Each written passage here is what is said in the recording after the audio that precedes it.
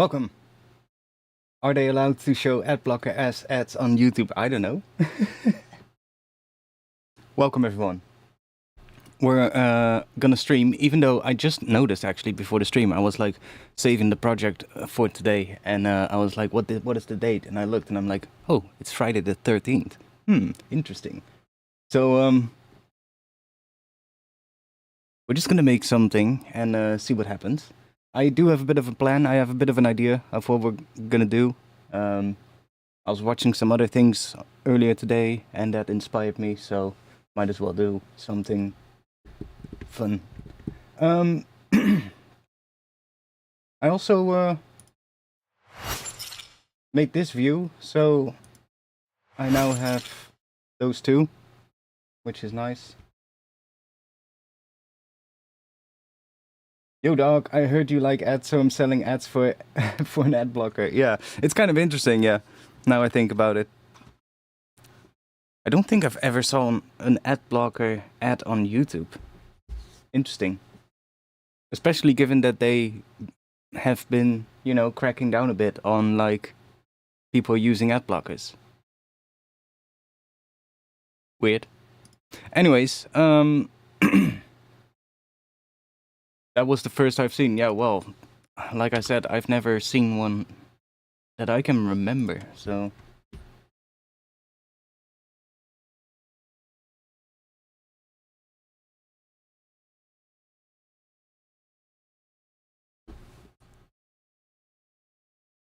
Let me fix you. There we go. Okay, so I kind of want to start with just some atmosphere. I'm gonna try and work on my speakers because my headphones, honestly, they still work, but the cushion of the headphones on one side, it's kind of gotten all loose and shit suddenly, and it kind of hurts when I wear them for a really long time. So I'm gonna have to order some new headphones. I'm kind of thinking of going for the new Beyerdynamic DT900 something. They look pretty interesting. One reason I never went for the 990s was because of the fact that they are so bright. Which honestly, I tried them plenty of times, but they just feel a bit too bright for me. And the 880s that I have, they are a lot less bright than the 990s, so that was one of the reasons that I got the 880s. But the 900 now that they released kind of seems to have a pretty similar kind of curve. Yeah, I know, but I also kind of wanted to have another pair of headphones, to be honest, or just a pair of new ones.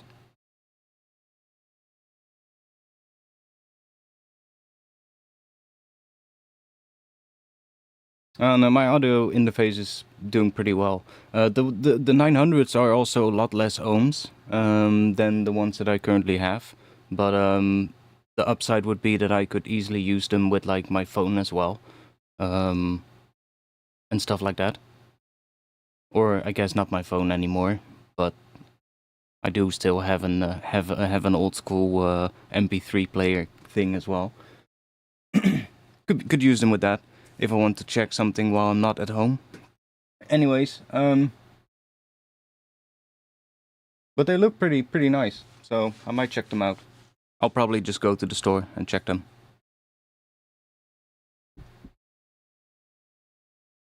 The 990s are pretty good as well, but they are pretty damn bright, and for like long sessions, I found that they were pretty annoying. Like, I borrowed a pair from somebody that I knew. Or no, I should probably say. And I used them a couple of times for like a long session, and at the end of the session I was like, man, my ears just kind of hurt. Compared to like the ones that I was used to the AKGs, which were a lot less bright. They also were a lot less good in the low end, so they were not the ideal ones, but they were decent. The Bayers are better though. So, what do you think of the I? I don't know.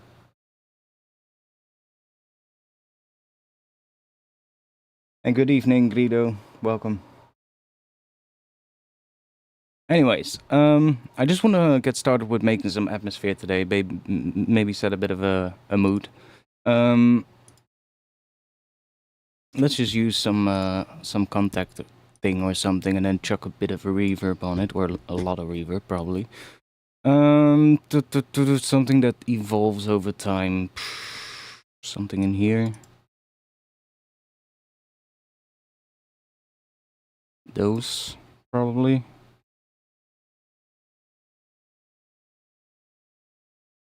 Don't really matter too much as long as it changes over time.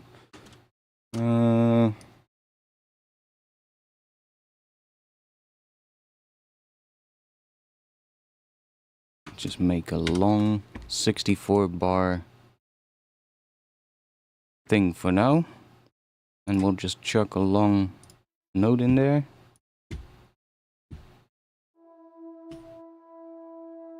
Okay, let's just group that, and we're just gonna call this Atmos for now.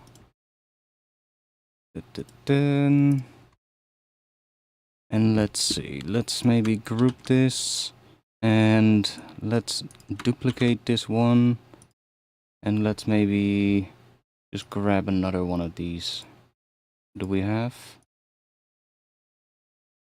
Sure. So now we have two of them at the same time. But what if we use something to kind of modulate between the two, so we get like two different ones? Let's do... I guess we can just use an LFO.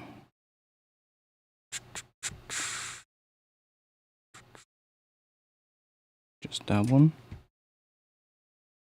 And let's choose one of these two.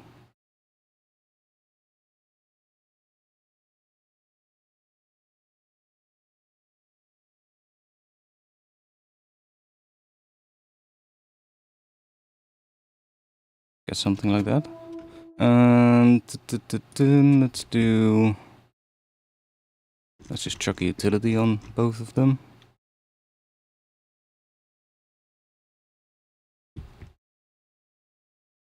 We can also turn that off, doesn't really matter. And let's do... I'm just gonna set this to this. And then let's do 50. So it's gonna go from 0 to 50, which is halfway, which is 0. And let's just map that one to here. And then we wanna go in here. Let's do that again, but now we do 50 to 0. And then we map that to this one. So now those are gonna go in between the two of them, which should give us some more variety. Let's maybe pitch them down as well, an octave.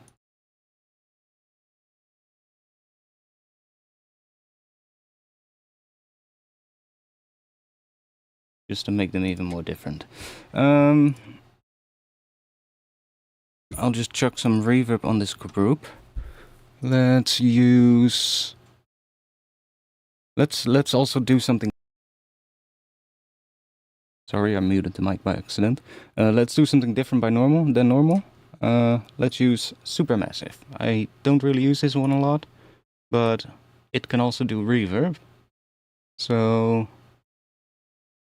should we do?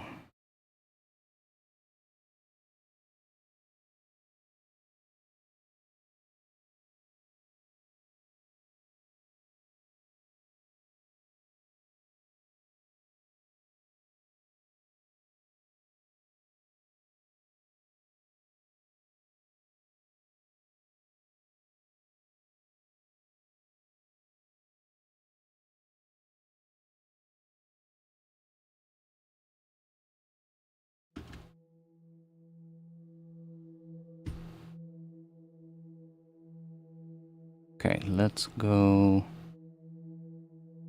And chuck some OTT on this group as well.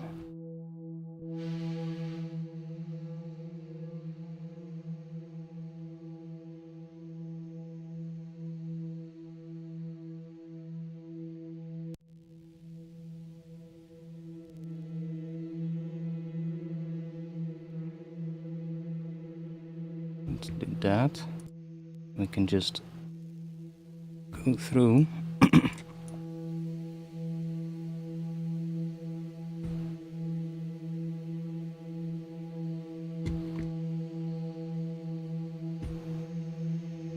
I kind of want to make this more randomized, so let's just do that. Let's chuck this one in here as well.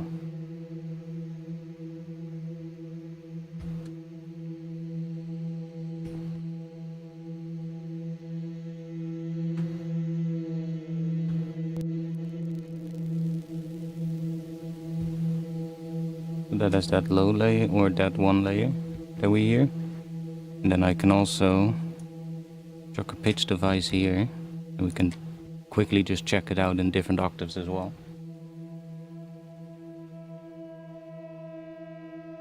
Like that is better, I think. That's gonna be nicer. I want to have one layer that is gonna be giving it the low thing. So let's try maybe using another contact. Just chuck that in here as well. And let's go in here maybe. Actually, both strings might actually be good.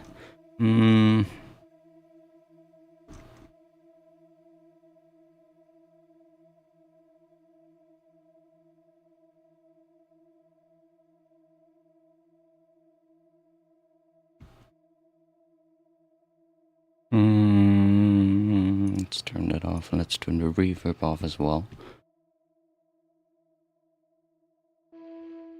Right, so the note is too high for that one, but that doesn't matter. We can grab a pitch device, bring that down an octave. Okay, cool. I think I'm actually gonna go for this one though, the regular one, not the bass one. And we'll pitch it down a couple of octaves, which will make it sound like a lot darker, I hope, at least. Maybe 2 octaves. And then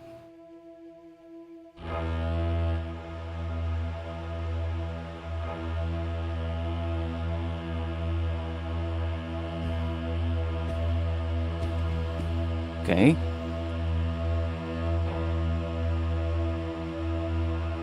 Just checking if the mic isn't picking it up, but we're good. Let's try maybe a shifter on here.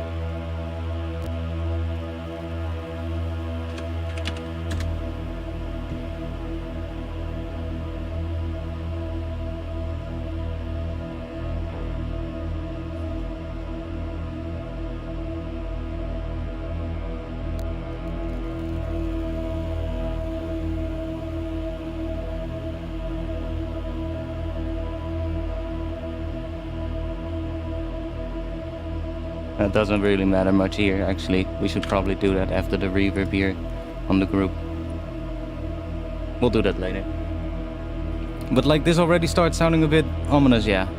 That's probably the best word. I kind of want to have some more higher layers as well. And then I think it would be good if we start automating sort of like every layer to sort of like build. So it starts smaller. Because right now if I play, it just sounds like that right away, right? We probably also don't want to have the low octave right away. We probably want to bring that in over time. In fact, it might probably be better to just group this and do, not that, let's keep that at 100.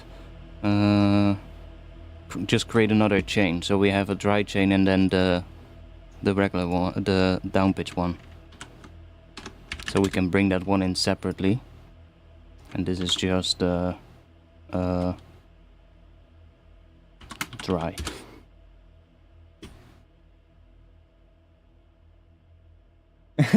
That's actually a really funny thing that you say that, because one of the videos that I was watching earlier today was about the Dune soundtrack.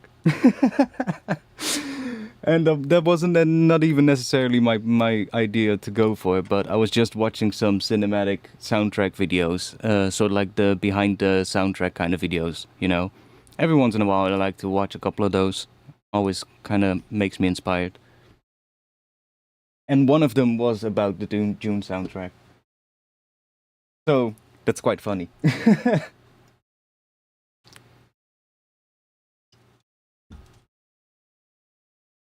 Let's see, what else are we gonna add in here?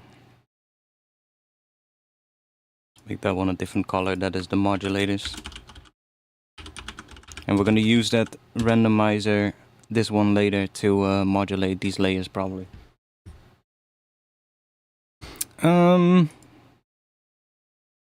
Let's see, let's grab another contact.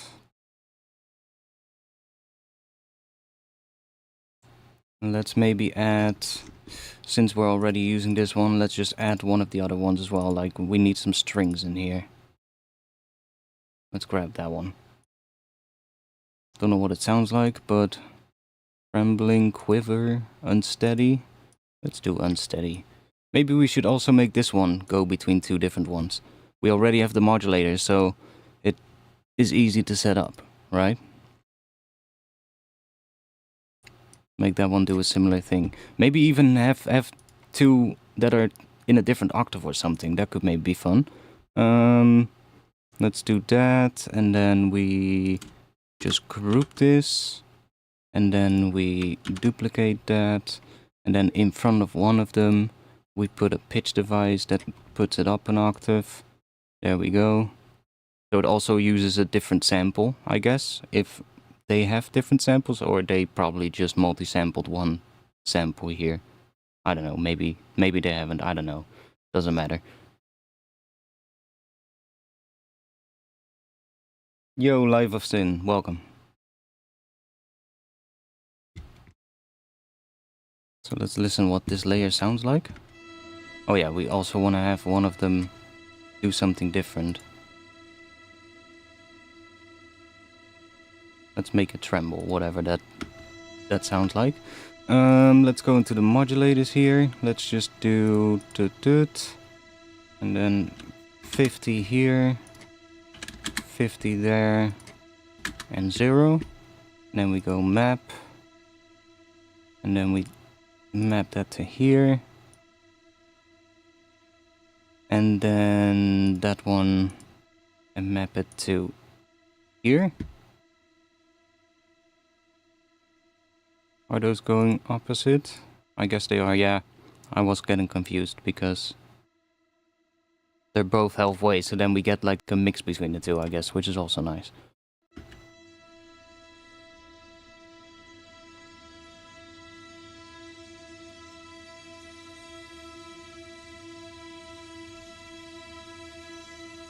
Do you normally start with a blank project? Yeah, most of the time I do.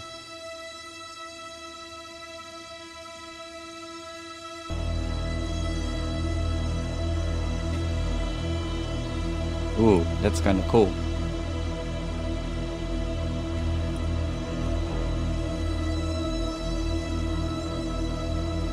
Space is the place.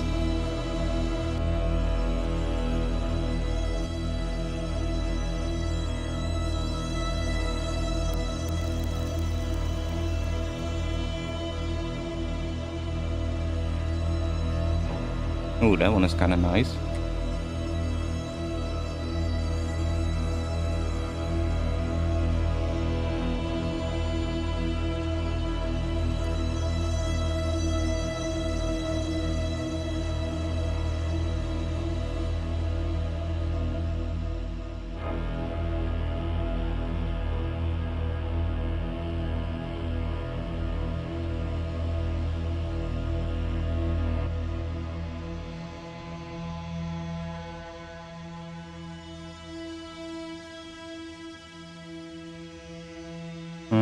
I like it in the original, but then maybe let's go and pitch these down. I like it when for some reason, well, I know the reason, but when you pitch a sample down, it just sounds better. Most of the time. Very rare occasion that it doesn't. But most of the time, when you pitch a sample down, it will just make it better. The amount of times when I was actually working on a track, like let's say drum and bass track, and I resampled the entire thing, like as well, like the drop or something, and then just went like, what happens if I pitch the sample down 3 semitones or something, and just it changes the tempo, of course, but it also changes the pitch, and you listen to it, and you're like, wait, this is much better.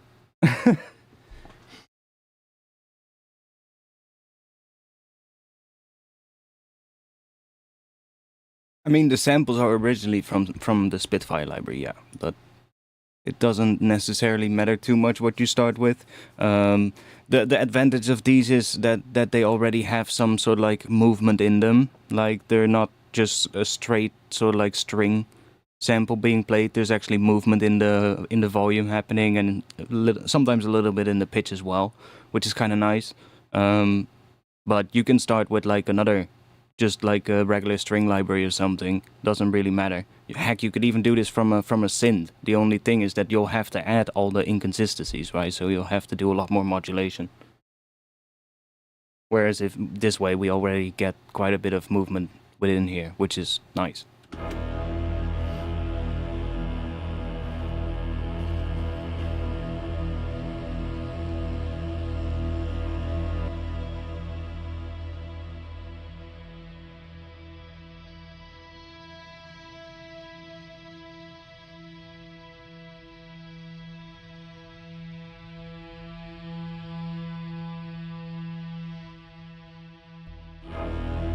Okay. I mean, it starts sounding pretty full already, but I'm tempted to put in another layer. Because I'm gonna modulate them against each other, so it's gonna sound less full in just a bit. So it doesn't really matter. We kinda can make it sound a little bit bigger still.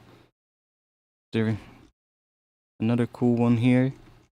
I mean, I kinda wanna have a vocal layer in here maybe. Does this library have vocals? Choir or something? It does. Okay, well in that case... Wavering... Okay, we'll just grab that. Don't know what it's gonna sound like, but...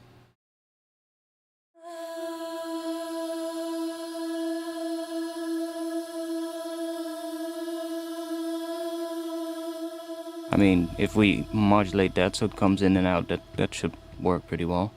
What does the other one sound like? No, I like the other one more, I think.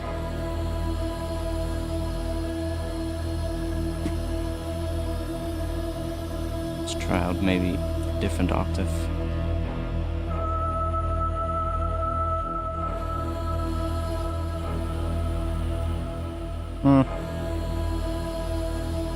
Add a didgeridoo. I mean which one is it? This one kinda already starts sounding like our bass layer.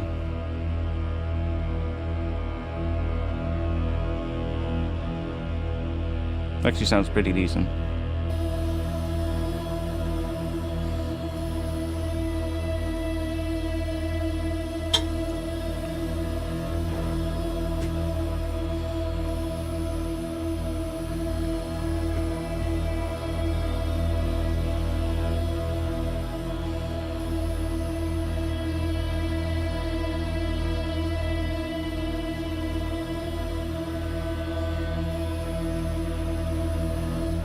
Okay, let's make some of these, or I guess most of them. Let's rename these as well, because otherwise I'm gonna get confused. This is the brass kind of one. This is the strings. Yeah, that is the string one. And then this is the vocal one.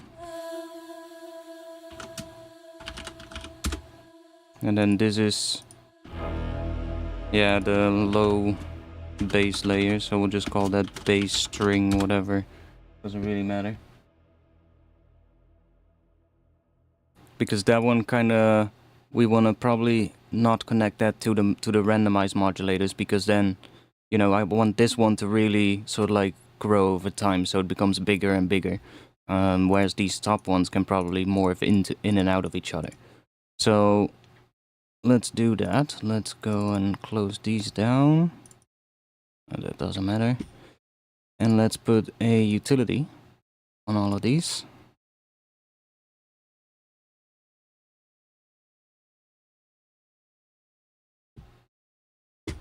And then we'll also be able to hear if we're already sort of like full enough, or if we need to add more stuff.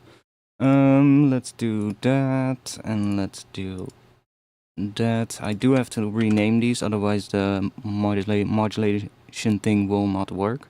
If it's named gain, then it will not map to this macro. So let's do, let's just name this brass, and we'll name this string, and we'll name that a vocal, so we know which one is which. And let's change the mapping to 0. I could also use a filter if we want, but I guess this will work pretty well.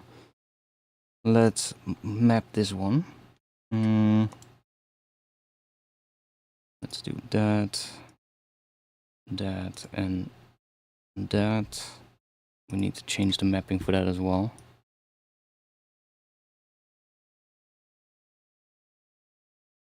Do pretty slow, I guess.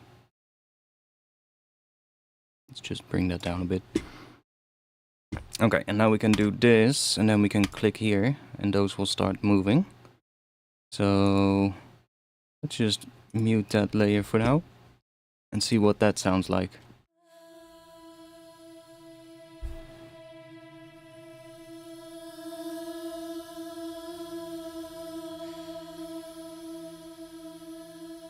I think it... No, it's already going slow. Every once in a while it goes a bit quicker.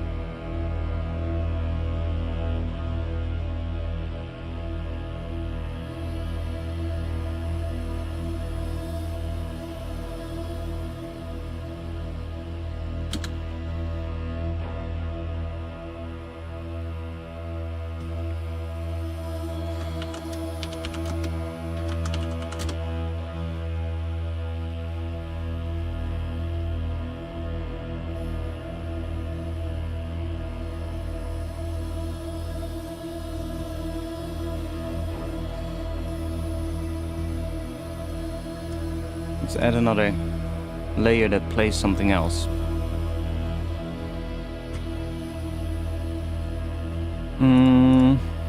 Let's just use another one of these, maybe. What do we have here? We also have this one. No clue what that sounds like, but...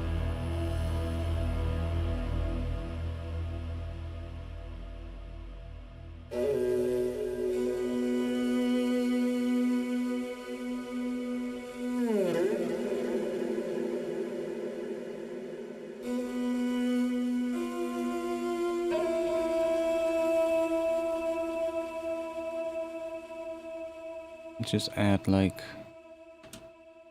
something here that repeats maybe, but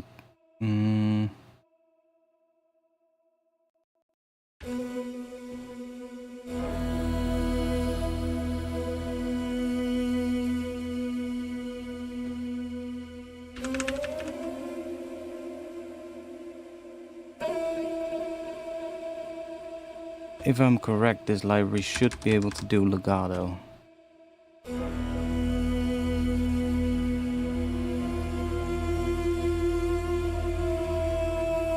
Sounds like it does relatively well. Let's turn that one off.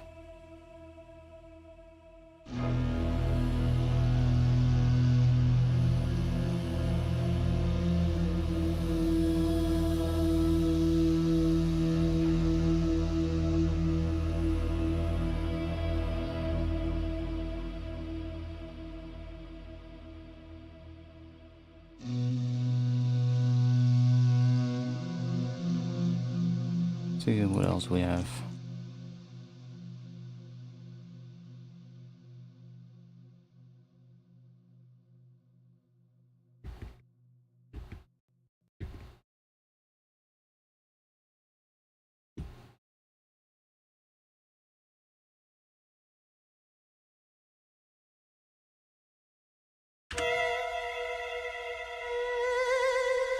I don't want to have that much vibrato, I think. No. It's way too much. That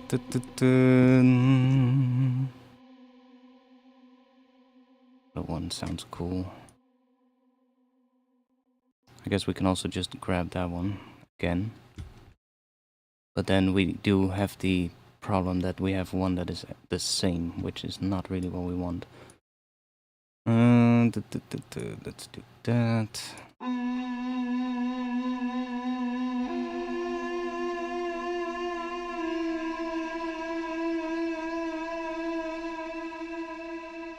What happens if we just grab this one?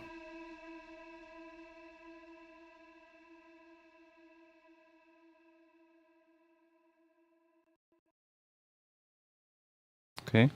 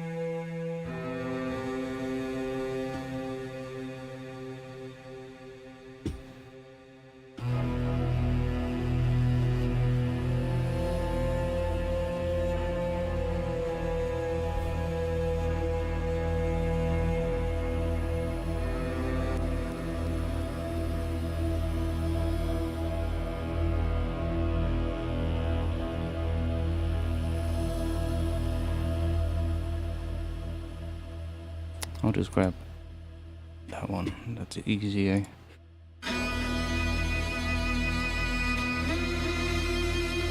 That one sounds pretty cool, actually.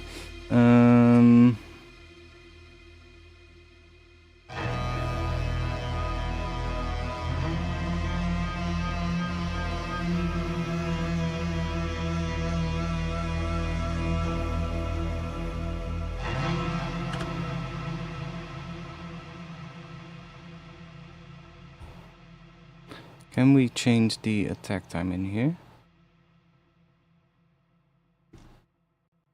We cannot.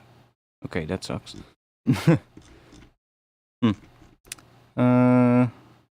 Yeah, that sucks. I thought maybe we can change the attack time, but... Oh yeah, we also have the mod wheel for all of those as well. We can probably use that. Let's bring this in maybe here. Let's do some automation on this one as well. And on some of the layers, let's just do...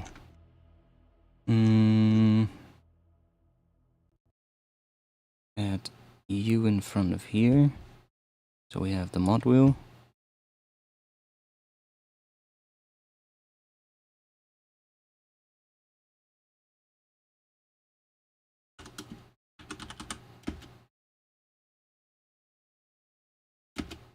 Yeah, that's fine. So I know which one is which. To do that, let's start bringing that up a bit. Let's just do that. Or something like that.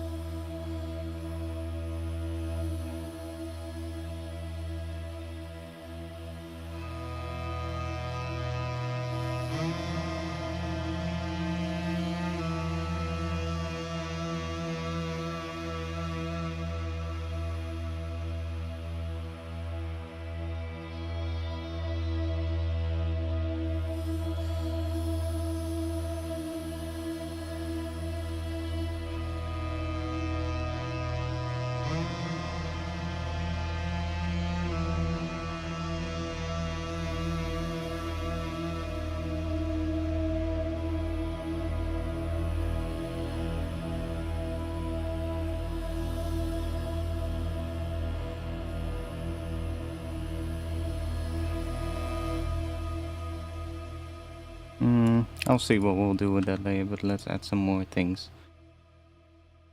Can we... I'm thinking if we can add a randomized thing in here that does different notes, so that we can use the modulator as well. I guess we can.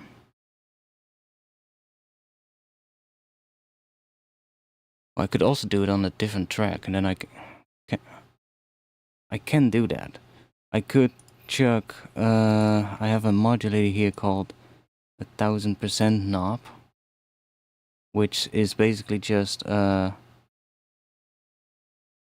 it's basically just a knob with like a bunch of things that you can map to it, and then it goes from 0 to 1000%. You have a lot more fine control. But you can map this to one of these macros, and then you can even map this to something on a different track. So theoretically, we can use this randomizer to change things on another track as well. So then we can just add MIDI here. Let's do that maybe. Fuck it, let's use another contact.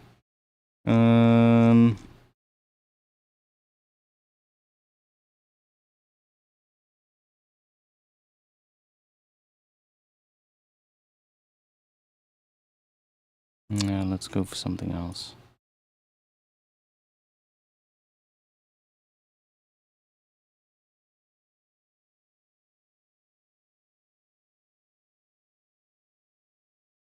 What do we have in here?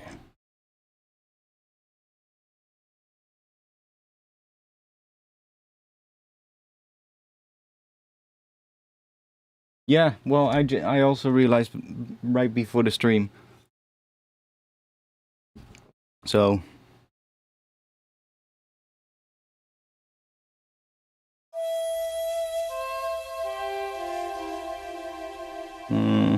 does that sound interesting when we pitch it down?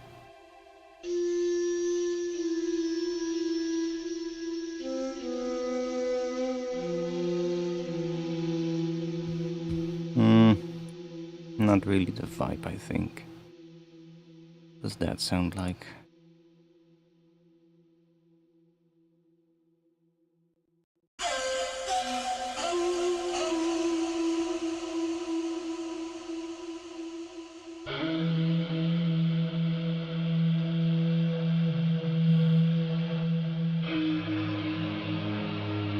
Damn.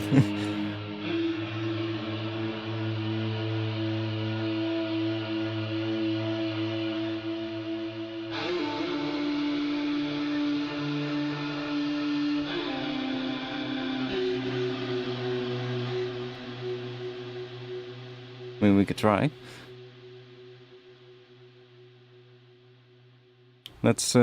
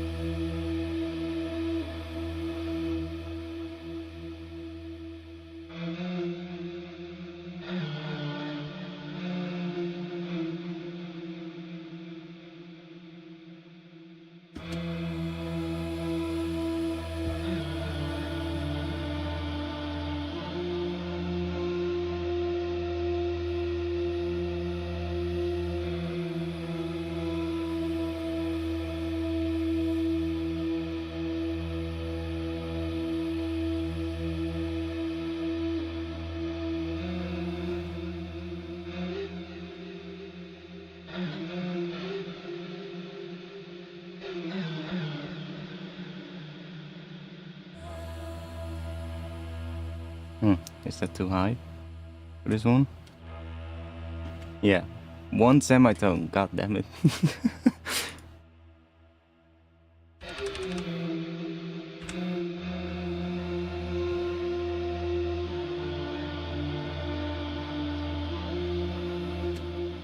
Okay, don't like this sound. What else can we use? We can go in here. Let's add some harmonics maybe. That could be fun. Like some really high notes. Then probably not that, but...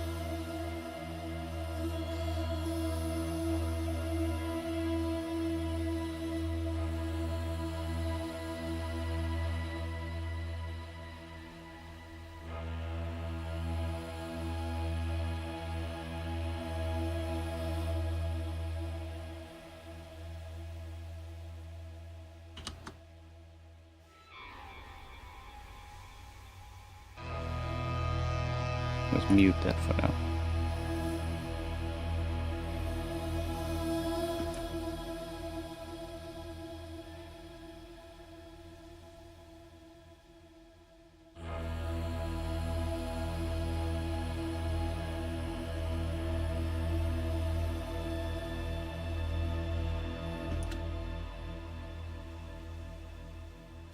Make it rise here.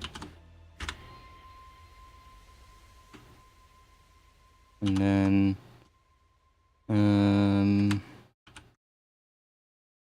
it's gonna keep going up. Kinda want it to end on E, I think, or on F maybe, that could work.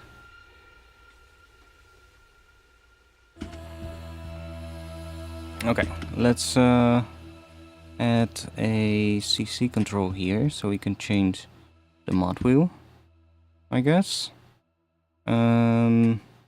Now, this rack is gonna be pretty interesting actually. This is gonna have a lot of things in it, but it's fine. We can resample it because we're probably gonna use quite some CPU at some point, but that's kind of fun. Let's also save, by the way. I want to map this one to a macro, so let's do that. Let's do this, and let's call this one, oh, we have to click on this one. Let's call that Harmonics. Let's just do Harmonics mod wheel. Yeah, that way. I know what it is. So that will control the mod wheel. And then what if we also chuck on a utility so that it comes in and out in terms of the gain. And then, oh yeah, wait, we have to also map this one. Let's do that. And map that to here. So now that mod wheel will be controlled by this rack. And if I really want to keep track of things, Harmonics, mod wheel, or just that, is probably better. Yeah, because when we're going to use more CPU, we're also going to have, you know, maybe a crash at some point, which is fine. That's all part of the fun, I guess. Let's add another one because we're probably going to need to send some more stuff. I think, the gain as well. So let's gonna change this to Harmonics, that way. And then we want to map that to this one. And then that is gonna have to map to something with 0 to 50 to this utility. So we'll send that to here. Now this one should not yet, because this is turned off. Let's turn it on. Now we should see the gain move. Yeah, cool. Now sometimes it's quiet.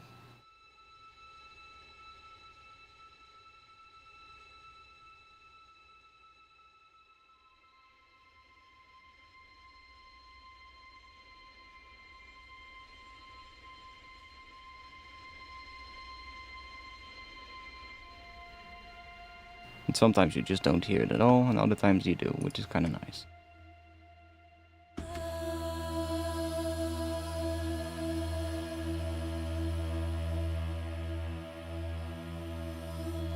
What else can we add in here? Just put that one up here. Let's call that Harmonics.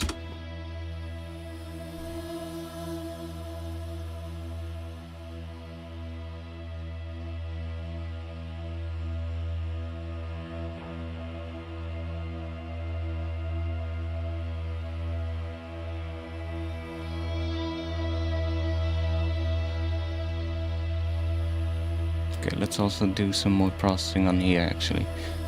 Let's do... I think the vocals can be a bit quieter, actually.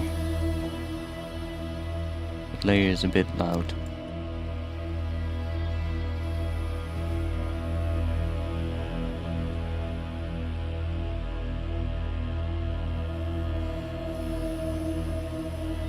I do think at some point I want to change the long underlying bass string to a different note though, so I'm gonna have to see how we're gonna do that. Maybe I'm gonna have to put that one on a different track as well.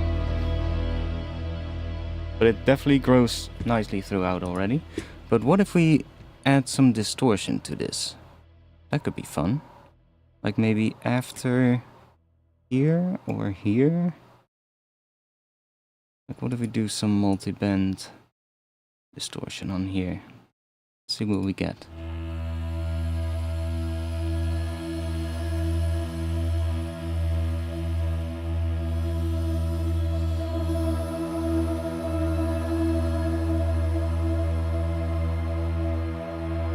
Maybe put it in front of here.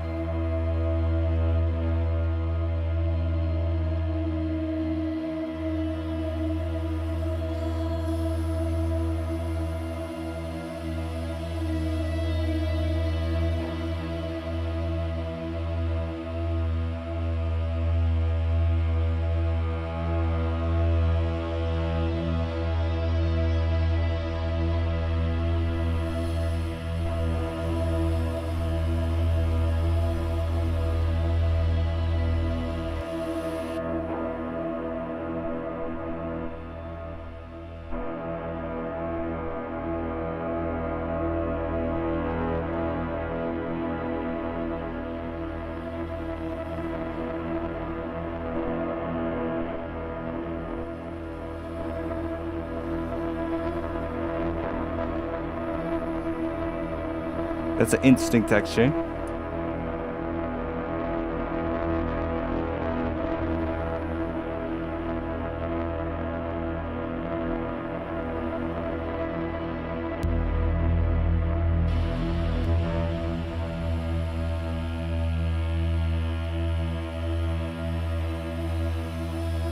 You already hear it.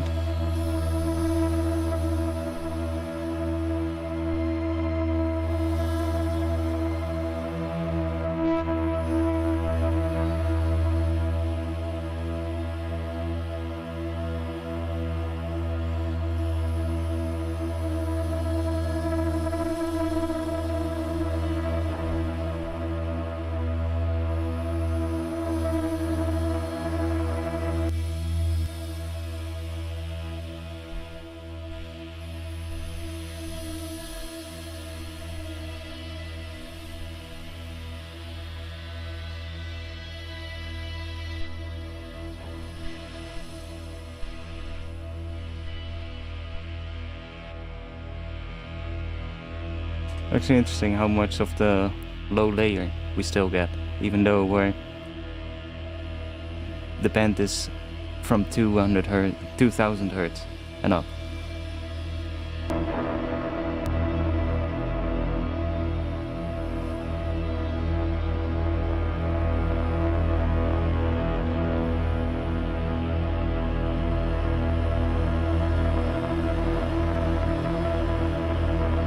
Definitely do something with that bias distortion, but I'm not sure if we want to have that the entire time though.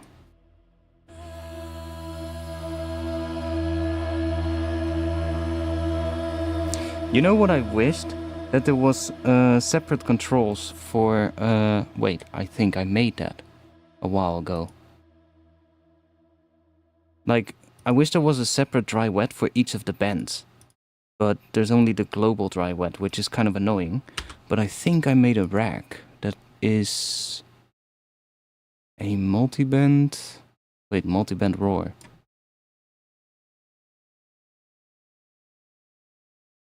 Yeah, basically just that. But then single band roars on 3 different chains. So then you have separate dry wets.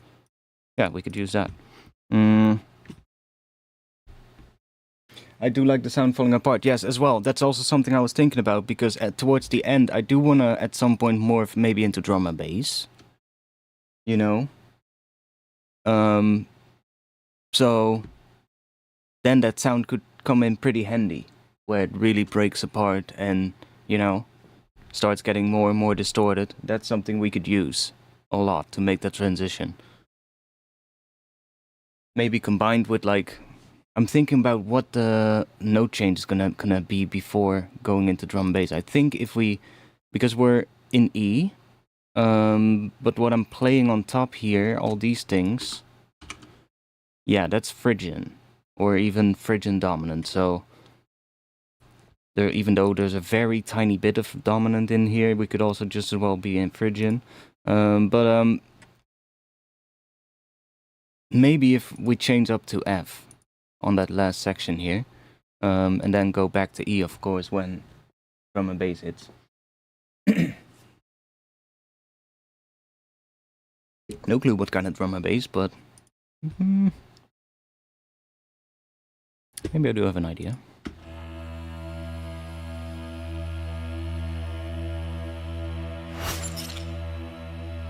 Ah, fuck. Chat window is still not working properly. I'm not sure why this is happening. Oh wait, maybe I think I know.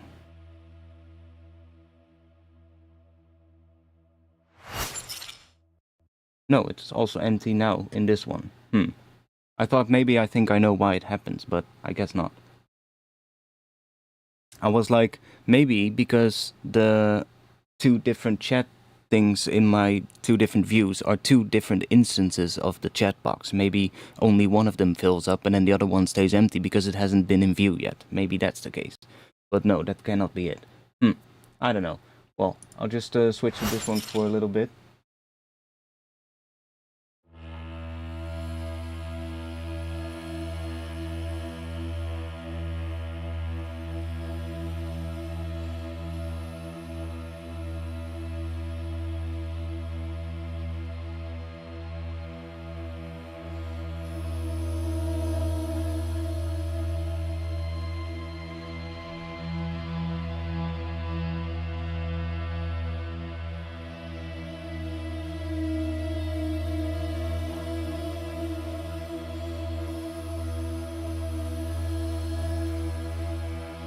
Chat seems to be working.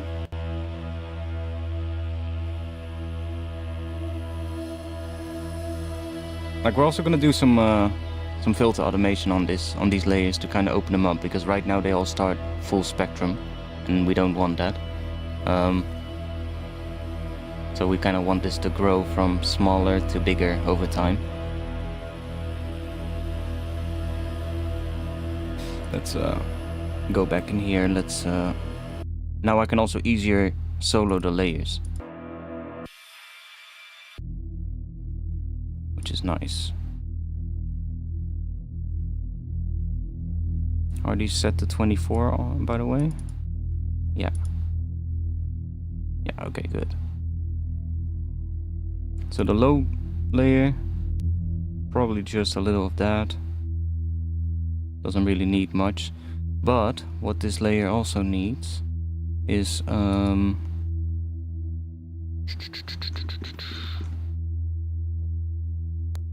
this and mid side, and then let's do some of that. Also, I think the low layer can... Oh wait, we're in the section where we don't have the... Maybe that can come in earlier.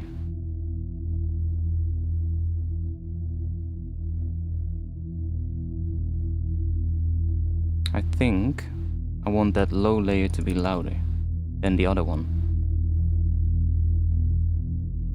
Because that one is quite loud.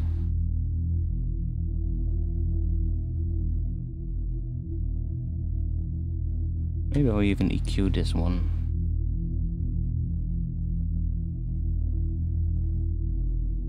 Take some of that off.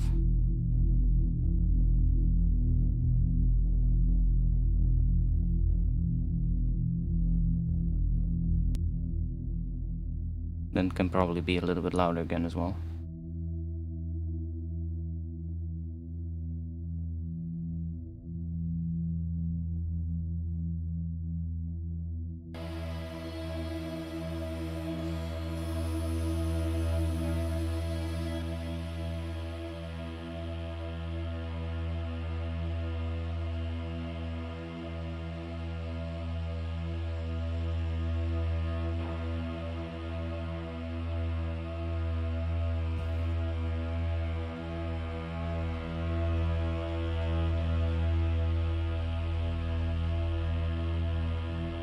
I mean, now we at least have the bass sort of like mostly mono, which is kind of what I want, because if we're gonna use this for some drum and bass, then, you know, kind of want to keep it a little bit. There's a little bit of width though in the bass, but that's fine.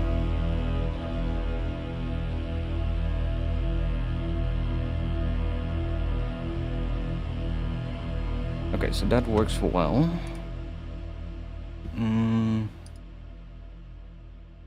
Let's go back in here, and let's go to the mids. And let's see, we'll probably want to use diodes here, because I kind of liked that sound that happened right around there.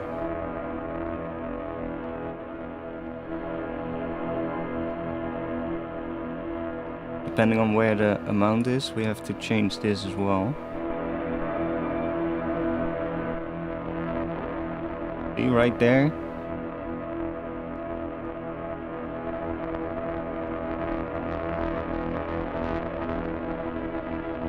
I really like that, but I wonder what this sounds like if we do it just with a single roar at the end, after this rack, with like, just on the entire sound. Because then the high end and the low end will also start reacting to it in the same way. So I guess that's what I'm gonna do. And I'll use this roar for just adding a bit of sort of like volume to the mids here. Instead of that, we already have that. And then on the high end, let's maybe chew.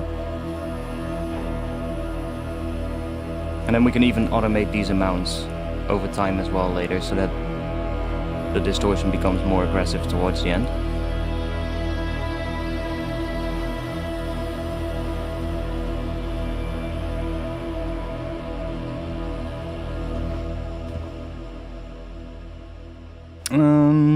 We're basically just making a massive soundscape at the moment, which is kind of nice.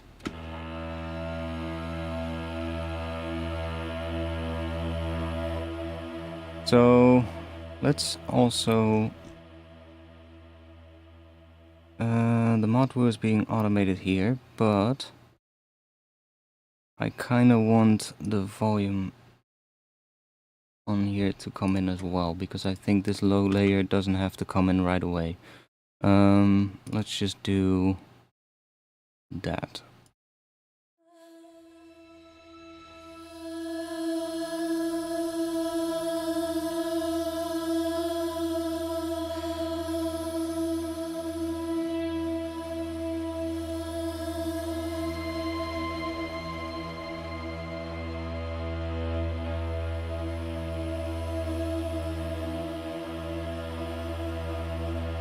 Maybe even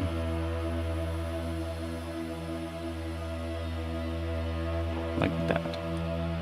And then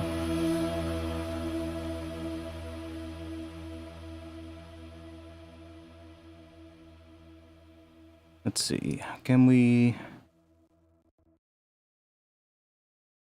maybe add a bit of filtering to this?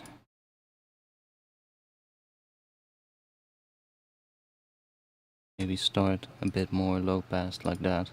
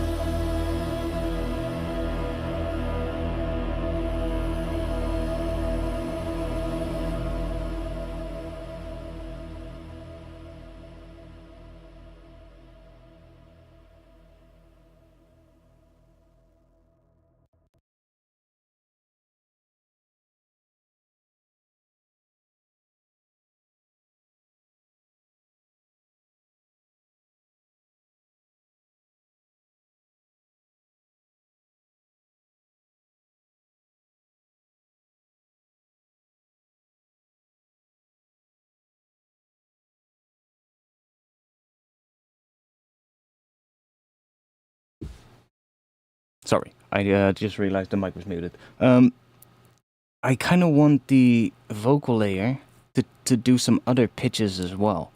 But I thought, can I re-trigger the vocal note? But the arpeggiator is only going to go to 1/1, which isn't that slow, unless we change the project tempo. Which is an option, but let's not do that. Let's not make things really complicated for ourselves, because then we're going to have to adjust everything here. Is there a way how I can re-trigger this note for only the vocal layer? Let's say every 16 bars or every 8 bars.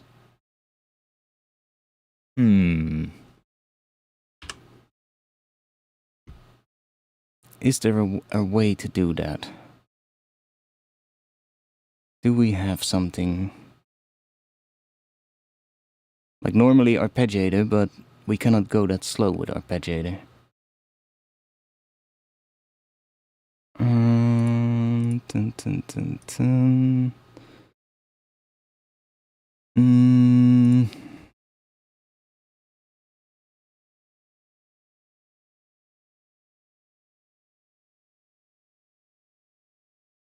How slow can...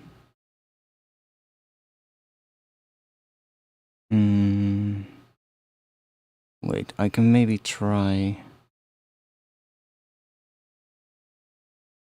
How slow can that new sequencer go from...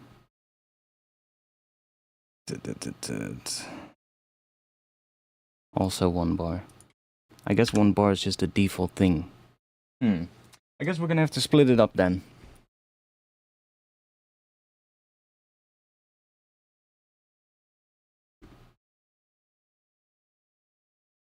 I guess we're gonna have to split it up.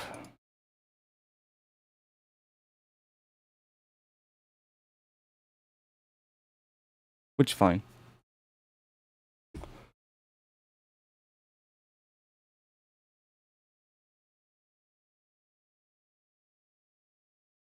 It's just that we're gonna have to redo the utility. That's the only thing we're gonna have to redo, so it's not that big of a deal. Let's move that into here. Oh, huh? I don't need that. I just need the things in here. Just, no, not the bass string, vocal. Here. I just need this.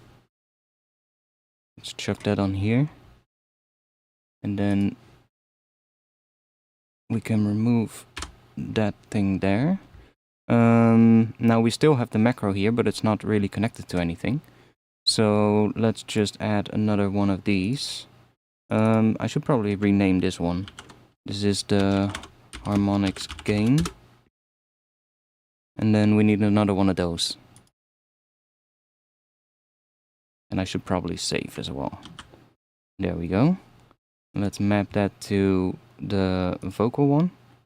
And then in here, let's set this to 50. Call this vocal gain. And then we want to map that to this utility. There we go. Any tips on mixing breakbeats with sub bass as opposed to drums with split channels? What do you mean?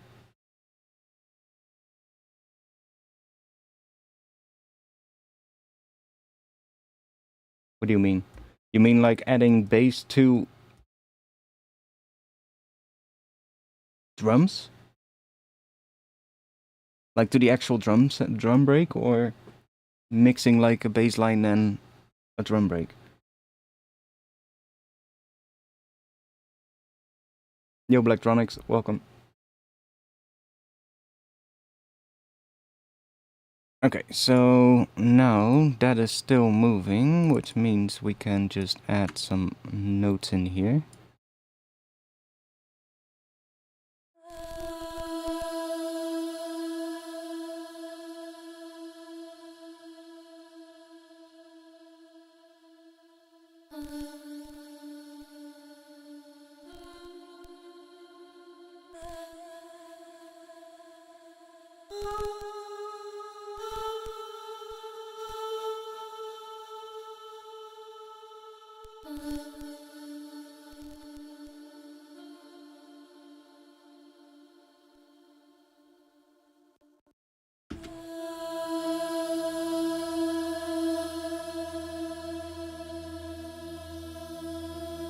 And let's add some more movement. Let's do CC control, because this one probably has some mod wheel movement as well. Which means we're gonna need another extra knob that we can map to a different track. So let's call that vocal mod wheel. And let's do macro 6. Let's undo that. Let's do vocal mod wheel. The macros are not going to be in order anymore, but it doesn't really matter.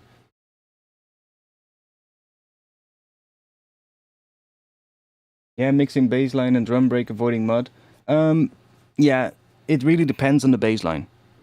It really is going to depend on the bass itself. If the bass has a lot of low mids, you're going to have to take a lot of those out of the break.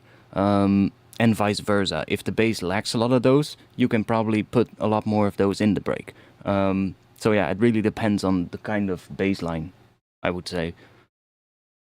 But long story short, combination is probably going to be EQ and sidechaining to important parts of the break. So you don't want to sidechain to the entire break, for instance, but you might want to sidechain the bass to the kick and maybe some of the snares. Like, for instance, the loudest snares. If it's like a really jungly break, for instance, you could take maybe one of the snares and the one that you use as like the main snare, and then all the ghost snares are not triggering the sidechain, but only the main one does, right? So that way you kind of make the bass duck only when the really important rhythmic elements hit, and the other ones are just kind of gonna stack on the bass with no sidechain. So if you then limit it or clip it, whatever you're gonna do, those ones that are just layered on the bass and are not really sidechained, they might get a little bit more lost in the mix, right? If you mix it well, you can probably get away with not getting that, but you get what I mean. They might, you know, be a little bit less audible than before the clipping or before the limiting, but the ones where it's sidechaining will still be really audible. So I guess it's going to be a combination of those things most of the time.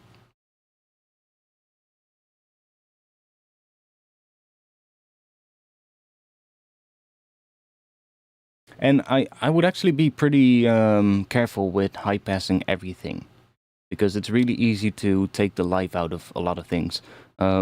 Sometimes a little bit of low end in something isn't necessarily bad. Like, it can actually add something. So, especially on things like for instance, cymbals and hi-hats, it's really tempting to just high pass them really high up, right? But sometimes a little bit more body in the hi-hats or a little bit more low mids in the cymbals can actually be nice. And can actually fill out, you know, the drums a lot more. Whereas if you high pass them too much, you're not really gonna get that. So, but it all depends. It's all gonna depend on context.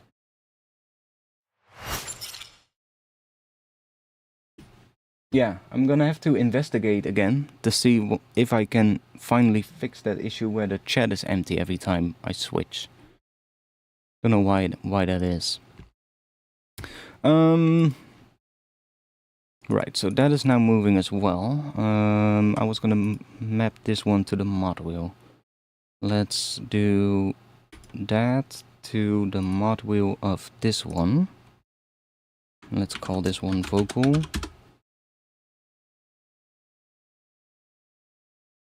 Might as well split the bass string off as well, because I know that I'm gonna want to do a different note with that at some point. So let's also do that. Let's grab all of this. How much of this is mapped? Nothing, I think. So if I move this, we should just be done already. The only thing... Oh no, the gain is also not mapped on this one. It's just automated. So we can just move this over and we should be good. Yeah, it's still doing everything it was before.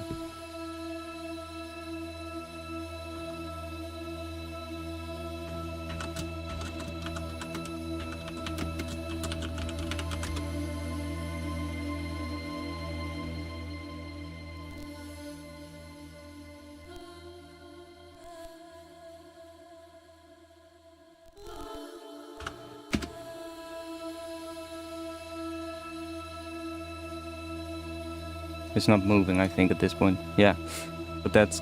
I kind of want to hear what the vocal is doing.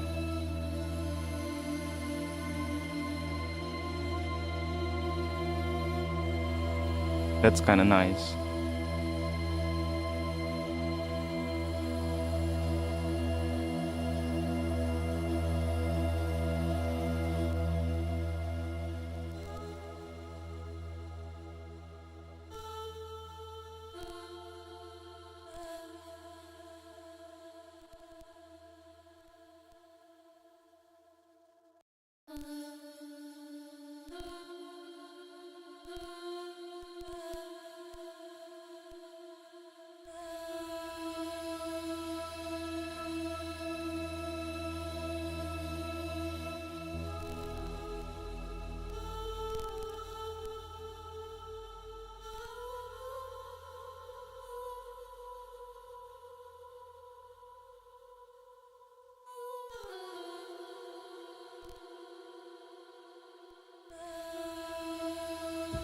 Okay, and let's go and turn the modulator back on. So we're actually getting movement again. Okay, that vocal's really loud. Why is that one so loud compared to the rest? Bring you down a lot. I guess the mod wheel does a lot on that one.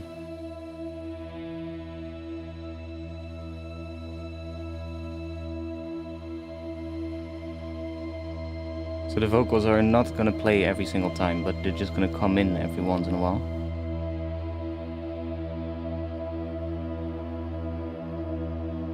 Not sure I like the mod wheel automation though.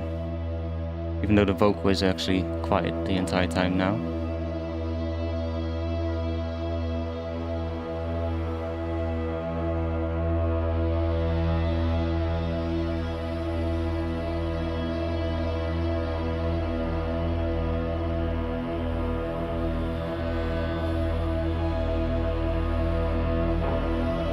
You can always compress it so it doesn't go up above a certain level.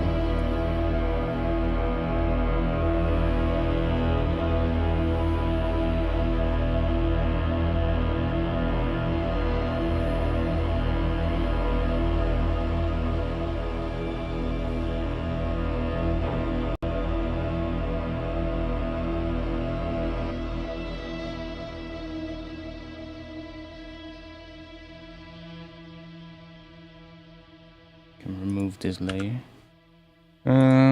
Is there something we can add in here that could be interesting? I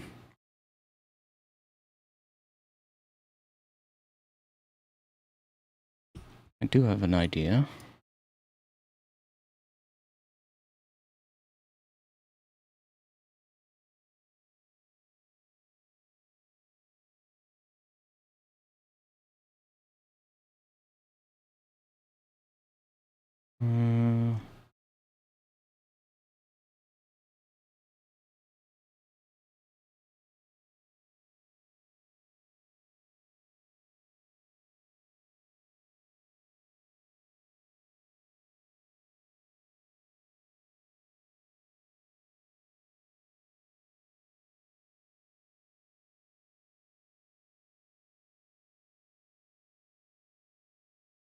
That then, I guess.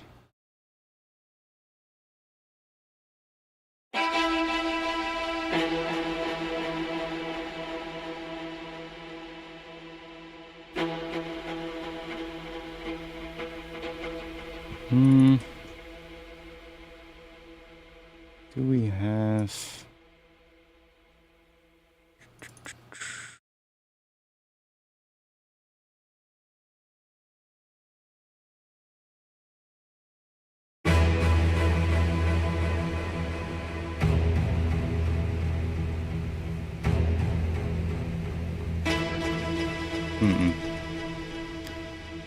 Don't like the delay that we have on that group. Might have to try out a different reverb thing. Do I have some... We have this layer. That one maybe? Kind of want a solo thing. Do I have solo strings? There we go. Let's do pizzicato, and let's do that. We should be getting. Let's also put on an arpeggiator right here, so we can actually hear what we get.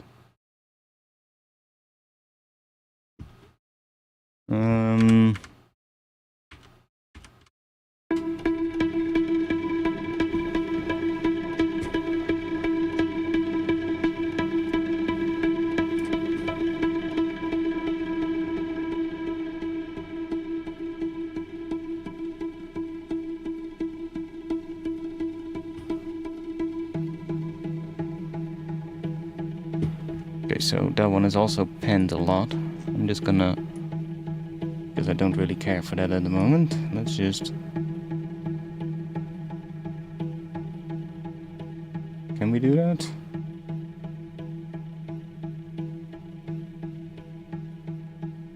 The delay is actually fine because it falls in line with this.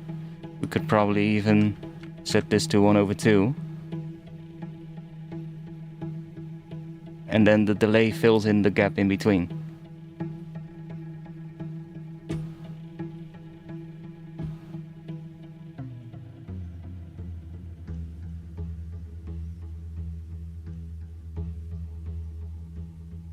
But I'm not sure if I want this one to have this much reverb.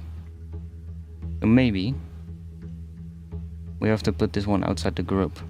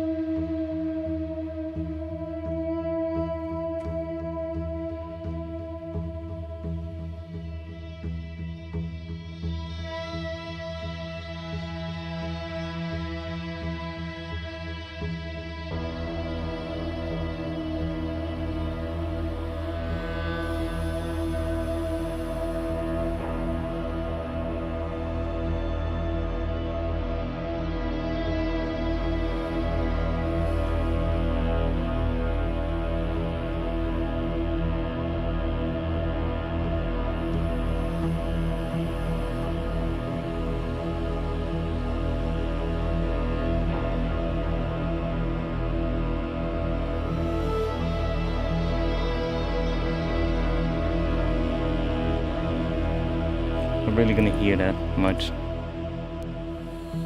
I mean, you'll hear it in the first part, but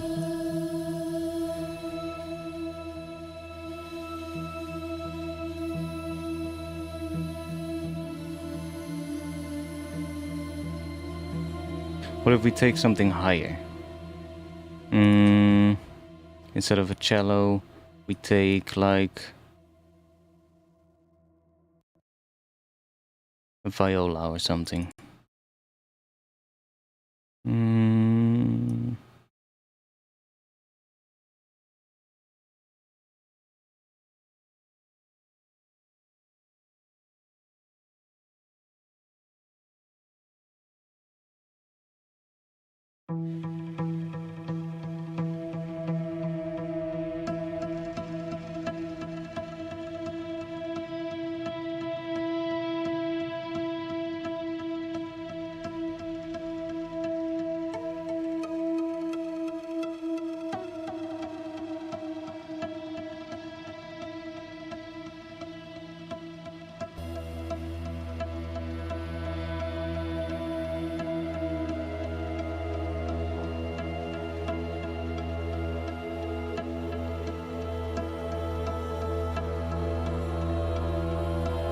Roughly centered. There we go.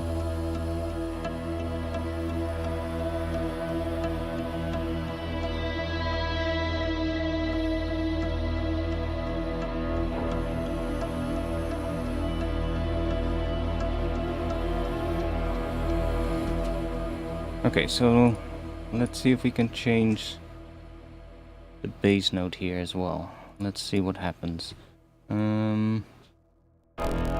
So here we go to here. Let's do to keep it on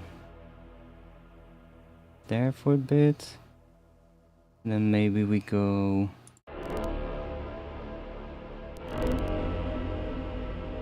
there.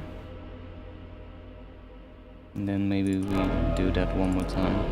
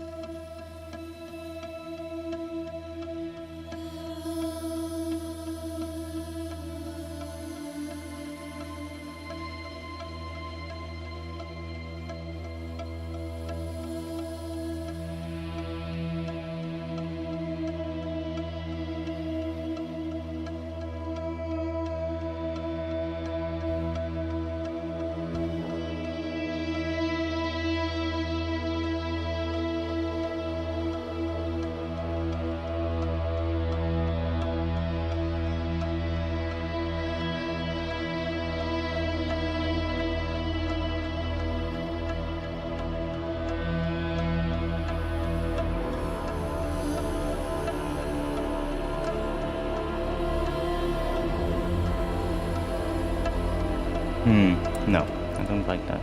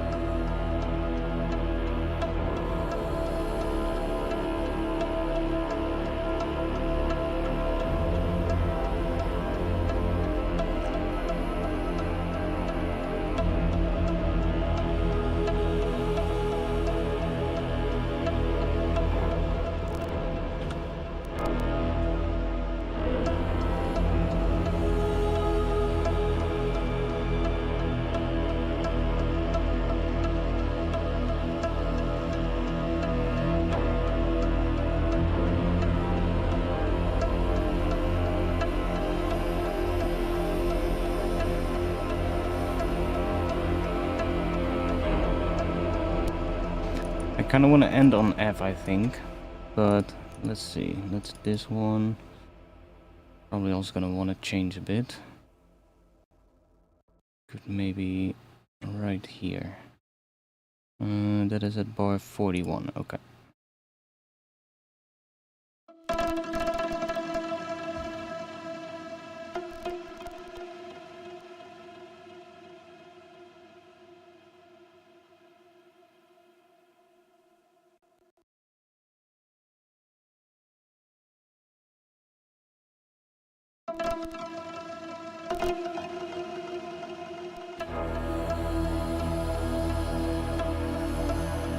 Yo, later, decoded.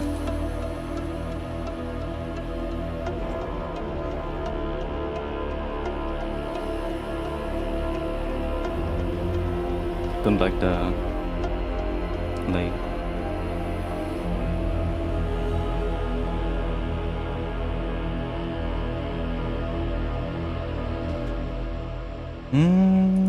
Not sure about this.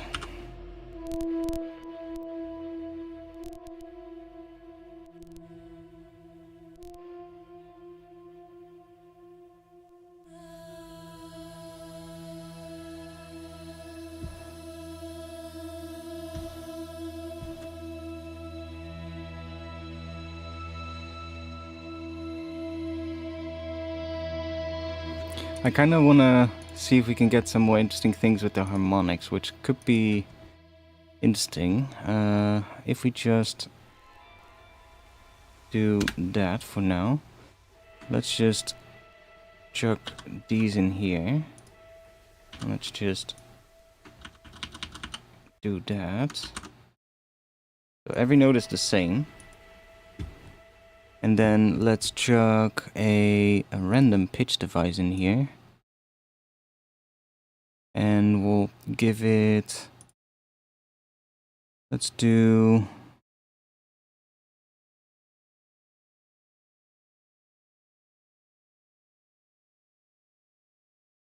How low can this thing go? Okay, we could go down an octave on these notes.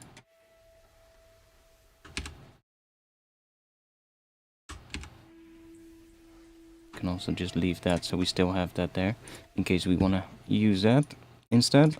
And then let's go up with maybe 24 semitones with a chance of close to 100.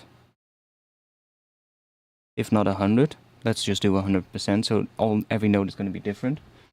So now we will get different, so like randomized pitches from this harmonics device as well. Meaning that every time we play it, it's going to be different, but it's kind of nice to find like different things. Oh yeah, and we have to of course put the skill in here as well.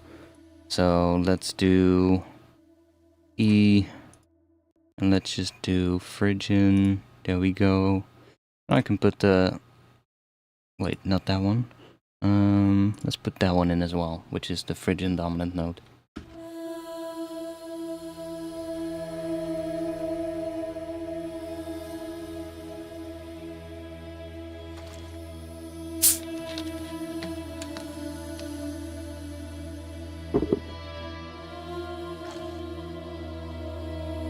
Oh.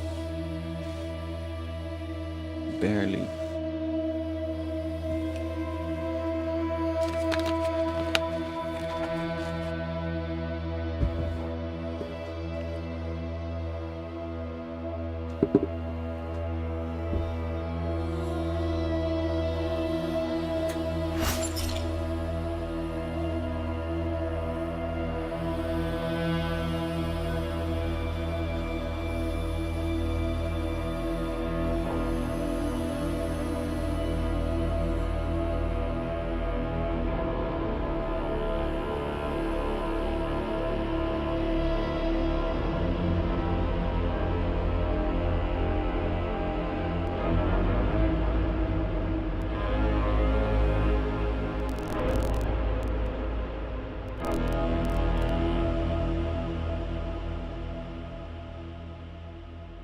I might actually add like a bass layer at some point so that we can have a little bit more control, like a bass pad or something.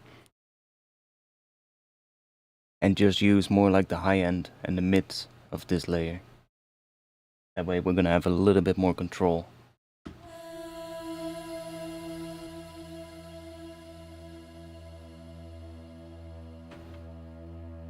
And let's take this layer out as well because I didn't really like that.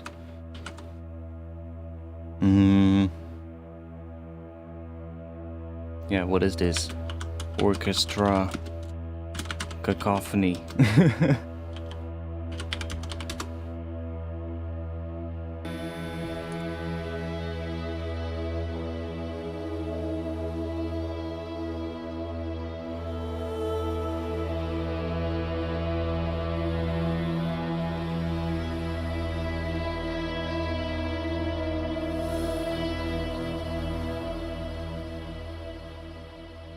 What if we make a little bit of a bass impact sound here? Kind of emphasize the halfway point so that we don't really lose too much of the tempo, because right now it kind of sounds more like it's free flowing. You don't really hear a tempo, which is kind of why I was adding that pizzicato thing, because I thought maybe we can add something, but I don't really like that. But maybe if we add like an impact here, then we can start bringing in maybe something like very subtly that gives it a little bit more of a rhythmic under something. I don't know. I don't know how to call it. Let's make it. Let's just use. I could just find an impact sound, but let's just make one so that we know it's in E.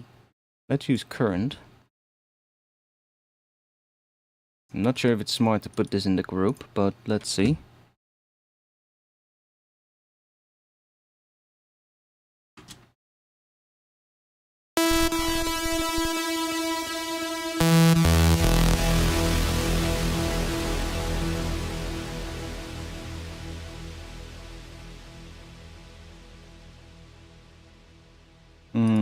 Let's go with the sub oscillator.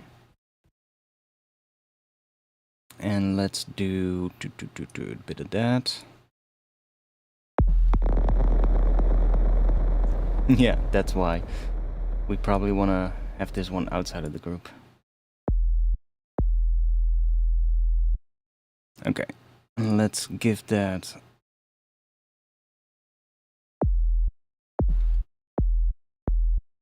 Let's use that pretty short, like that. And then I'll add another envelope to the pitch right here. Pretty subtle.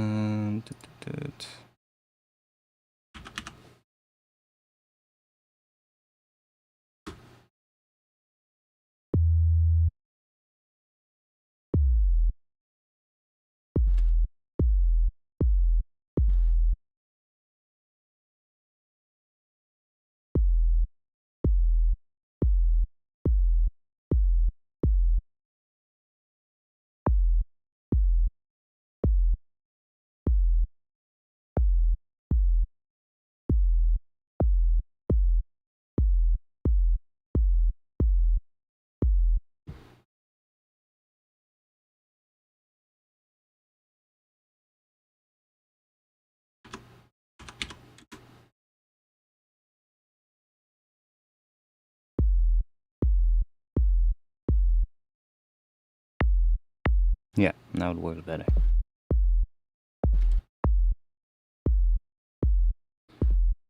Just something like that is probably enough, because we just want to have a long decay time. No sustain.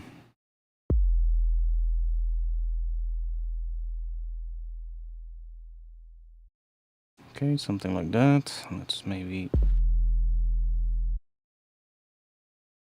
copy that one. Chuck it on here. Oh wait, no. Let's copy you.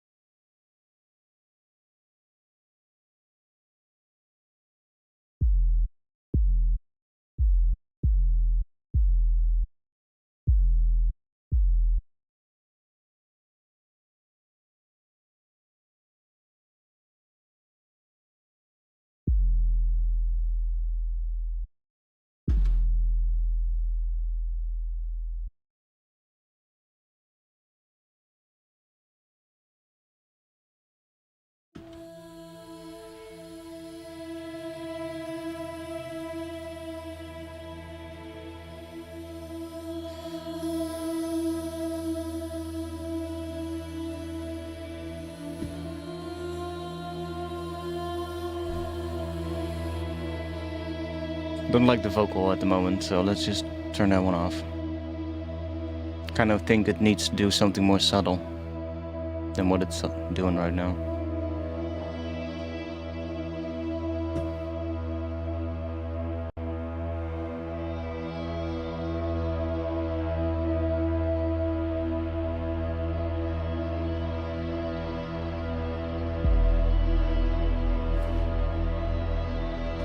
Okay, so what if I, like all these layers, I want to have the reverb on. So let's group that. And then I'll move the reverb to here. And then I can chuck this in here. So it's still running through the same distortion and OTT as well. And see what that does.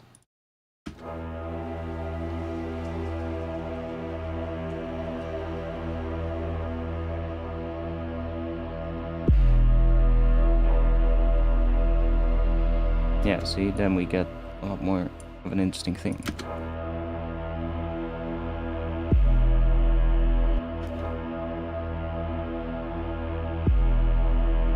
Can actually be a lot quieter.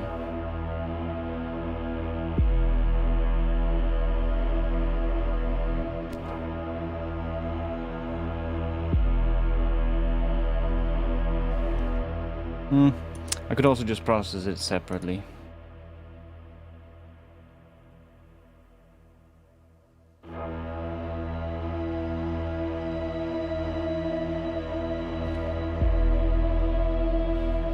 One downside is if it runs through this group, because of the OTT, is that the decay of the sub kind of becomes more like a sausage.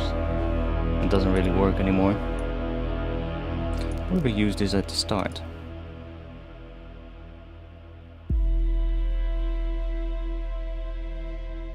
I mean, it also kind of works.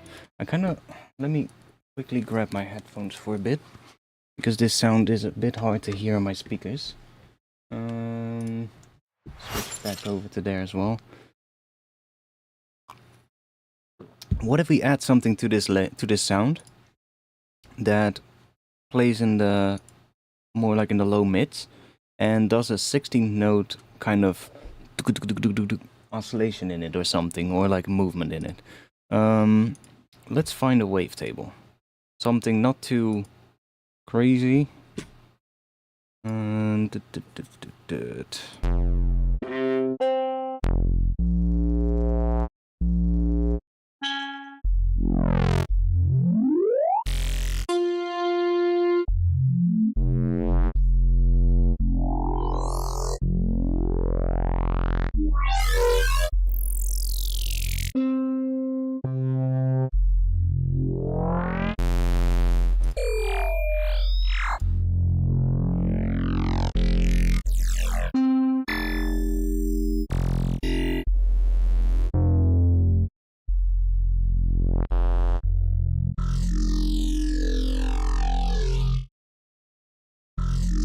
I said not too crazy, but the harmonics at the end there could maybe work.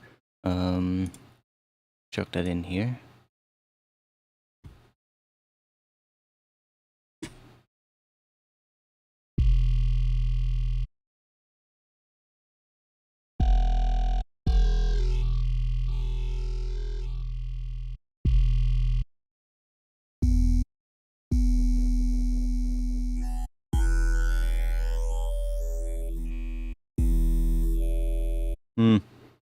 Let's see. Let's go in here.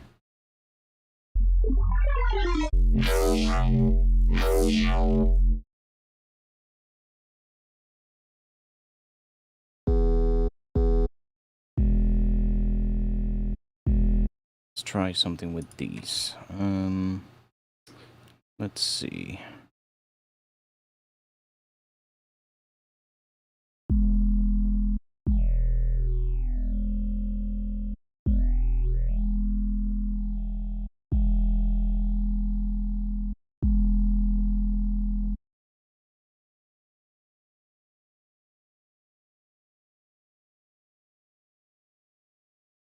Let's grab a curve. Let's create a bit of a shape like this and set this to 16ths. And let's start mapping that to things.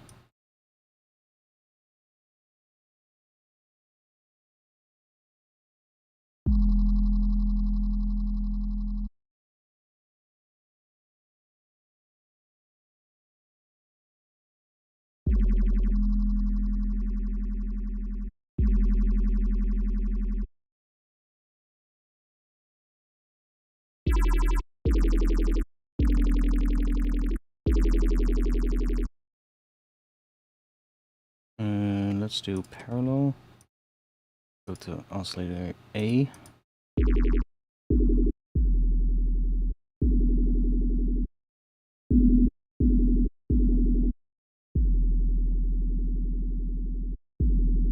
Somewhere around there. We can, I have an idea. We can go in here and we can say sub direct out. Because we don't have any effects in here that we're using. Then we can use the effects for this sound.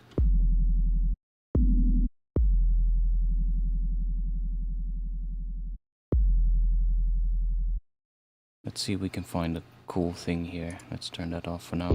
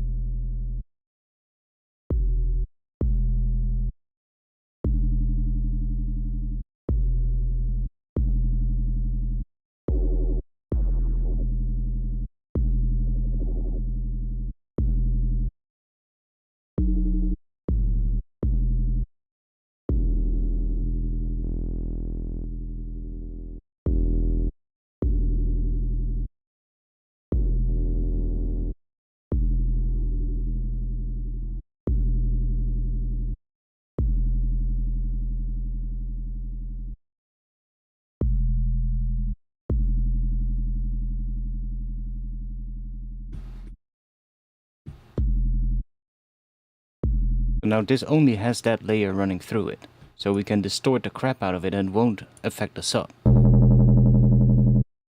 Huh. What happens if we go into the sub and we take off this for now? Obviously it's gonna be way too loud, but we can mix it in.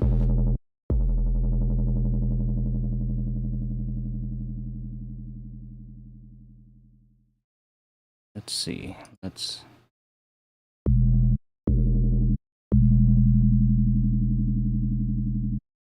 kind of wish that the lowest on the menu in here was also moving, but it isn't, so let's see. Let's try...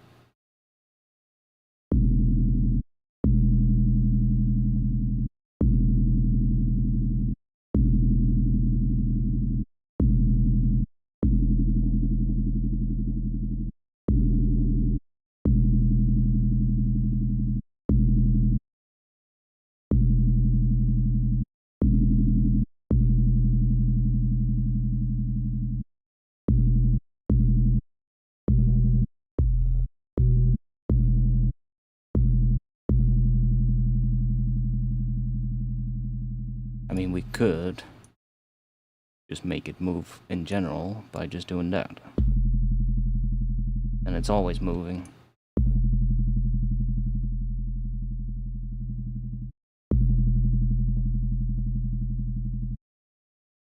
And I kind of wish that this layer got quieter a little bit faster, so what if we just chuck one of these on there, on here? Maybe not that one, but we can change it easily. Let's do end envelope. Maybe a bit more subtle.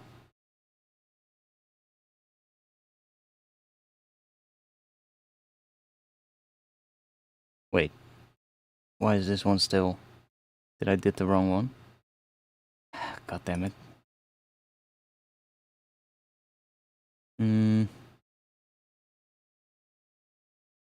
I did the wrong one. Curve 4 and envelope. That one needs to be that.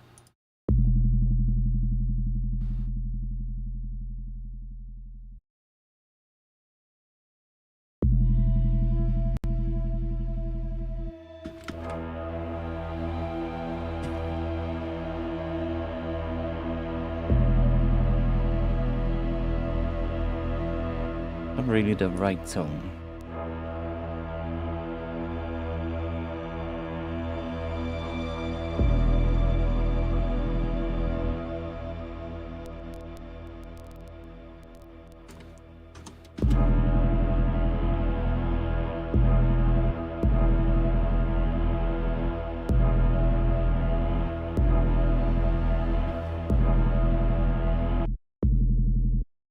Let's go in here. I think it just needs more that.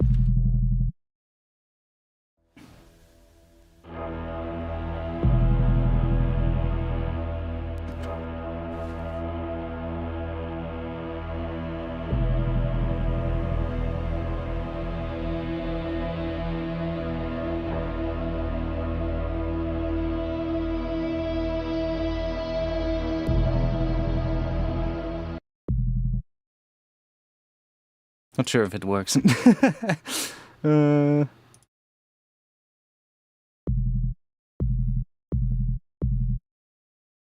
go back in.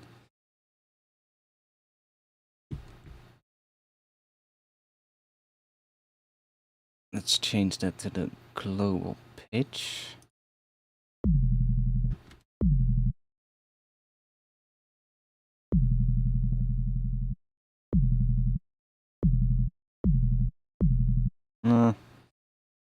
Worked better with just a sub.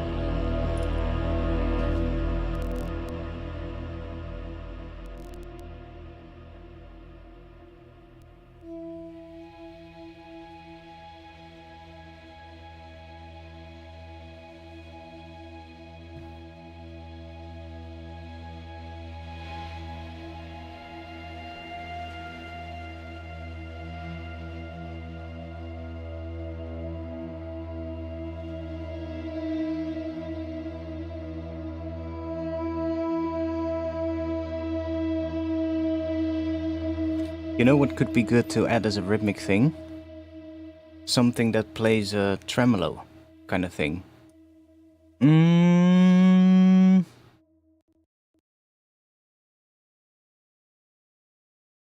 Do I have something that could work for that? Let's try.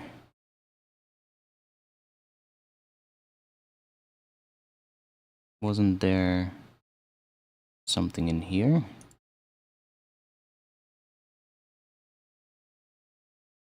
Yeah, these have tremolo as well.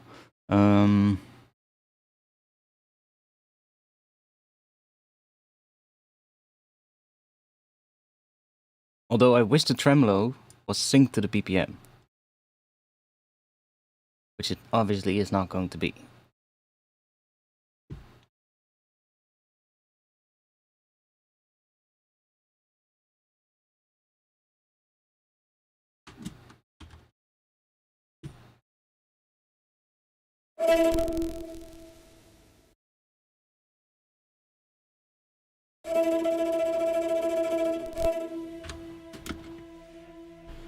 Want something higher.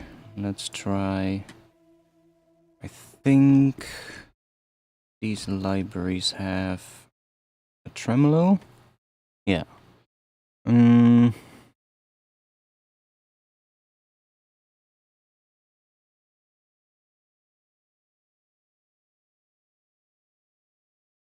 That one might be easy to make tempo synced, because if we make it dry, it's only basically one player, so... Okay.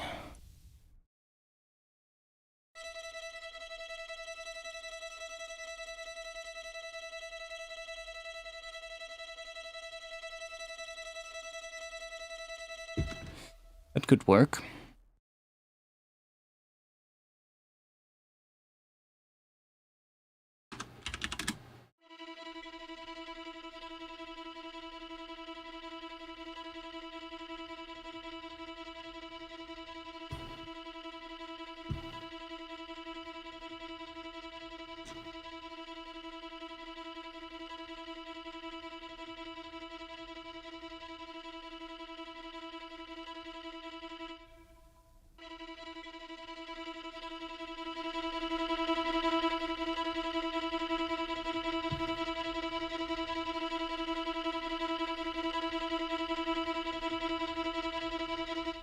Could also try...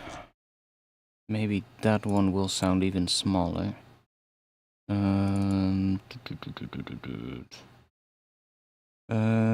Individual. Do we have tremolo in here as well? We do. Oh, there's also one that's called measured 150 and one that's measured 180.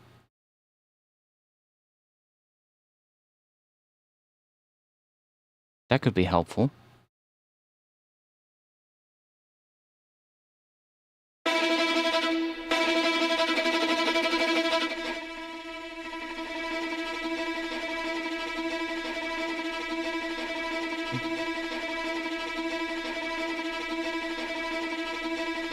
I wish it was not that many players though.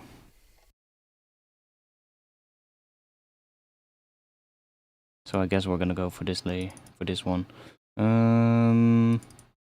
Which one did I choose?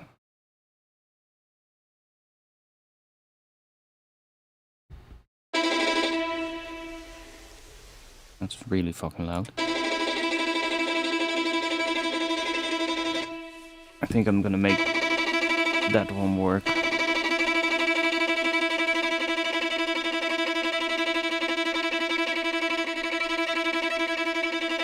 Okay. Let's make this into time. I'm not gonna do the entire thing, but I'm just gonna grab a section.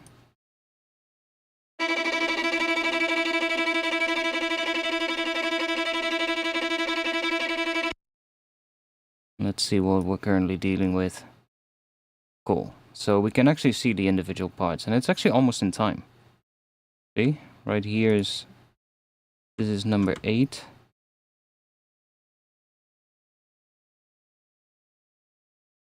That one is now in time as well. Can move that roughly here.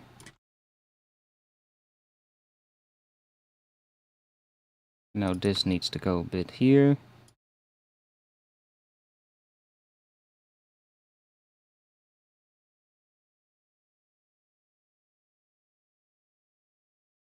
This one, chuck that down there.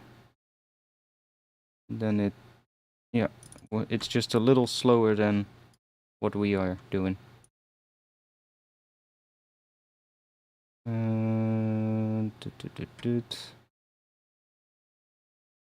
Somewhere about here.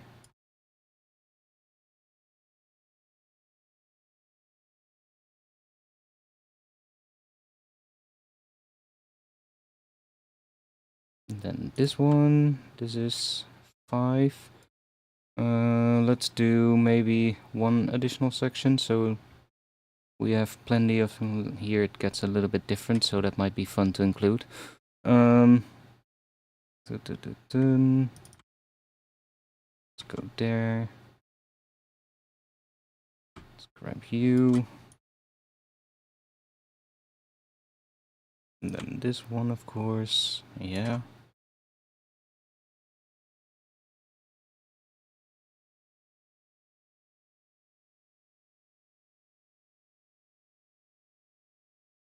Almost there.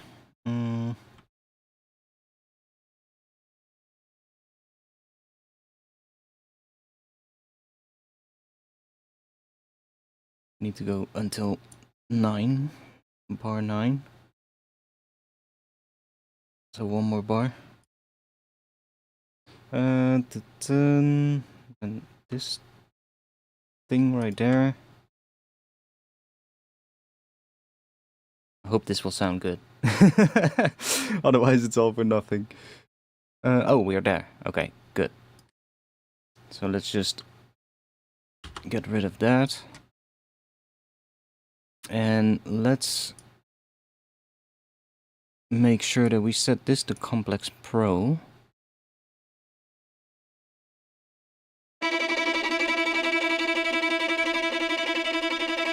That works pretty well. Let's just consolidate that. And now I can also set this to beats and use the 16th note mode if I want to make them a bit tighter. Can go full on like that.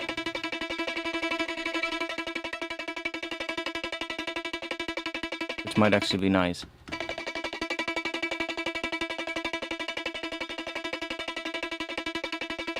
Yeah, so I think I'm gonna grab this section.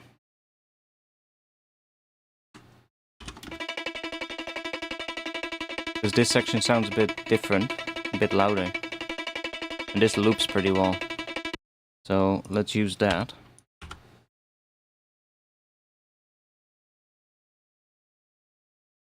And then, I'm not sure when we're gonna bring that in, maybe halfway or something.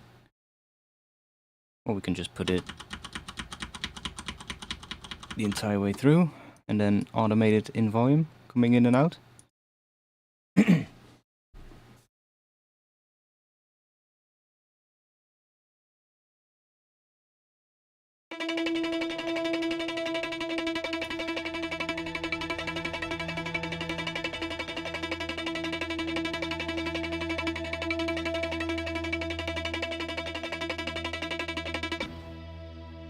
Is it running through the reverb? I don't think so. No.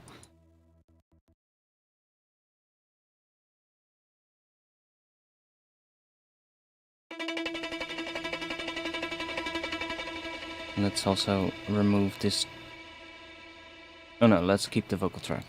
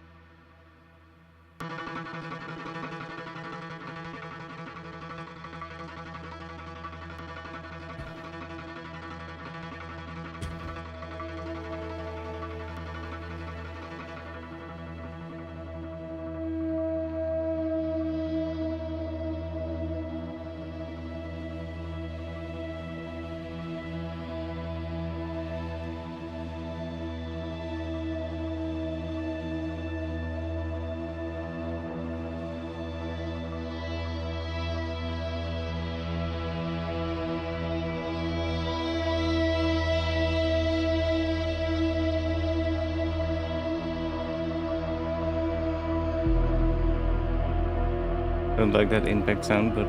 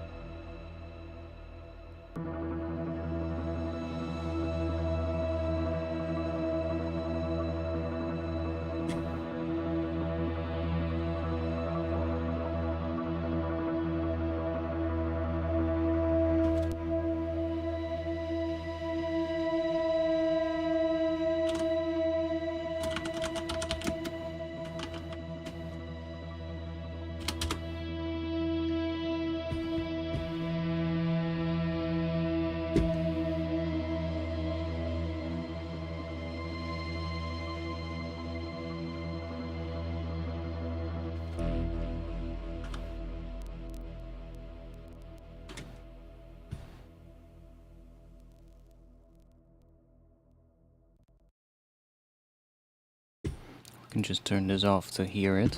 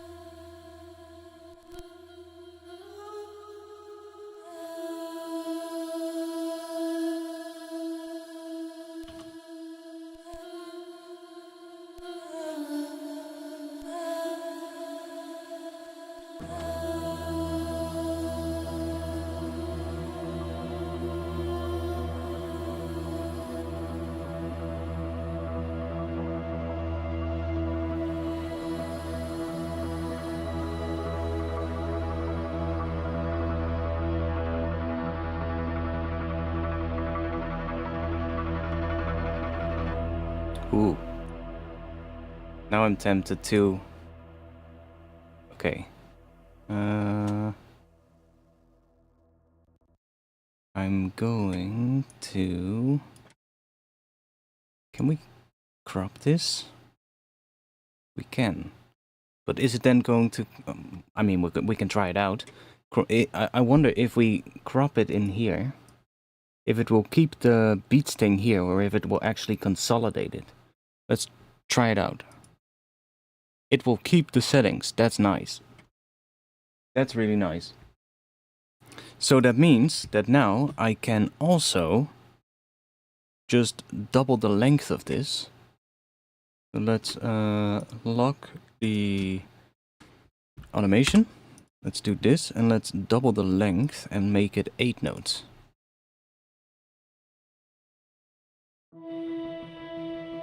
And then let's just loop this. We can just do that. Yeah, that is this layer. That's why I wanted to make it 8 notes. I think that'll work really well.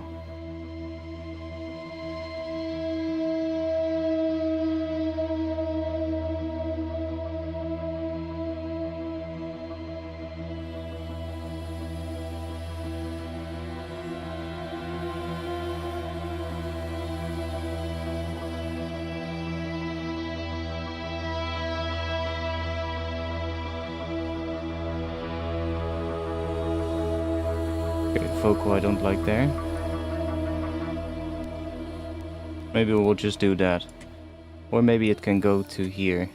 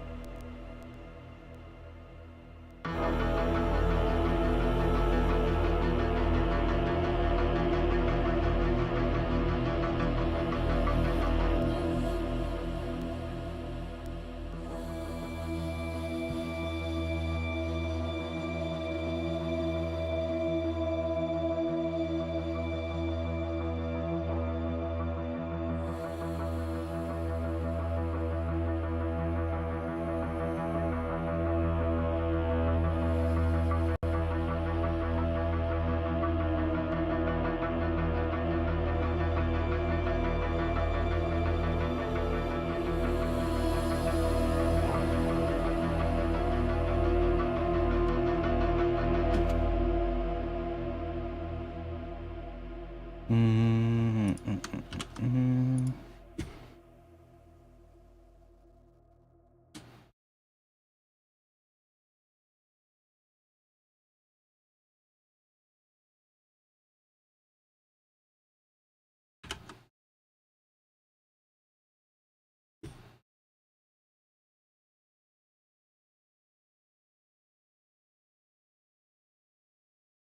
Let's do 16 on this one in the regular pitch. Let's see what we get.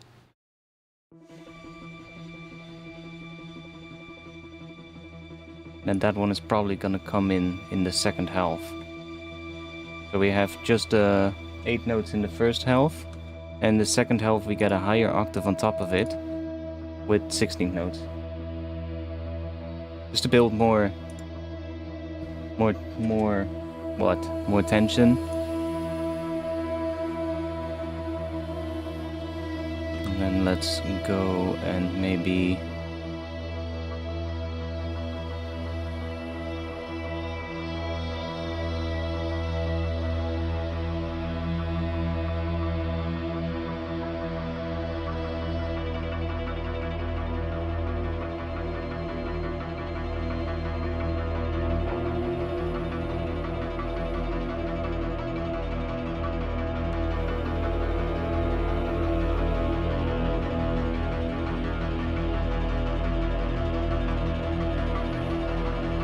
starting to sound pretty angry.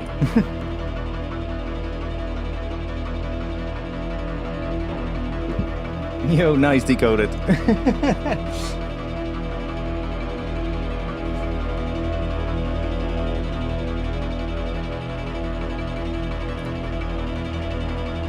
Building up, building up, building up. We need the distortion here to break things apart. And then I guess here we're gonna go into drum and bass, maybe? I kind of want this to be a really unexpected drum and bass drop or something. I guess that could be really fun. Like, not introduce the drum and bass at all. Just rely on the atmosphere and all that stuff. And then, like I said, I'm still looking for an EP opening track. I just cannot figure that one out. And it really wants that kind of a vibe, I think. So that's also why I wanted to do this today. Could also work for... Yeah, but I do have an idea. You know what I think could be really cool after this kind of an intro? Have like one of those tracks where it's a bit more of a jungly drum and bass pattern, but the kick drum needs to be big. Like, the kick drum needs to be big and dirty and just only really hit on the first beat. And then after it, just have like really shuffly kind of drums. And then maybe the bass is just gonna be like some kind of a bit more of a cinematic 808 or something. I don't know. We'll see. But but I do have a bit of an idea of where I think this could go.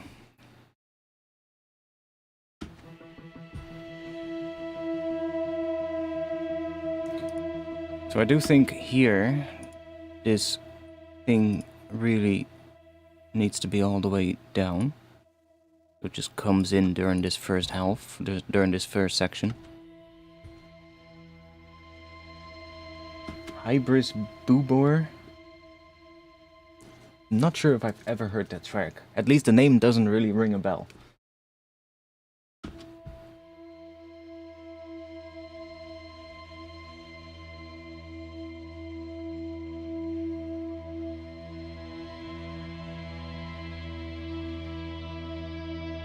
How are we, by the way, in terms of gain?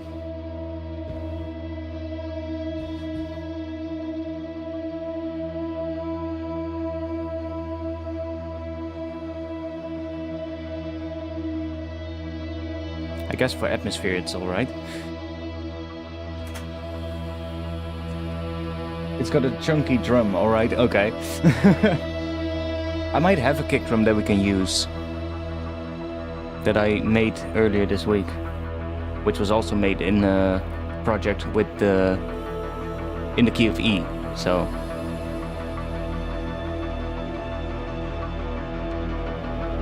It could definitely be a bit louder, but it is growing louder here at the end. as the low layer grows bigger and bigger. And we're actually doing really well in terms of the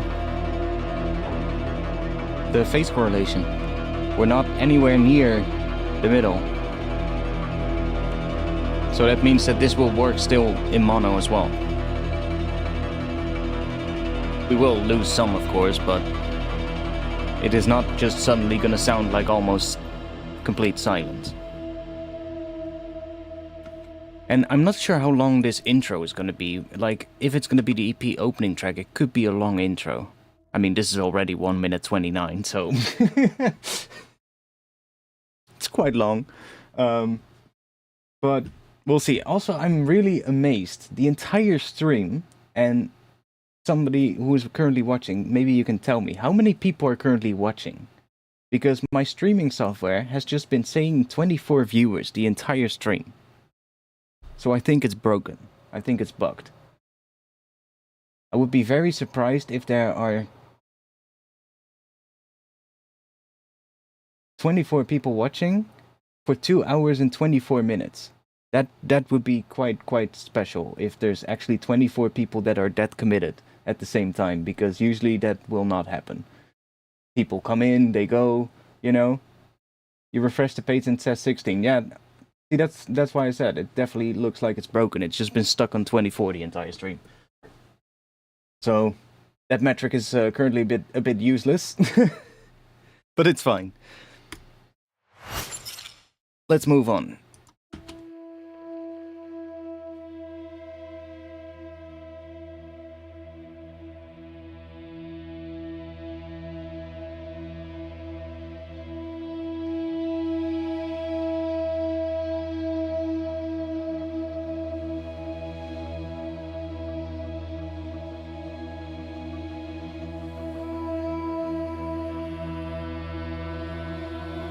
It's even different for you guys. Nice.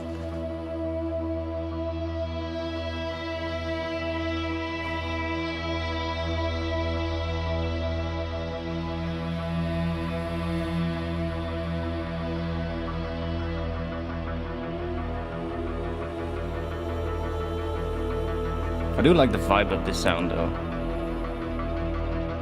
And the tremolo was definitely a good idea.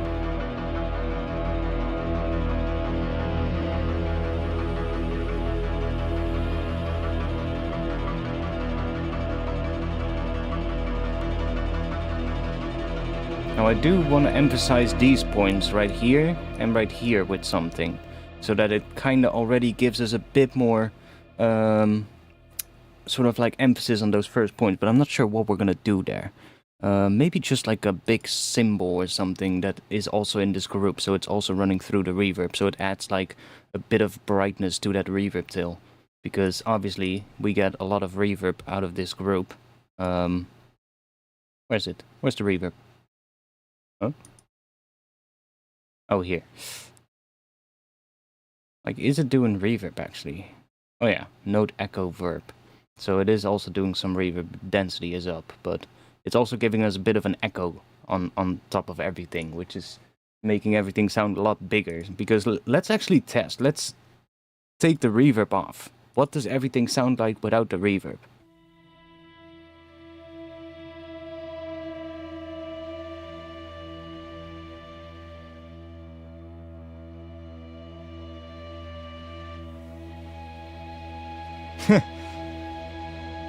The reverb is doing a lot.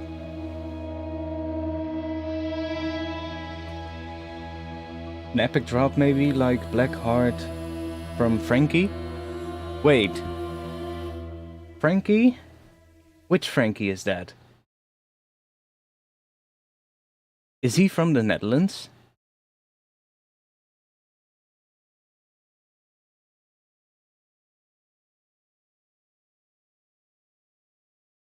By any chance, do you know if he's from the Netherlands?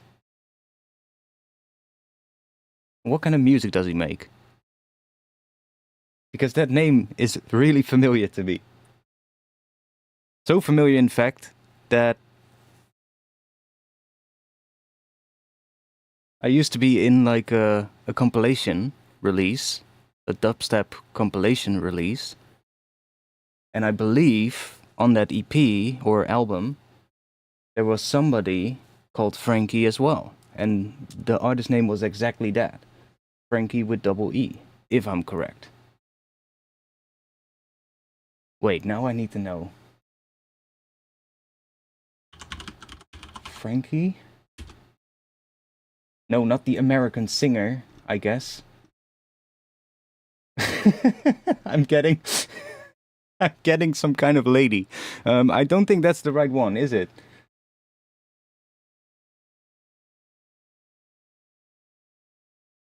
He was with Ram. Okay, so definitely not. What kind of music does he make? Drum and bass? Frankie DMB? Instagram. Instagram is gonna ask me to log in, probably. Oh wait, that's again a lady. Don't mind you ladies, but I don't think that's who we're looking for.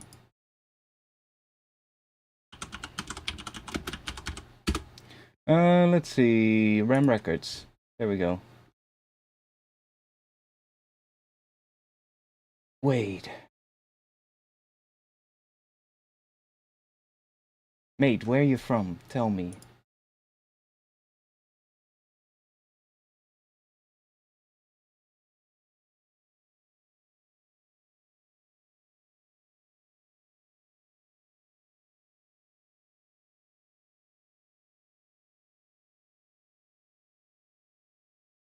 Obviously, he's not telling me where he's from. But that photo, he does look like... Oh my god, I think I met him. I'm not sure. I'm not entirely sure, because it's been a really long time ago. But... back in like... how long is that ago? Can I find that out? Dubstep...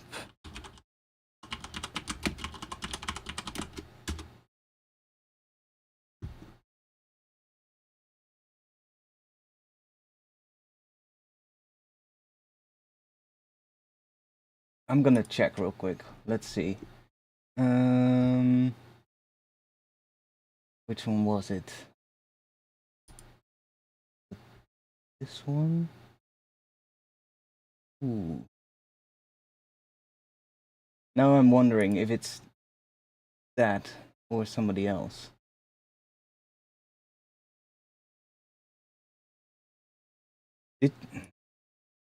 Did Frankie make music under a different name when he made dubstep? That's a possibility. And that he changed his name when he went to do other stuff. Wasn't Ram years ago? I guess that is from the UK. Yeah, Ram is from the UK. But I don't know. Maybe it's a different person. But that name is really familiar. So I'm not sure. Long story short, there was a really long time ago. Forgot the year, but I can see the year of that release, which is 2012. So it must have been 2012-ish, around that time. There was a little dubstep label here in Rotterdam, started by a bunch of people who actually went on to do pretty well in the dubstep scene, actually. And it was called Dubstep Rotterdam Records. And they also asked me for, like, back in the day when I was made, the tunes I was making were like so shit, but hey, they asked me. So I was on that one of two of their releases, I think. And one time they threw an illegal party under an overpass of an abandoned overpass of, like, I guess it was like there's near where I live, there's like a highway interchange, and at some point they removed one of the, how do you call these things, where you drive onto the highway, the on-ramp or off-ramp, I guess. They removed one of those because there was, like, they changed everything and they removed a bunch of things. But one of the overpasses that was crossing, like, another road and, like, another, I guess a bike path or something that was there. that was still left. So there was this one piece of sort of like overpass that was still there, not connected to anything, and it was not used at all, and it was super quiet there at night. So they threw like an illegal rave there with like just a bunch of cars and like basically just a generator and shit. And it was met all the boys there. So I'm not sure if it's the same person, but it could be.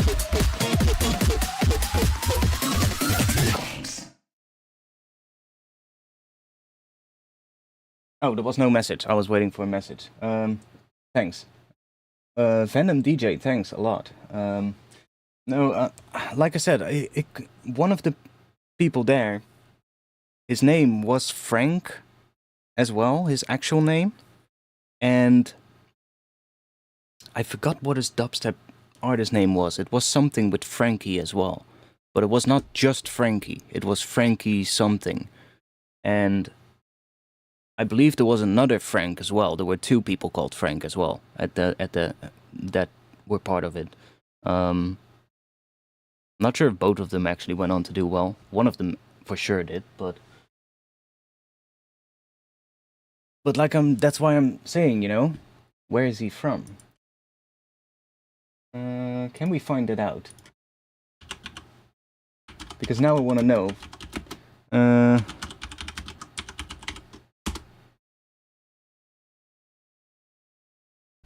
It just keeps giving me things for like... It keeps giving me things for like Frankie the American singer. Of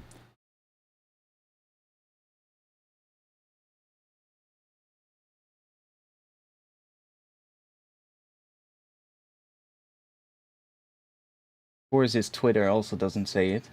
It says all over the place.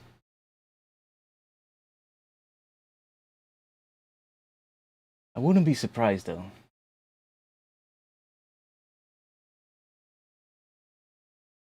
He went dark 7 years ago. That sucks. That sucks. But like, I've had other similar things happen. You know, one of my old classmates, was he in my class? No, he was in my soccer team. He was the goalkeeper of my youth soccer team, and he was like my goalie for like 6 years or something. He went on to become a world famous hardstyle DJ. He's basically still doing that, I think. At least, I think so. Wait, he changed his artist name. It is not that anymore. What was it again?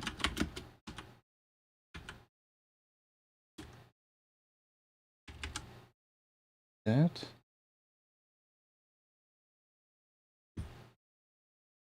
Well, world famous is maybe a big word, but he started doing pretty well in that scene, you know? I guess in that scene he might be famous across the world. I forgot what his artist name was, but he went on to do like hardstyle and shit, and it was like, I think like 15 years or something. I hadn't seen anything, and then I suddenly am watching like some kind of a video of like some event here in the Netherlands, and then suddenly I'm like, wait, that's my old goalkeeper on the stage. What the hell? And I knew he was always doing something with DJing, but like he was just doing like small DJ things. And then suddenly I see him like on like a massive festival, and I'm like, what? Okay, interesting. But there were a lot of people in the electronic music scene in this area, especially in the hardstyle and the gabber, hardcore kind of genres. Like there's a lot of people here. My old what do you call that person? Person at your school that runs the entire room with all the computers. That person, he was a hardcore gabber party MC. So every Monday morning we would come in and he would be completely tired because he had been, you know, doing shows all weekend. In fact, one time I went to one of those shows, and then the Monday after I had to go to his to him, and I was like, yo, I remember you from last weekend.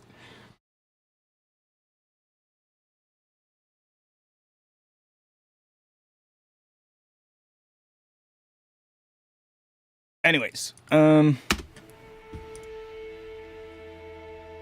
let's go and start put some drums in a bit. See if we can find something cool.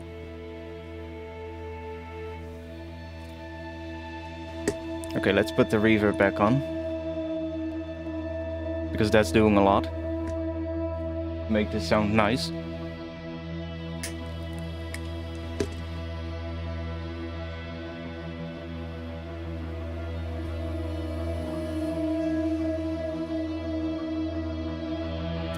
I'm just gonna bring the kick in from that other project and see if that one will work. I mean, otherwise we can tweak it. So let's see. Let's go here. Drums. I mean, I can just bring the entire drums group in. Let's just do that.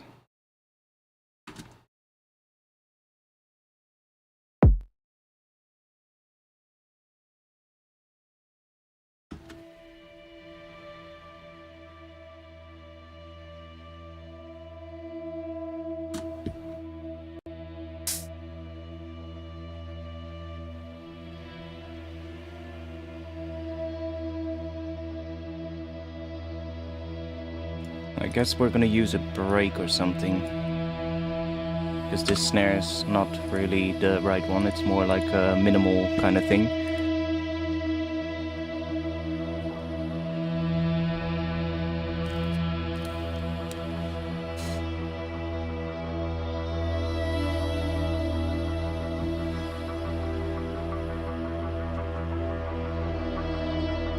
We can also make it here, underneath this thing, if we want. Let's just make the drums here. And then we'll place them here afterwards, but that way we can kind of hear what sounds nice with this break. Or with this break, with this atmosphere. Well, the kick definitely works. That is a bit much, but kick definitely works.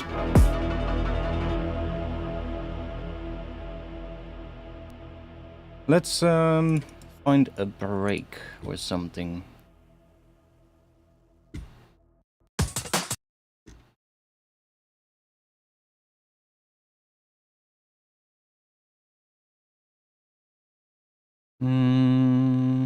Let me go in here. Let's just search for JBK RX2. Then we get a lot of breaks. Cool.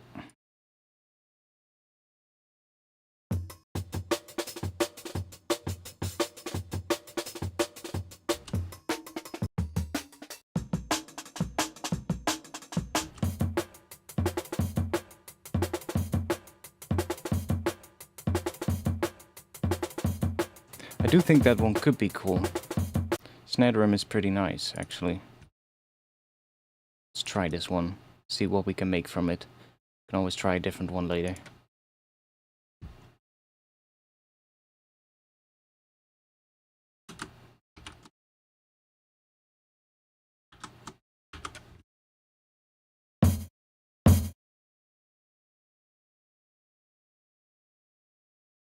And let's just put some sidechain to that kick on here.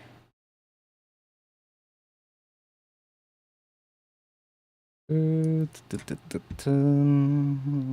that to that one. Pretty long.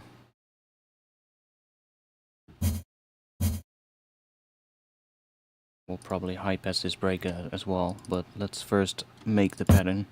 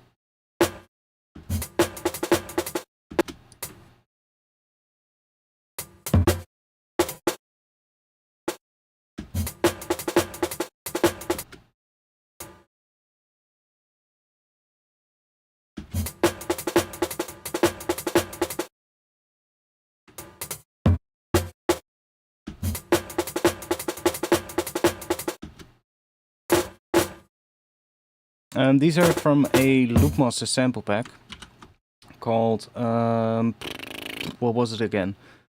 Original Jungle Breaks, I believe. And there's two versions of it. There's Original Jungle Breaks 1 and Original Jungle Breaks 2. And it's basically just a bunch of those, like, acoustically sounding breaks. They're also not in time perfectly. Some of them have a bit of swing. Even like the snares are a lot of times off time, as you can see. Probably because they've been drummed in or something with like some electronic drum kit or something, I think. But they're really good. And they also come in Rex format with the packs, so that you don't have to set all the markers yourself. You can just drag it in and immediately just right-click and chop it to a drum rack. And it will be perfect, because they have the markers placed correctly. There's a V3 now as well. Oh, thanks for letting me know. Always can have some more breaks. Thanks for letting me know. Let me actually open up a tab. Original Jungle Breaks 3. Oh, nice, cool. That way I don't forget. Thank you. Because both version 1 and 2 are pretty good. So, now we have this. Let's maybe...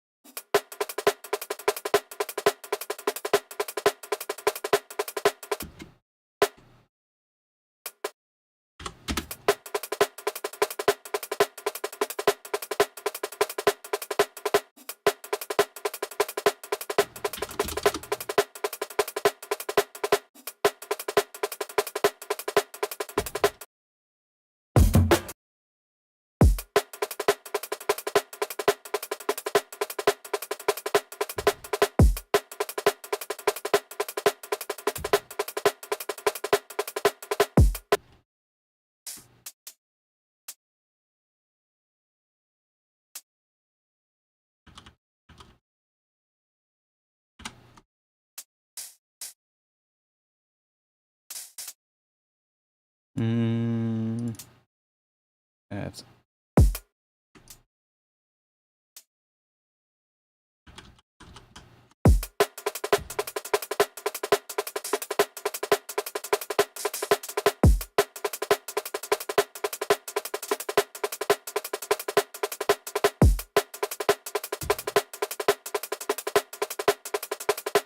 Let's add a groove to it. Maybe a bit much. There we go. Bit of swing.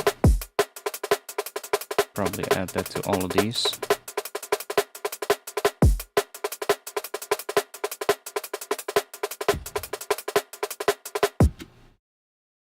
Okay.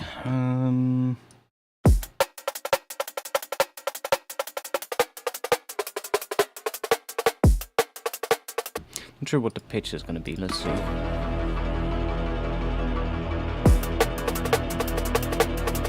That's actually good. That actually sounds pretty good already. We might actually have a good one right off the bat, in terms of the break.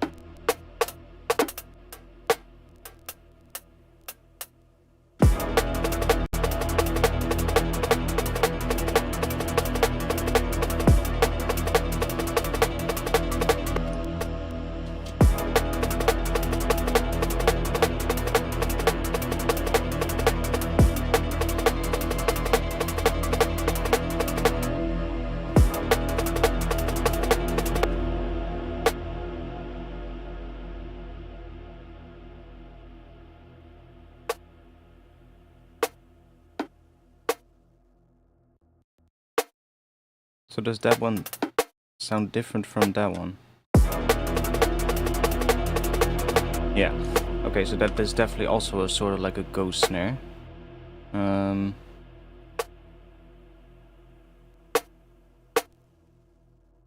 See if we can make a little...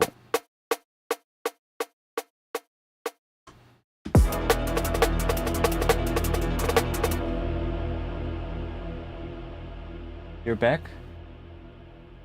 Was I gone? Was I gone? I don't know, mate.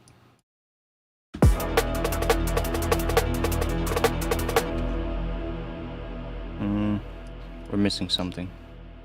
Right here. Oh.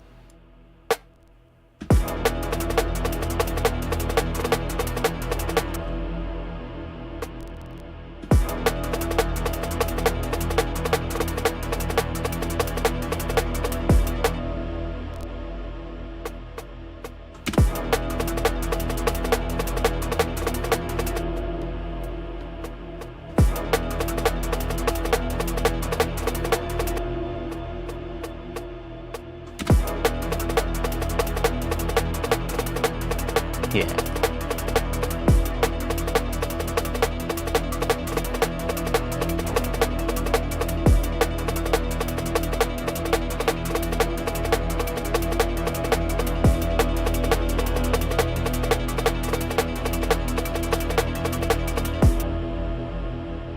Would you be interested in working on a sample label for Loopmasters? I mean, I've done that in the past. Or at least a sample pack for them. I've done that in the past. I'm always interested to hear more. So you can always hit me up. Can't promise that I can do it, depending on what the request will be, but hey, I can always talk. But this is not probably the right place to do that, right? Yeah, I mean, you can probably find it on the about page of my channel, actually. It should be listed there. And if not, you're probably on Discord. You can pretty easily get a hold of me on Discord as well. Usually a little bit quicker than email. Honestly, but depends on what you prefer.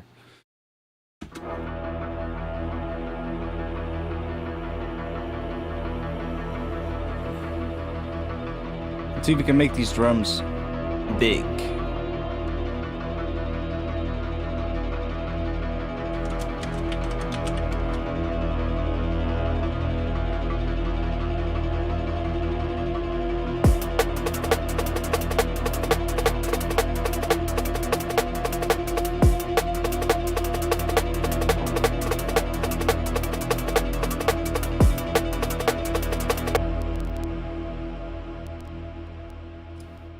See if we can make a variation here at the end.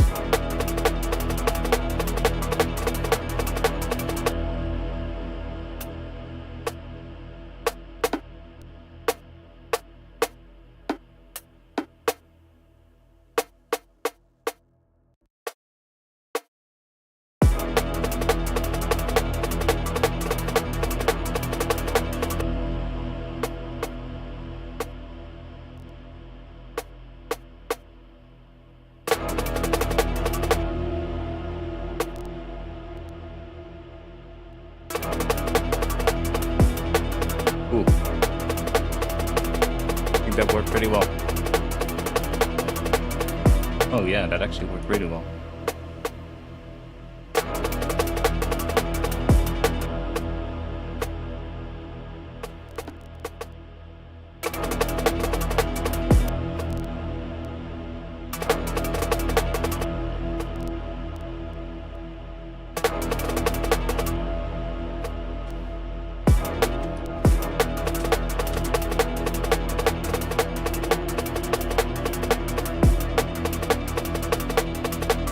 I thought YouTube had a place there where you could click a button and then you get the email address, but I guess not.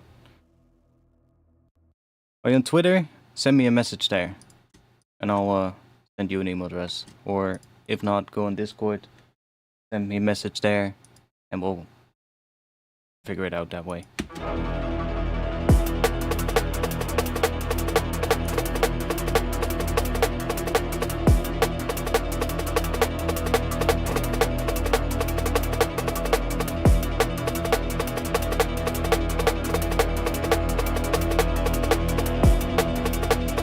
I refuse to call it that, mate. I refuse to call it that. In my eyes, it will always be Twitter.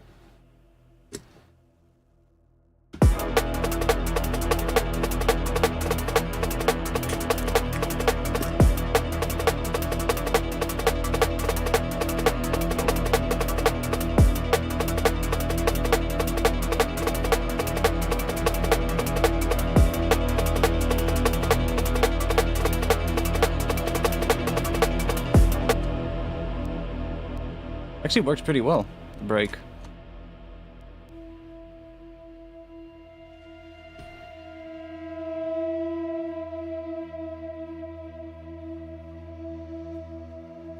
Why? Because the name change is just fucking stupid. That's why. And because Elon fucking made a mess out of Twitter. Even more than that it already was.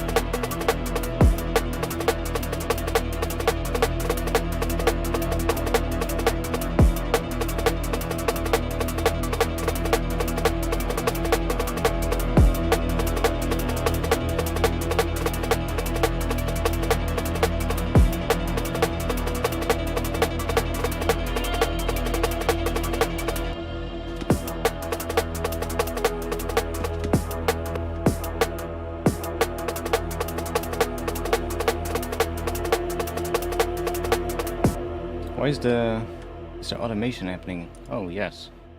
Ah! I was like, why does the kick sound smaller here? But there's an automation happening.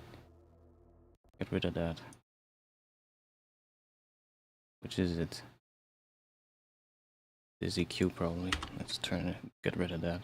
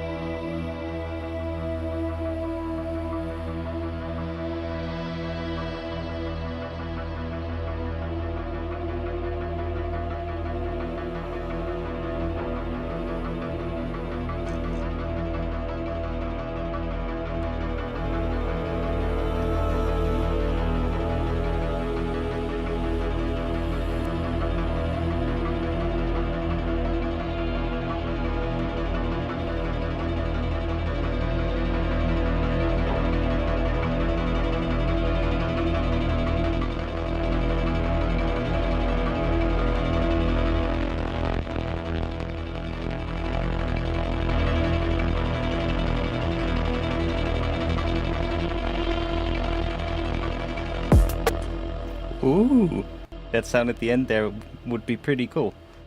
So, what if we automate that in towards the end? Or right here. That maybe even in this whole section, it just starts coming in as a distortion layer. And then here at the end, we're just gonna go, probably have to zoom in even more, but gonna go like that. So that it really ends on that really distorted thing.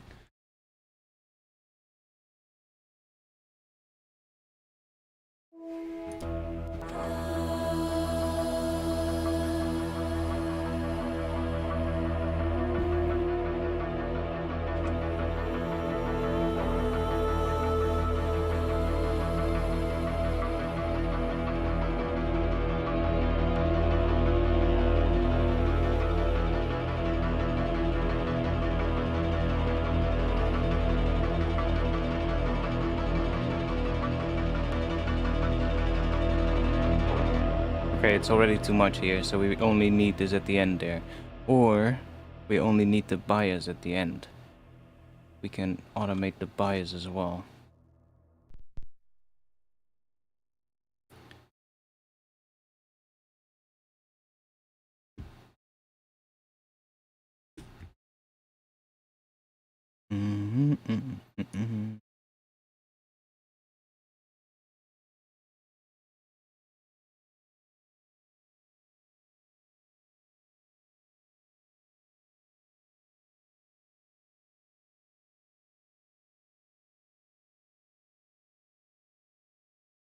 And let's do the amount as well.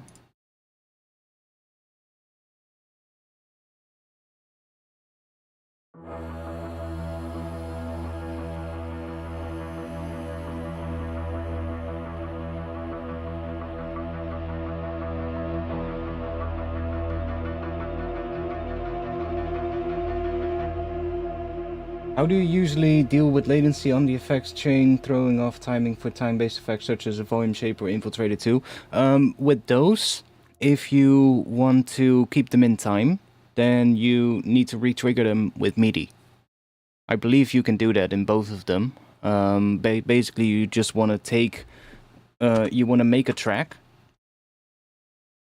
with nothing on it that doesn't really have a make sound, but it's just going to sit here. And it basically is going to act as like a MIDI clock, basically. So you're just going to add like a note, maybe every, depending on how often you want it to re-trigger, of course, let's say every 2 bars. Then you'll just do something like this, and then every 2 bars, it will re-trigger. And then you'll send this into the plugin to make it re-trigger.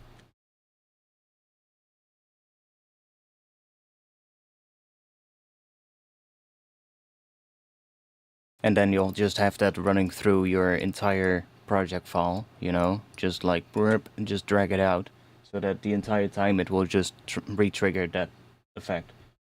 I think you can re-trigger them with MIDI. I forgot exactly how you do it, but just look up how the MIDI triggering works and you'll probably be able to find it out.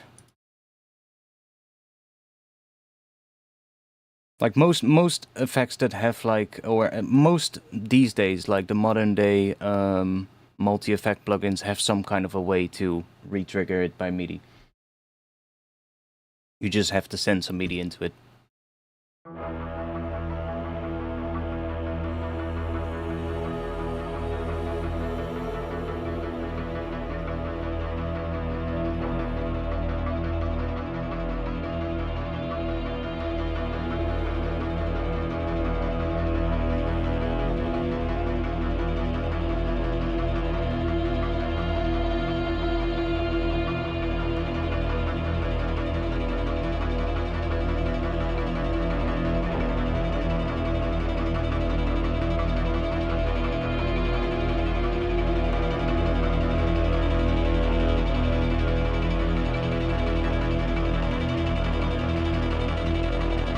Comes in too soon. Comes in too soon.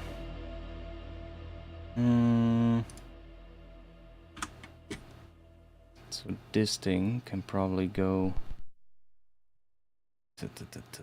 See, this probably just wants to be automated more. Let's move this down a bit.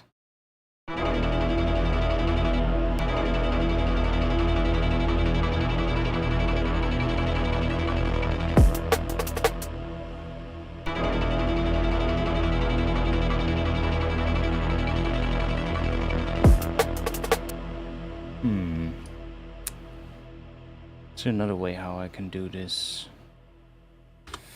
Let's see. Let's try this again. I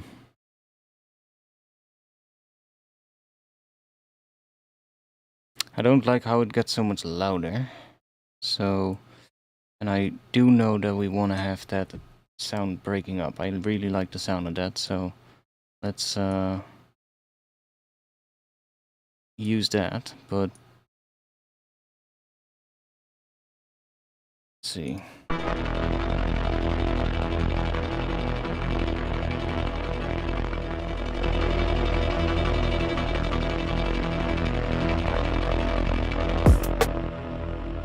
Like that. I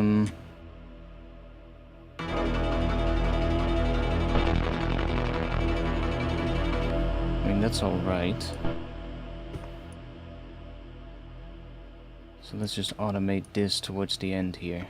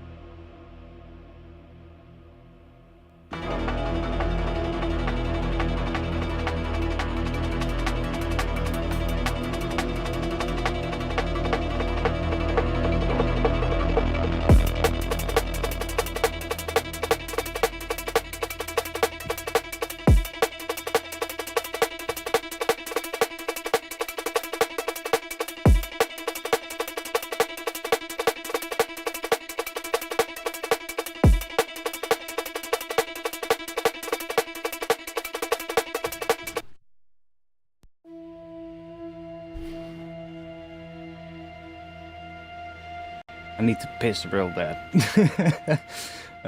So that's what I'm gonna do. I'm actually thinking maybe it could be cool if the drums already come in here though. Let me do that. I'm gonna take a short bathroom break. I'll let you guys listen to this while I'm gone. And I'll be back in just a bit.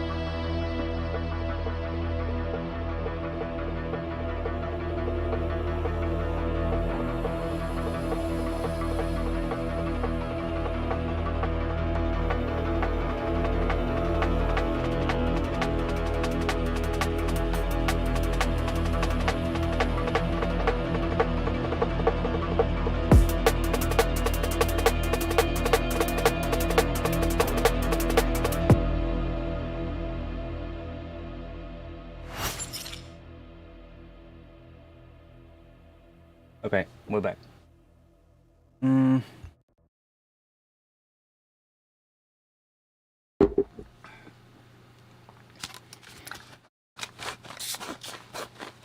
was listening on speakers, and I think there needs to be something that gives it a little bit of a melody on top. Something.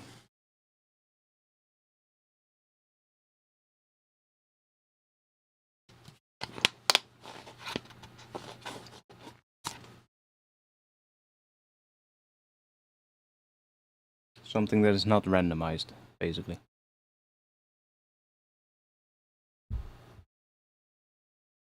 So, and I also think the drums are gonna go back here.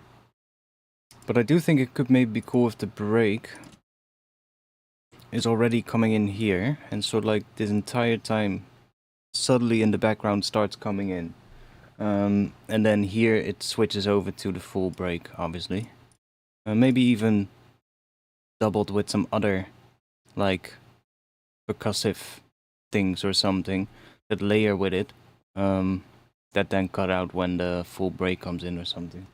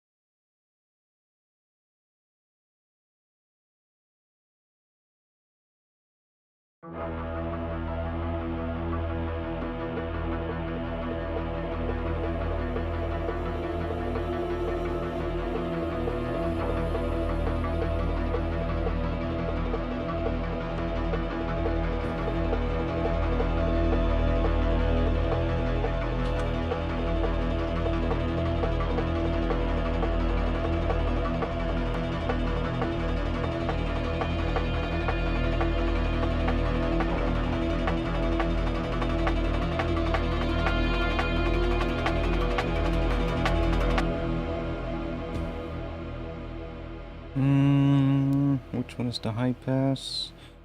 This one. I should have mapped them to a macro, but this is the high pass. Okay. Let's go there.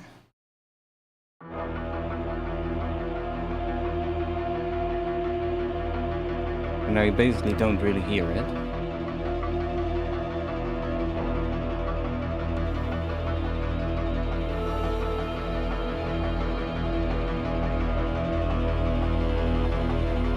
Until this filter gets up. See?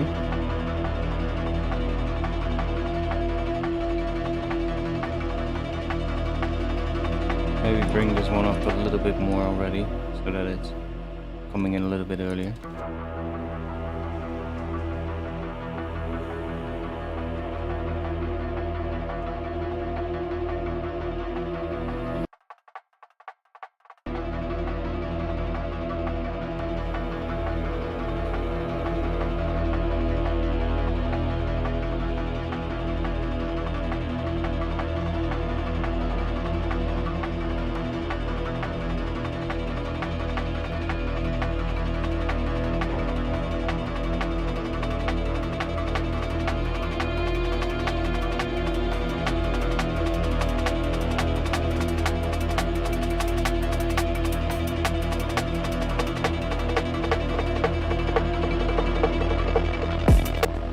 That's a pretty sudden change here. Let's not do that. Maybe we do want to go down a bit as well here. Yeah.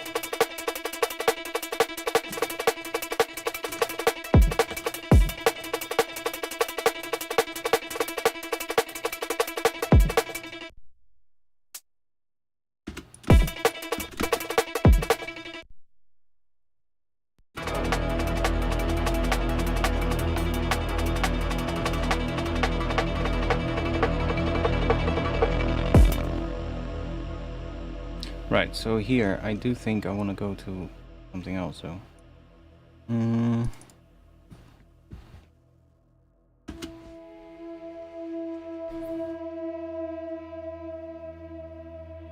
Yo.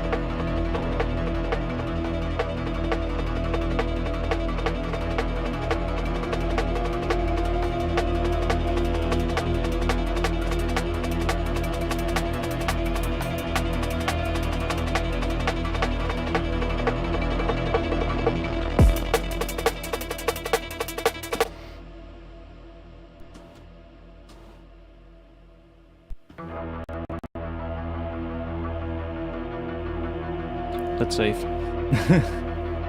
Don't know what, we suddenly got a huge CPU spike. But it went down immediately as well, so it's fine.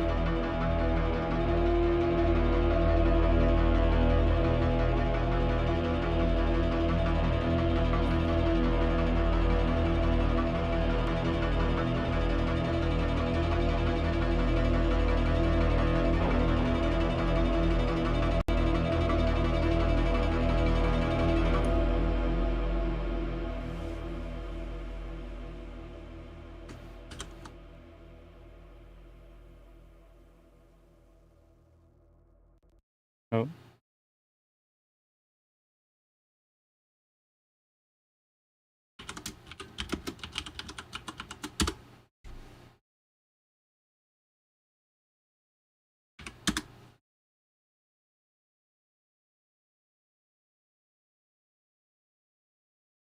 Nice. Okay, so then we...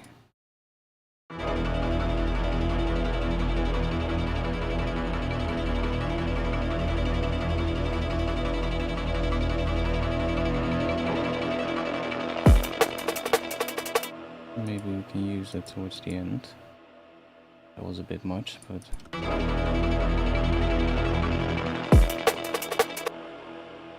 Maybe we do it in front of everything. See what happens.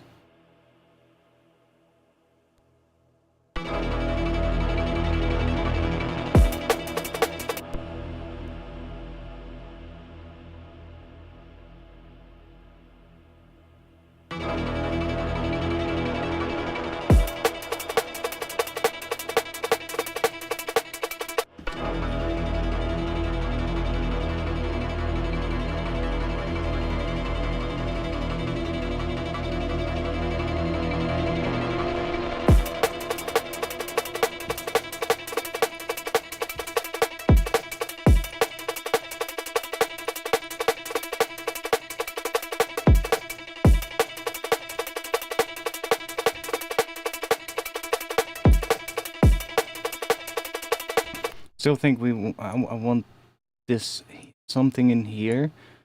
I want to be changed to, I think, F before it goes back to E right here when this section comes in, but can't be bothered right now. Let's just make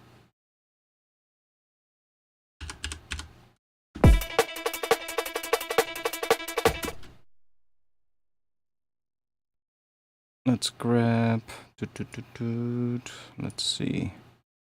Let's do current.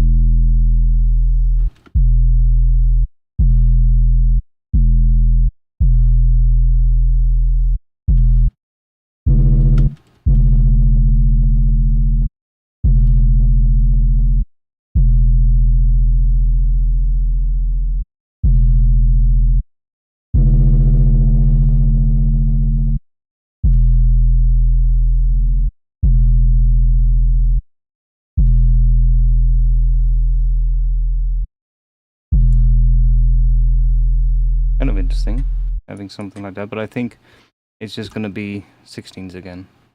Something that we want.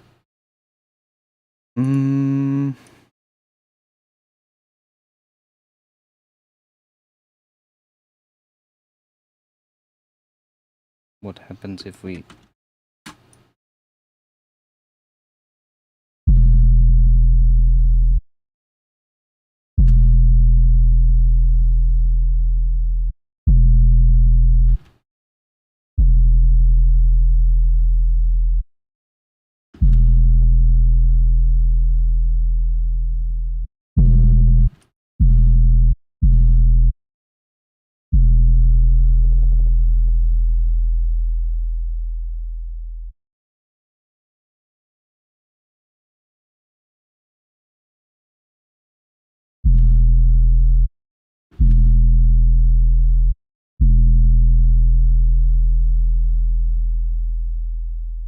See what happens.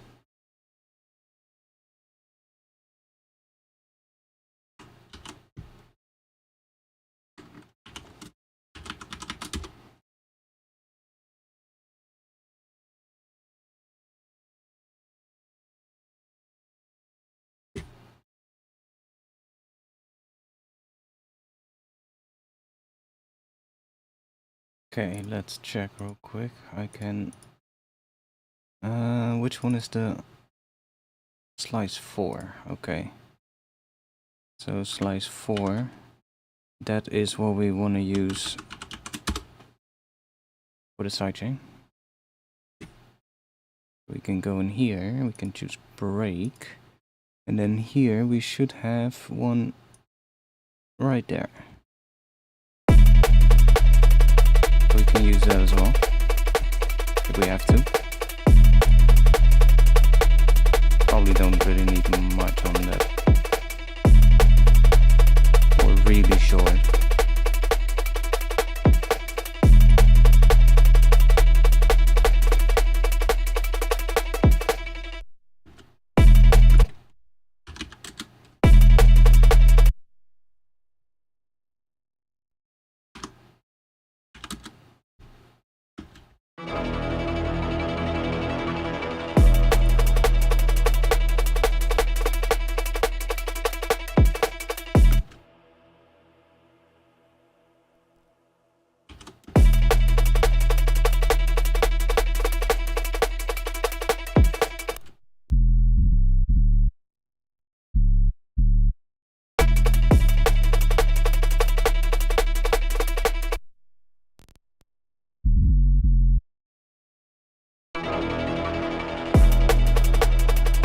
Maybe we'll have another phase here, something else coming in.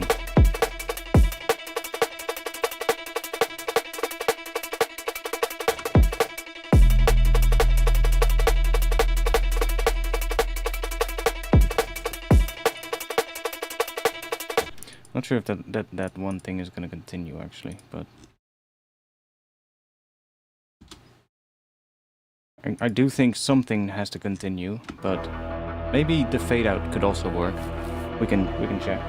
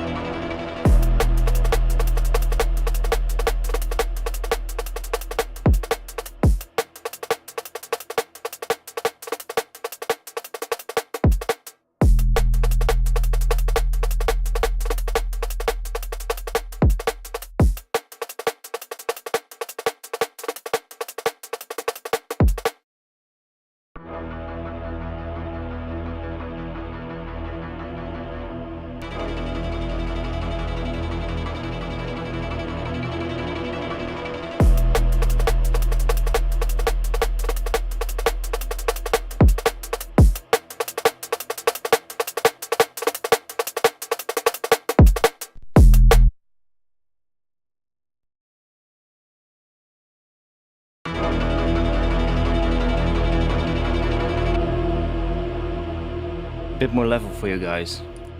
Now it should be a lot louder.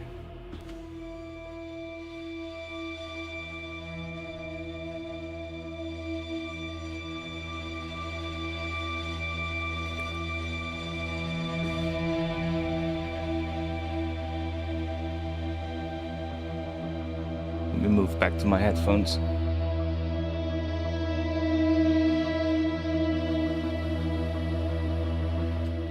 Right, so I do want to have something coming in as well here, I think, that plays a melodic thing on top of this whole thing. So put that in this group so it also has the reverb on it, I think at least.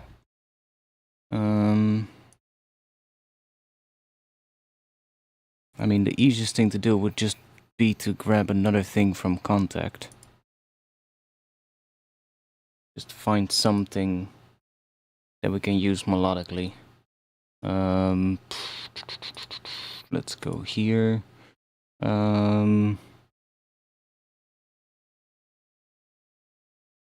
English horn and mute the trumpet. Sure. And then maybe that one?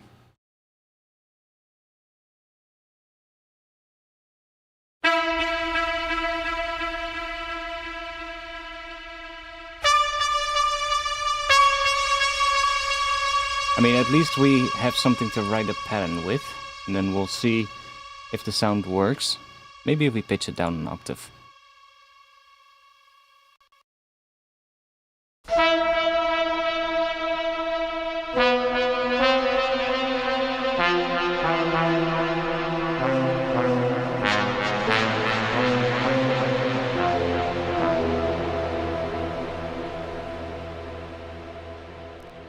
Let's see. Not really sure what pattern though. So, you know what? Let's bring out the... Let's save, because we haven't saved in a while. Let's bring out the trusty... Let's see, MDD Snake. That one should be pretty good for this. Because I kind of just wanted to trigger... let's do... something like this maybe for now. So that we get like 4 notes. And then let's do 8 or 4 or something. And then we have to set these to that same speed. Velocity, I'm not sure if we're going to use that actually, but I'm mostly going to use this random pitch thing. So it has a small range. Not sure what that range is, but let's do something like this and let's randomize, see what we get. Let's actually just do this. We can see what we get now.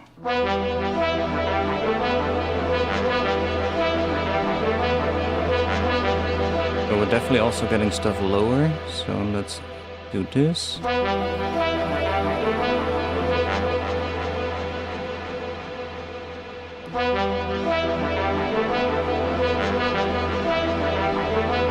Oh yeah, I have to.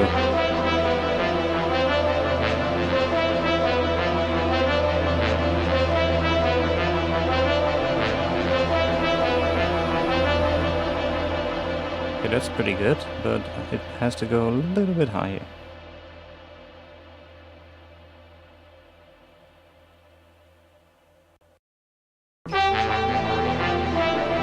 Yes, so it has those as well.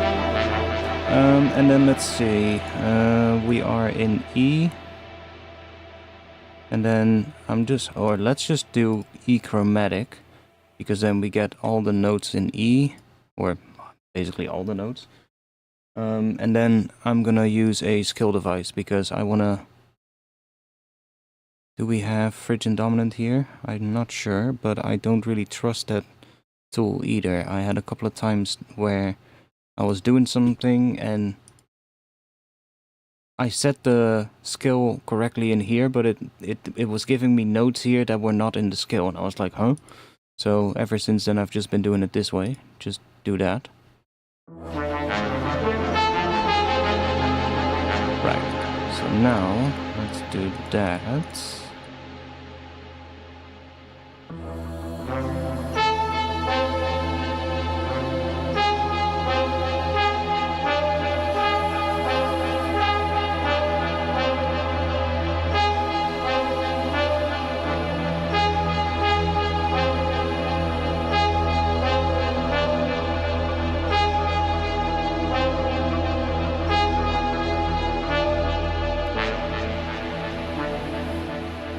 I actually think it just needs to be more higher notes, so let's just do this.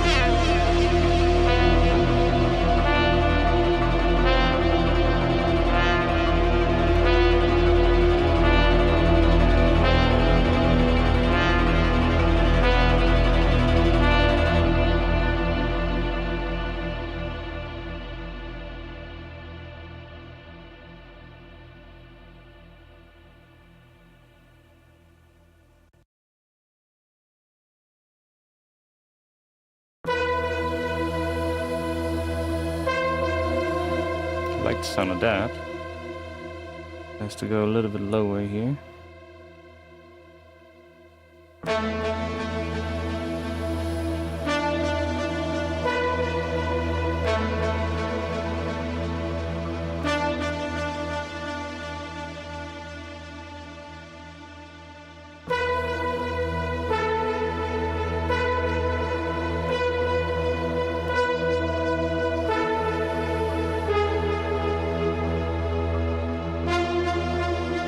I wish this thing was a little bit easier to work with. It's pretty cool for finding ideas.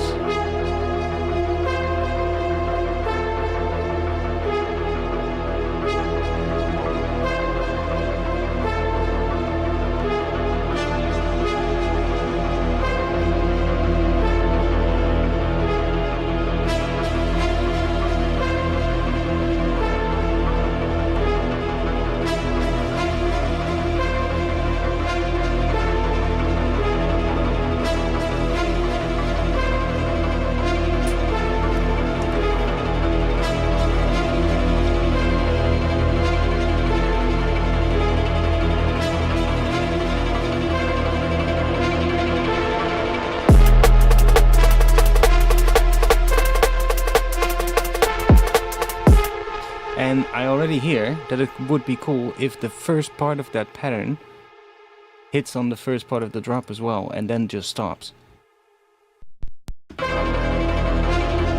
Like...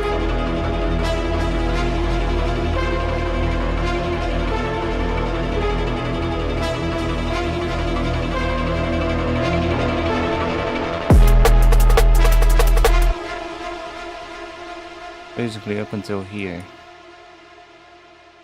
We go.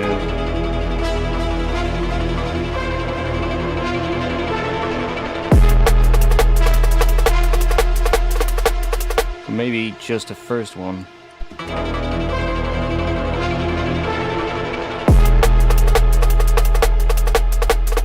And then we'll go into something else, but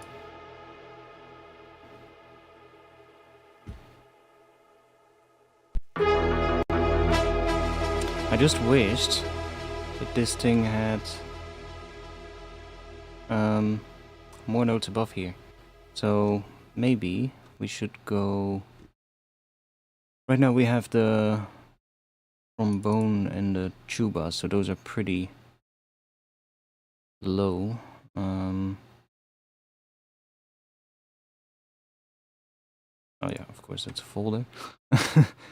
Maybe this one? That is a little bit higher, so it's gonna be sort of like in between. Let's see if that one works well.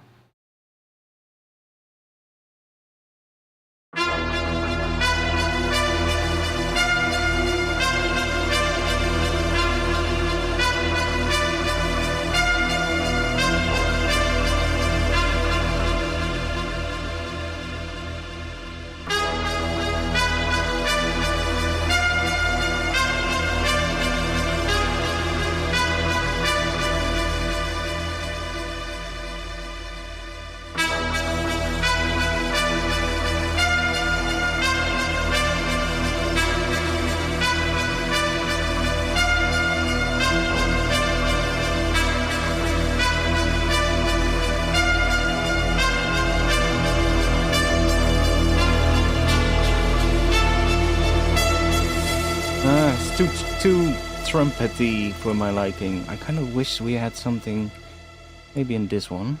Let's see. We got these horns. Maybe that one is what we want. Where's the staccato?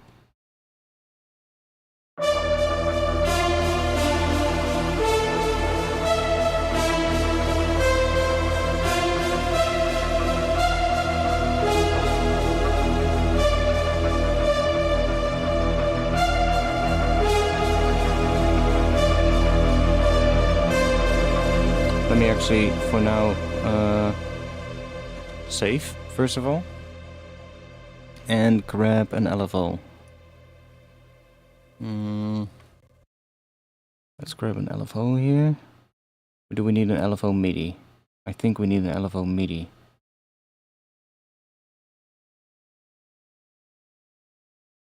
And then set that to square. And then synced. And how often does that pattern repeat? Okay,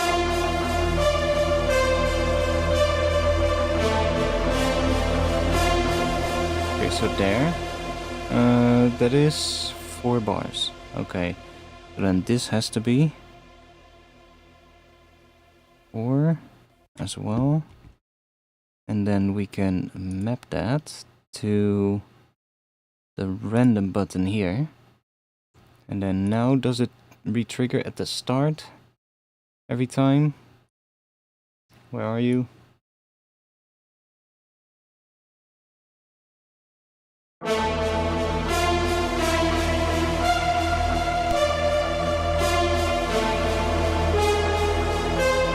No.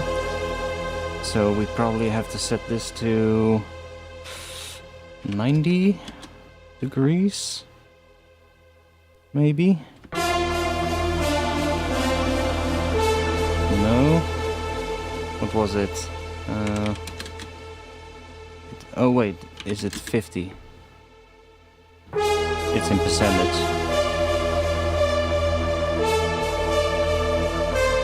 Yeah.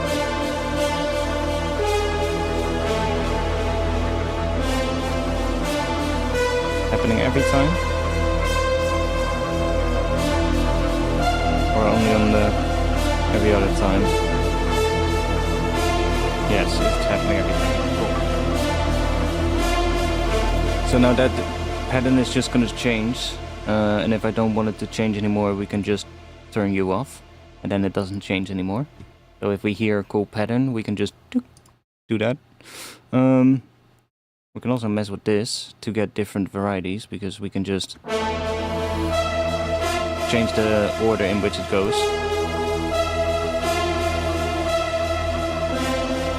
You get a different pattern.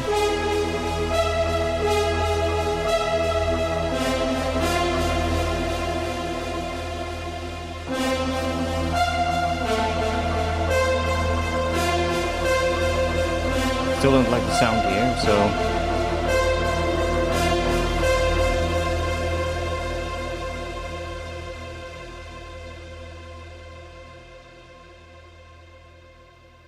let's try this again, but could we? Oh yes, we could. What if we grab the sustain? That's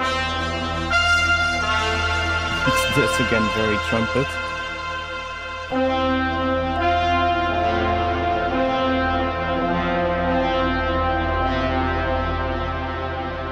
We could use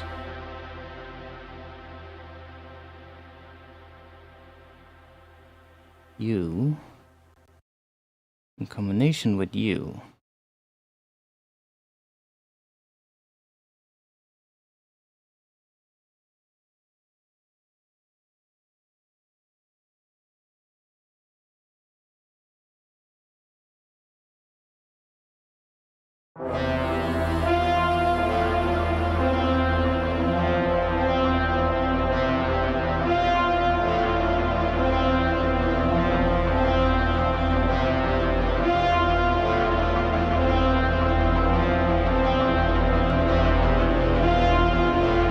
Why is it only going up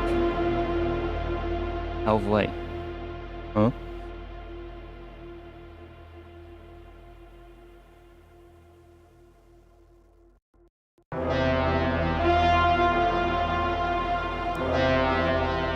What? You're set to 100%. That's weird.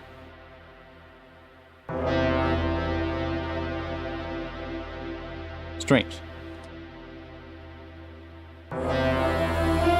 Might actually be better, because then we get also a bit quieter sample, which is kind of nice. But which sound is going to be good for it? Maybe these horns.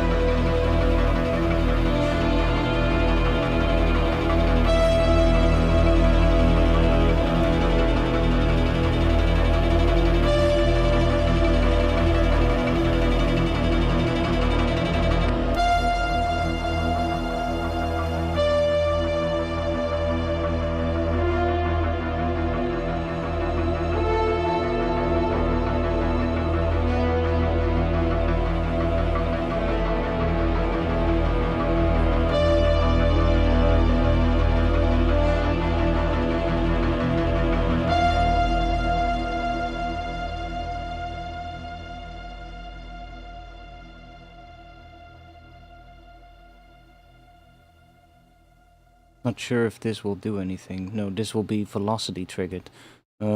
Which isn't a problem. We could change velocity here. So I can just do that, and now we have random velocities. So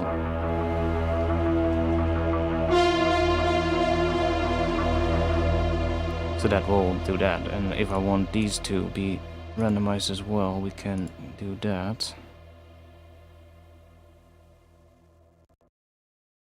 We could even do this one. There we go. Now we're gonna get completely randomized chaos.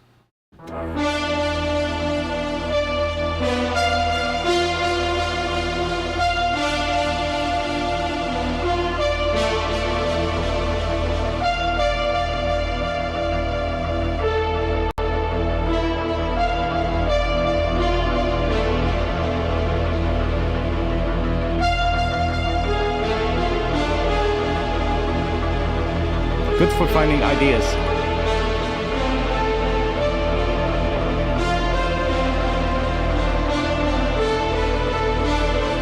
But this is a bit much, so let's take it off of the gate, which was this one, I believe. Yeah. And just set our own pattern, because it's a little bit easier.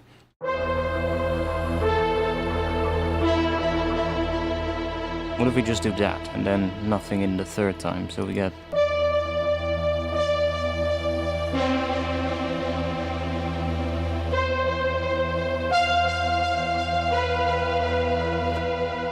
Then we wait for one that sounds cool.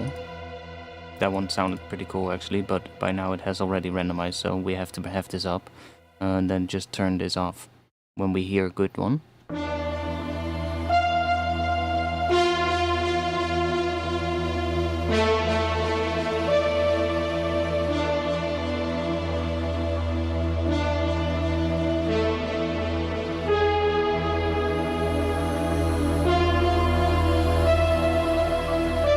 We could turn this into a longer pattern generator as well.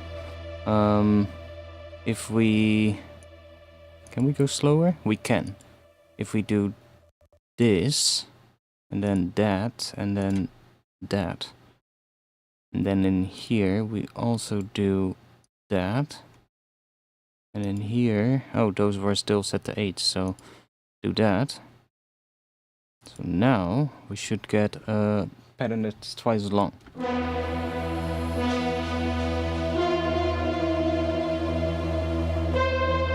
And then we also have to, of course, change this length to 8.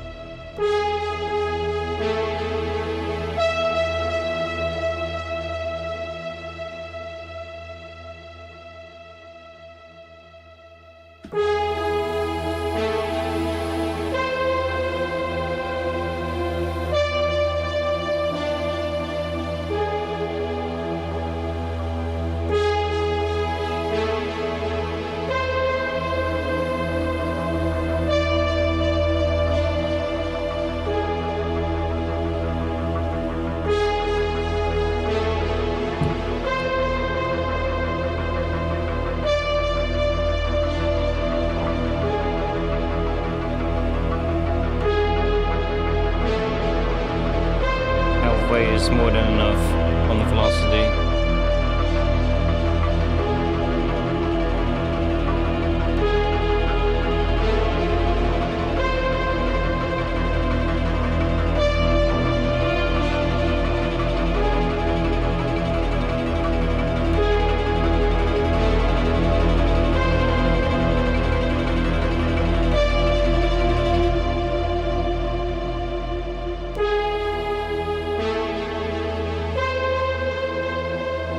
We should be able to record the MIDI coming out of this as well.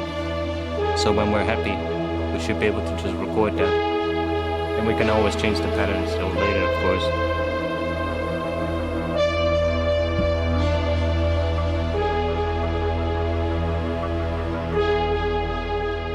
So this one, it's currently hitting on that.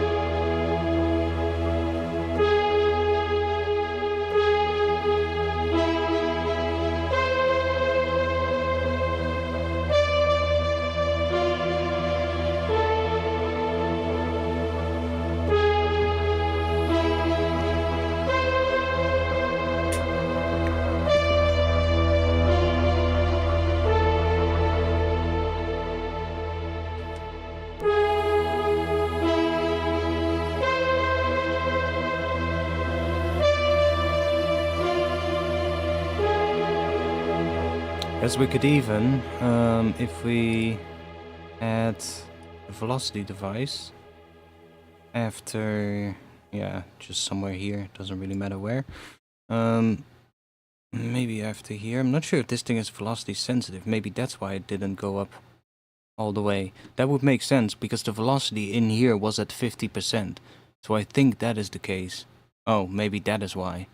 If I turn that off, then it's probably gonna go to full range. Okay, cool, doesn't matter. Then here we can also use the velocity to sort of like make it quieter at first. That's gonna work?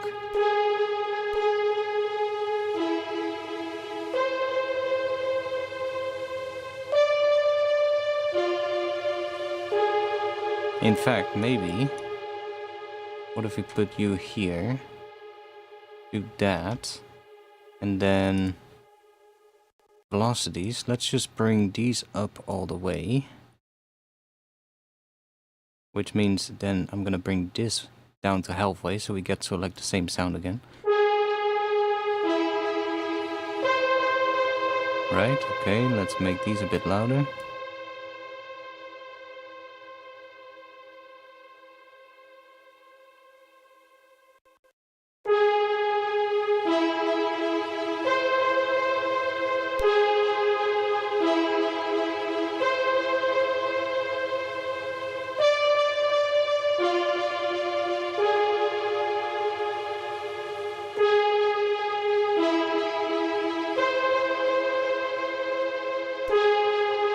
Right, okay.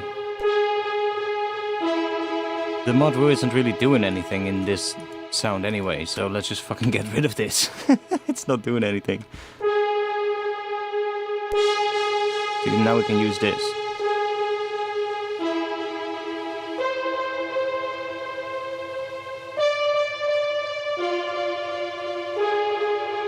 To get like different things in there.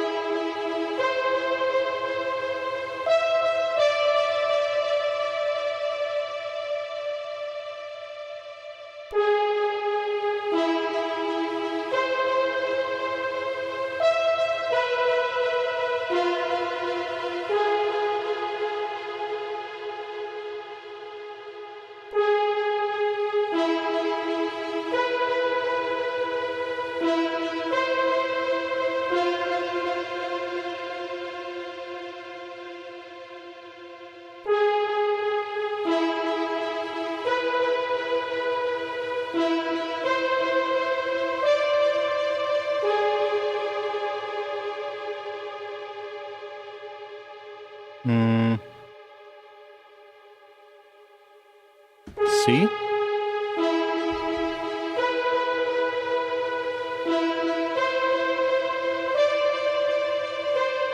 No. B.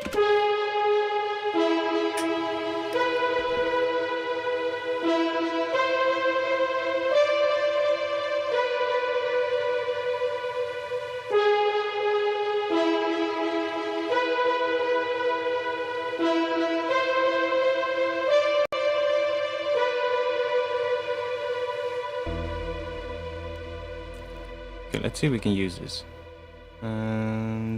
Da-da-da.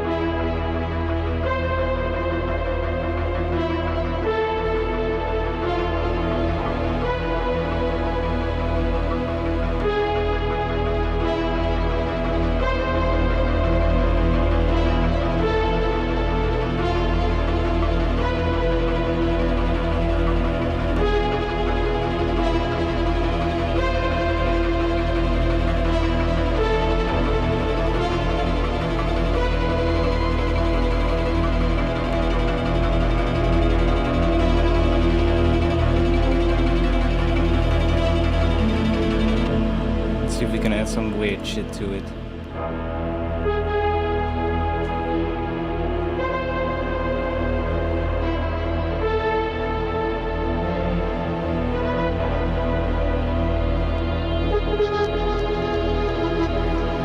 By the way, this pack is available on my Patreon store.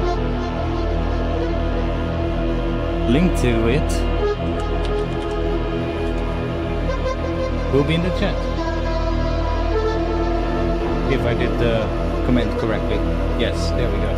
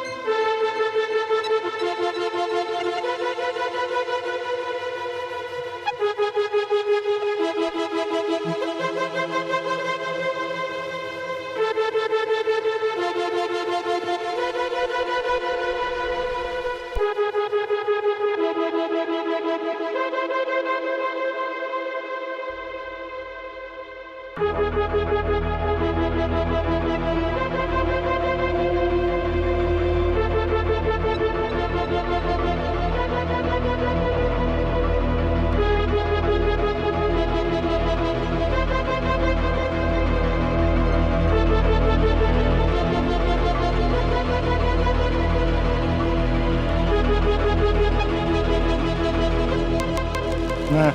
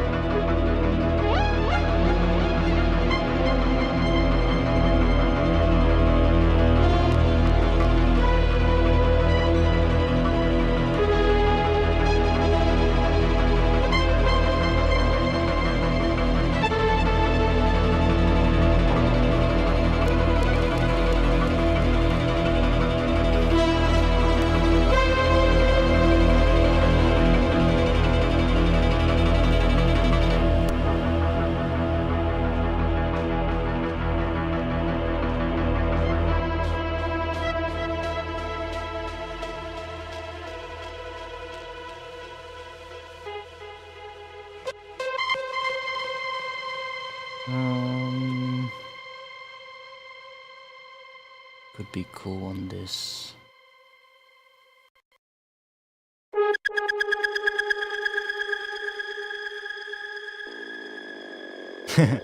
No, not that one.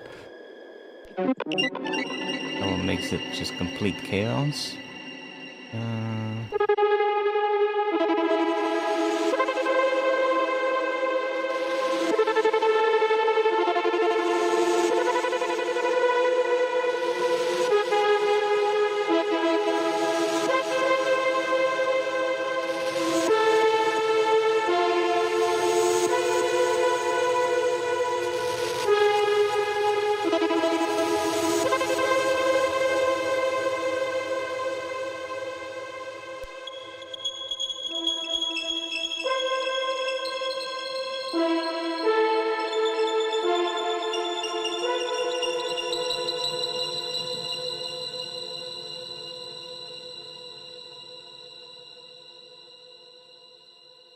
This one is gonna sound weird, probably.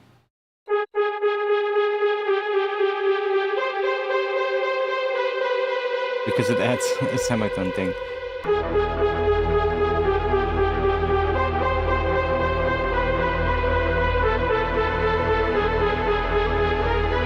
Yeah. But it can be nice if you use it on just a sound and then use that as sort of like the basis for a tune.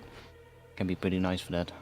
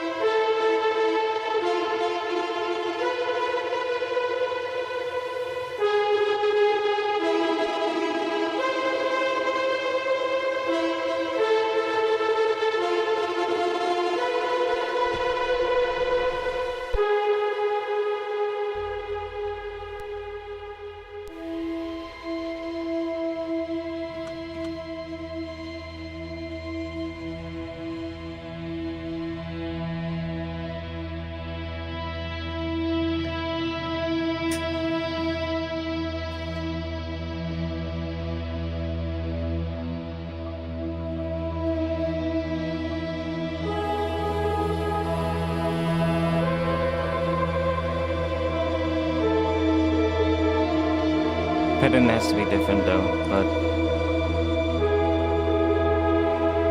I lost where it is. Here.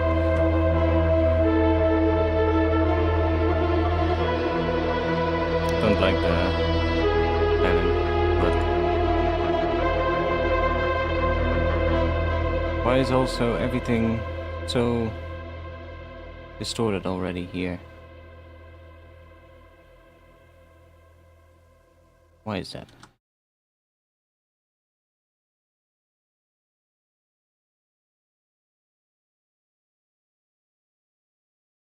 Because this roar only comes in here. Oh wait, it is already... No, it's automated in here, so...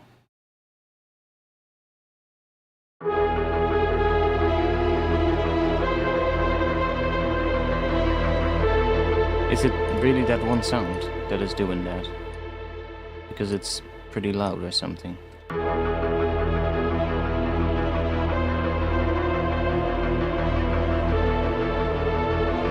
This is interesting, now I don't know where that is coming from.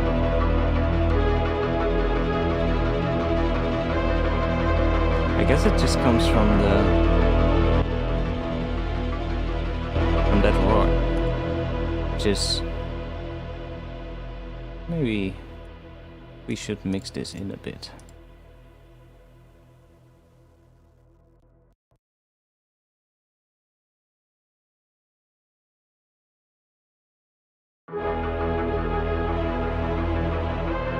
Or automate it.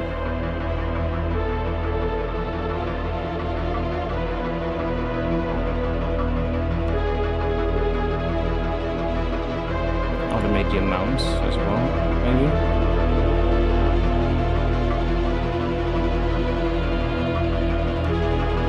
Let's maybe start with automating the amounts.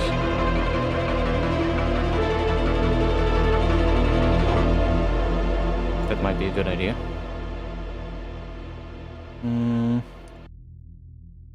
Well, there's probably not going to be much low end here.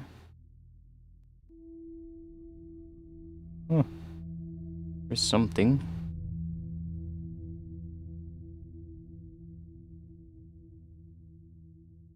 Let's just start by doing this. Oh wait, that's the wrong thing. Right here. My bad.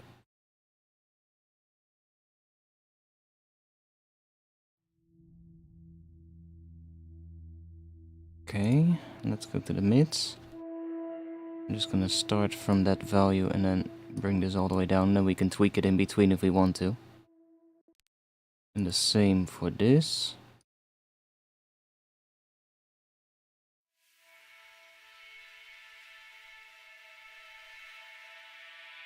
Probably should have turned that into macros, honestly. Because then I could have renamed them. Now they're all gonna be exactly the same name. That's fucking annoying. Let's...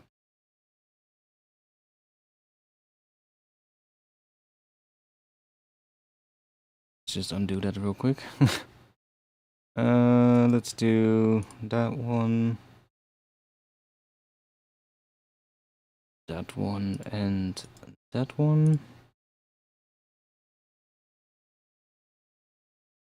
This is low amount, mid amount, and high amount. And then I can just automate these.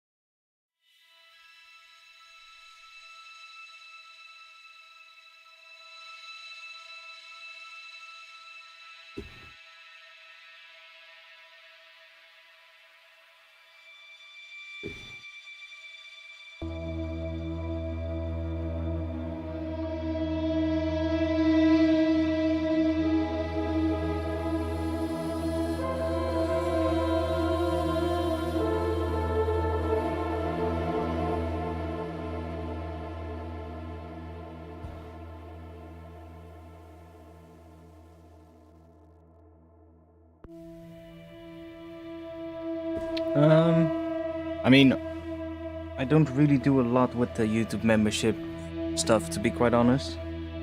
I do a lot more with my Patreon.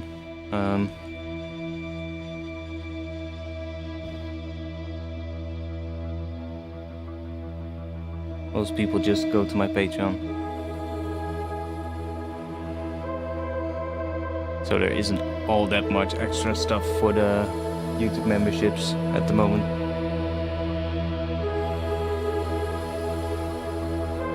Okay, that pattern is already a lot better.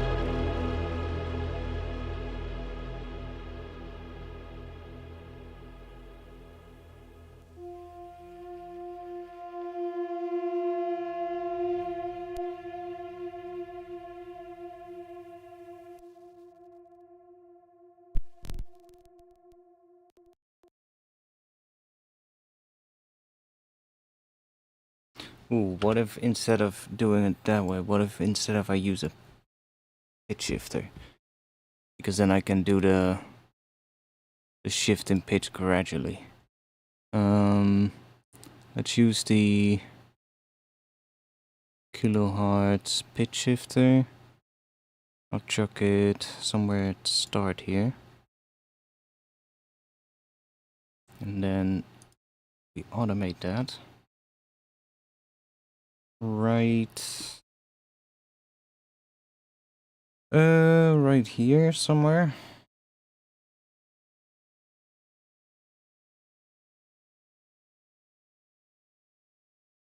Then we go up one semitone. See if that sounds cool.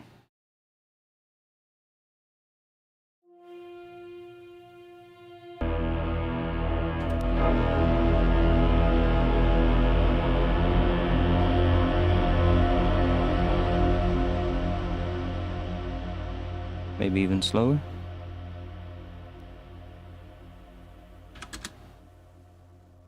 Like really slow.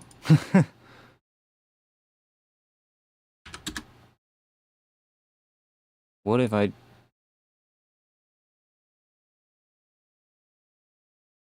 do that? That would be really slow, but it could also be cool.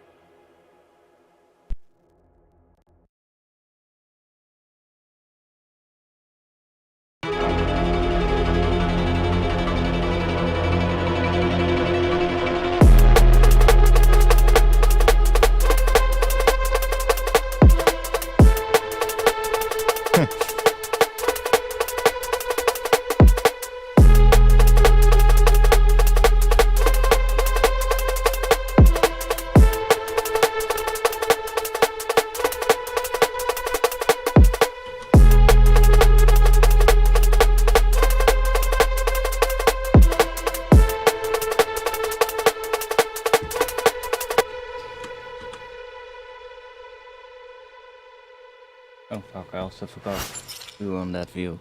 We're definitely getting somewhere with this.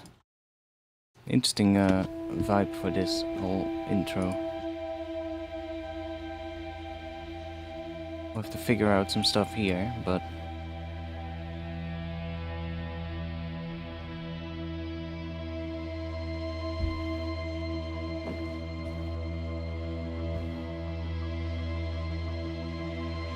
I'm not entirely sure about the bass thing here though.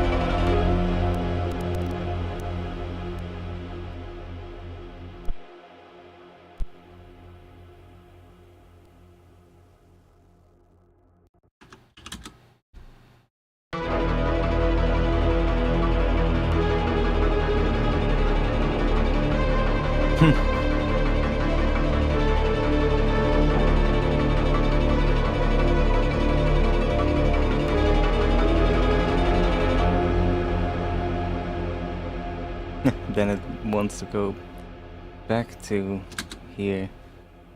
Could do that as well.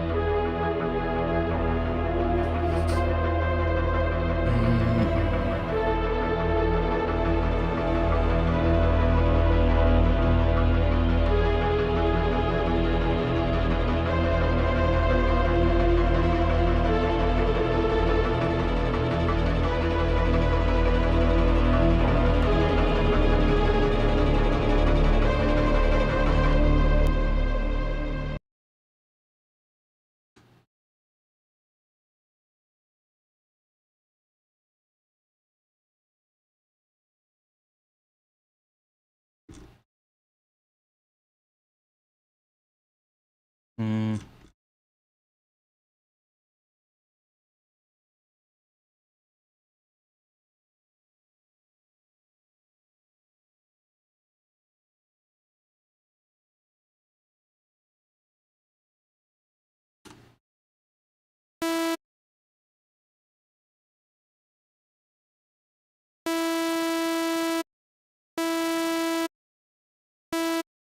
God damn it.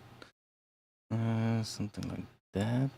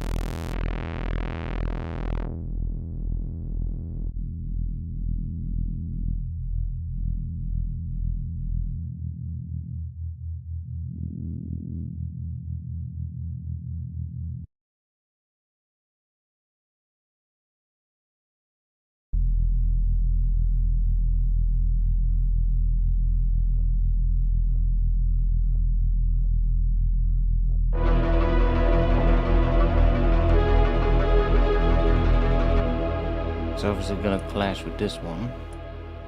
But what if this one just gets bypassed a bit? Let's actually use...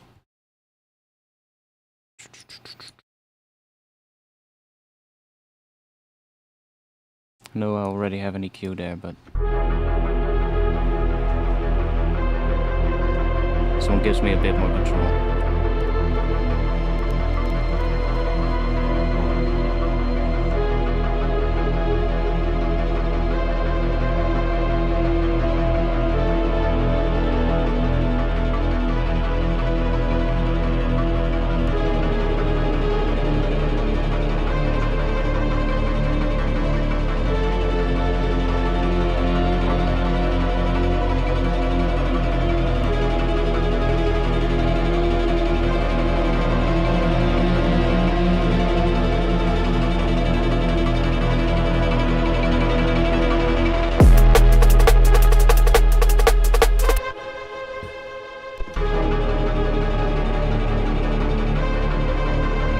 Oh yeah, probably this one. Let's copy that glide as well.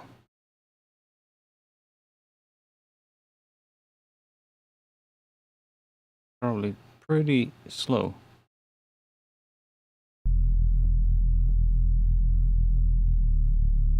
Something like that.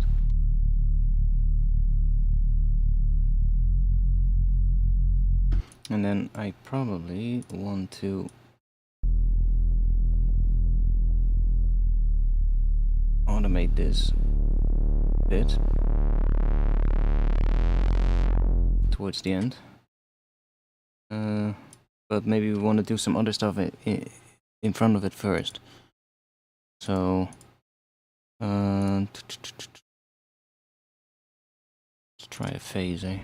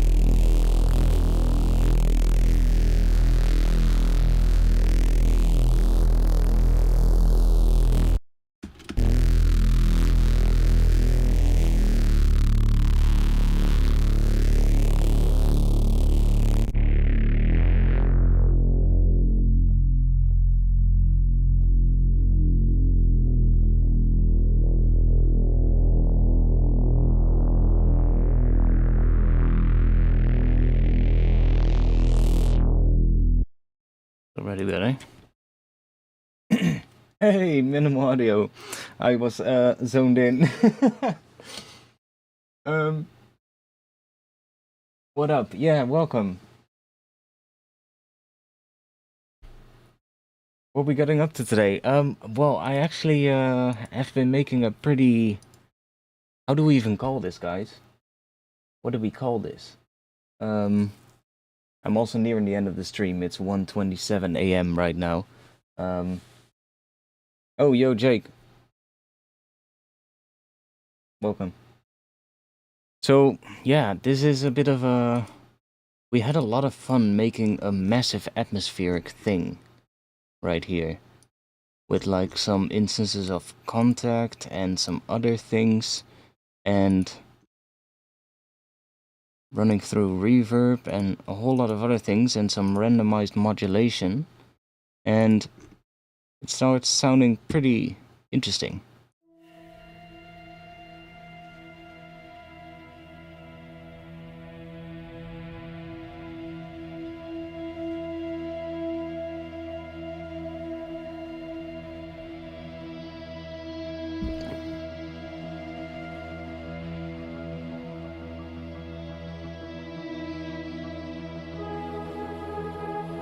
And that pattern that comes in here, that's a bit temporary, but we just needed something.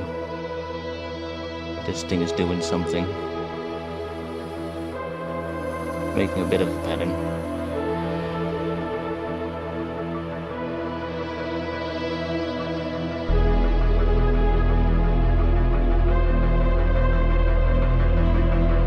I think I want that bass to come in though, so it like fade in just like everything else is fading in. I don't want it to start that abruptly, I think. So we're just gonna automate something on here. What if we... Maybe it could be cool if we...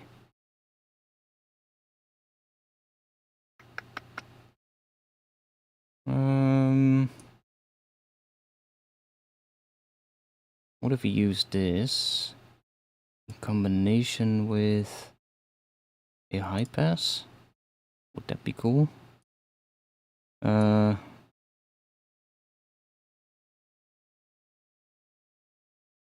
Something like that. I mean, I can just grab that one.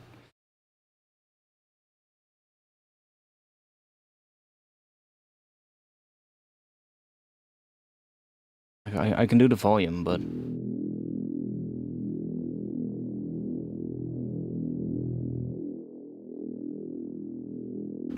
do that maybe.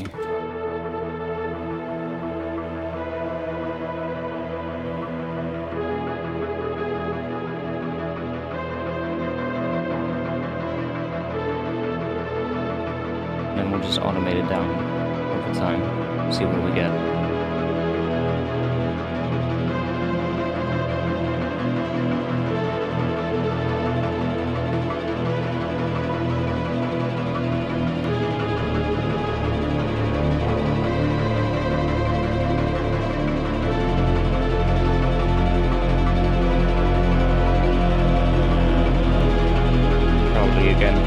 Towards the end of this, but it should.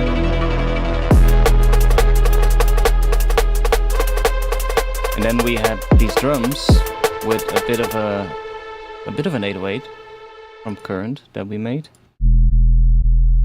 Bit of a weird one with a weird. It's also much louder than everything else now at this point, I see. But kind of works. Kind of blows out the saturation on the master, I think, the clipper. So kind of adds a bit of distortion for now. It's completely not mixed, but Matthew's vibes. I don't know what kind of vibes we are. It's a bit of an interesting one. But I kind of like where it's going.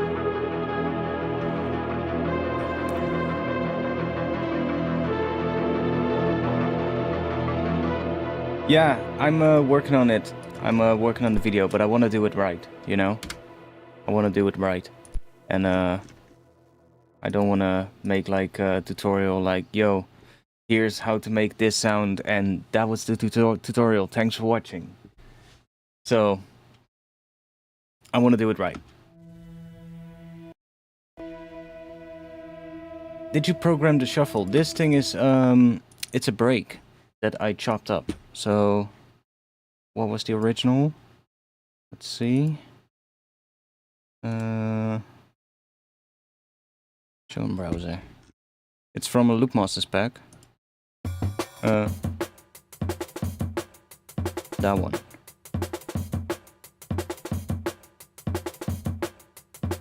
So it's just a break from a Loopmasters pack. And I chopped it up, rearranged it.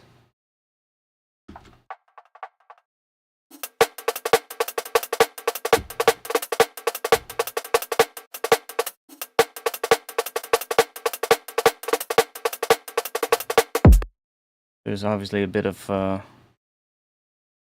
an extra shuffle thing here happening.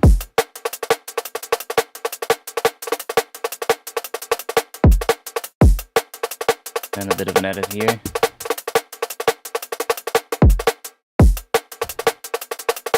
That's basically what that is doing. Probably want to work a bit more on it. There's a little bit of a swing on it though. That's what you're probably hearing as well.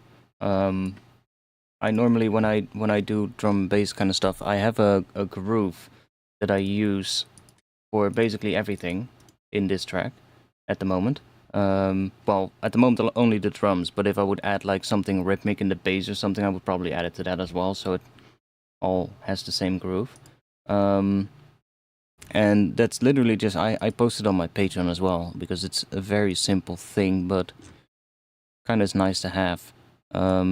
It's basically just this file, which if I go and look at that, you can kind of see already what it's doing. See? It's taking the 16th notes, because this is one beat, and it's taking the 16th notes and shifting them to the right.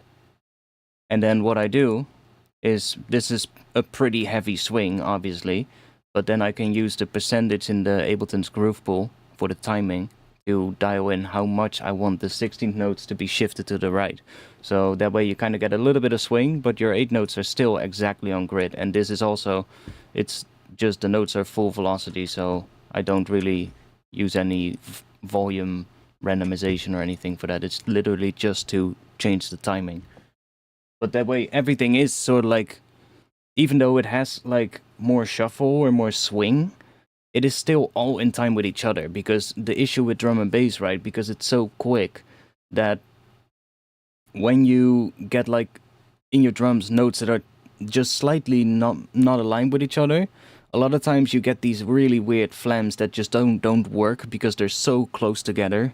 Like a flam is nice, but most of the time drum and bass, you're already dealing with very tiny space in between each drum hit anyway.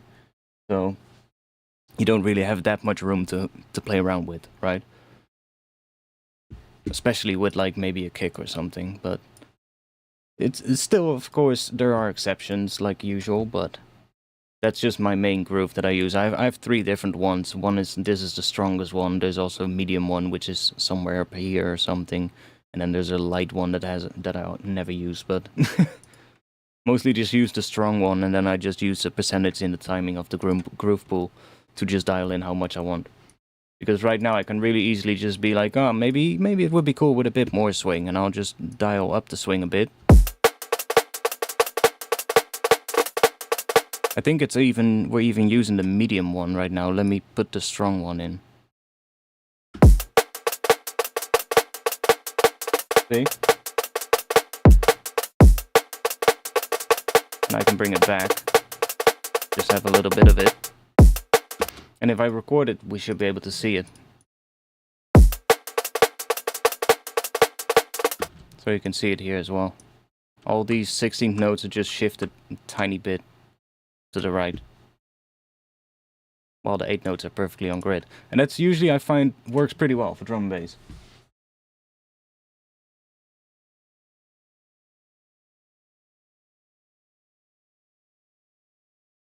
Current value, use current synth, he made some presets. I mean, he has to with that name, right? I mean, somebody else. I was watching a stream of somebody, and somebody in the chat of that stream said, "I just realized all the values in current are current values," and I laughed so hard. It was awesome.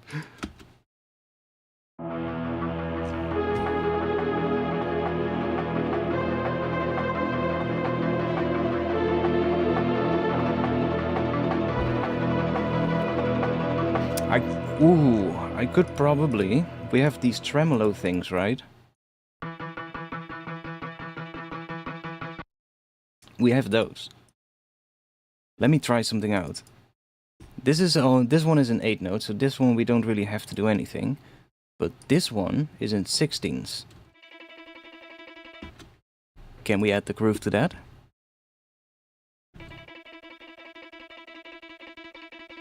I mean, we can. Not sure if we want to, though. Let's try it out in the mix. Let's see what that sounds like.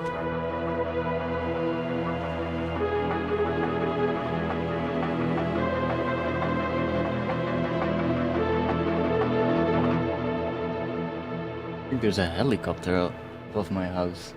I was like, I'm hearing a load of sub bass that is not in my track. There's definitely a helicopter.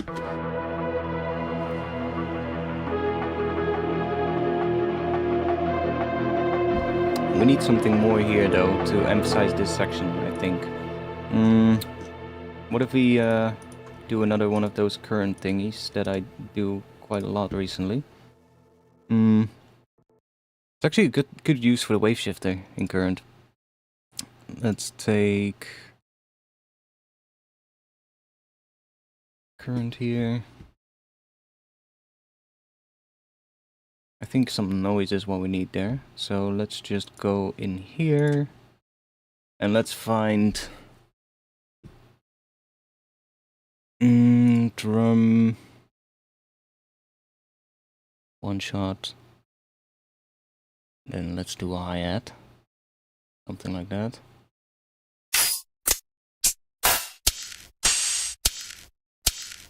Sure. Doesn't really matter what we pick. Probably. And let's first add a note.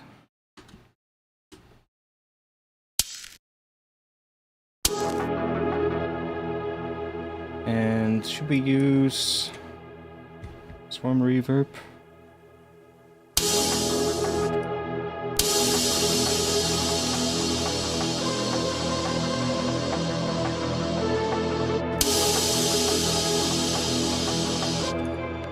And let's maybe give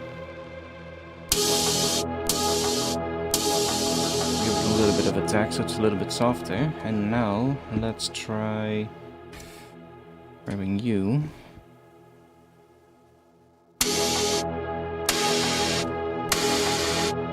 Let's just grab another one. Because it's a pretty high frequency sound, right? So it's gonna... you're gonna have to shift it down a lot to get something different. But now we get more into this range, which is kind of nice. And then let's just make sure that we don't have any low end in this that we don't want. Well, it's not even that bad.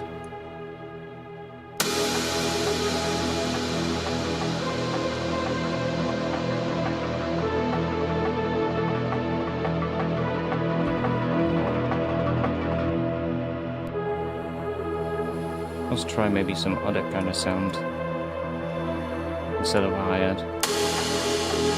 Though hi-hats work pretty well.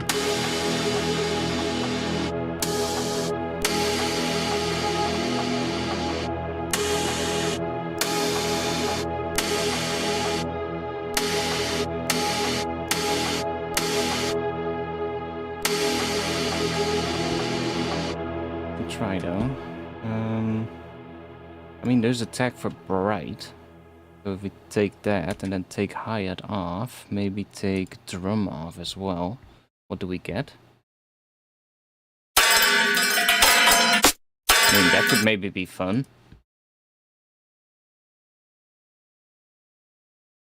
Keep it. Ooh, that's actually pretty angry.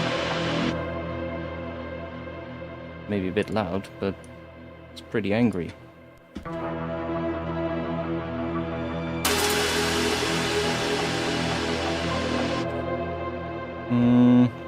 I think I'm gonna add a bit more reverb on it though, but let's just add another reverb, maybe a Valhalla something. Usually does the job well. I just love this algorithm Palace. Sounds really nice.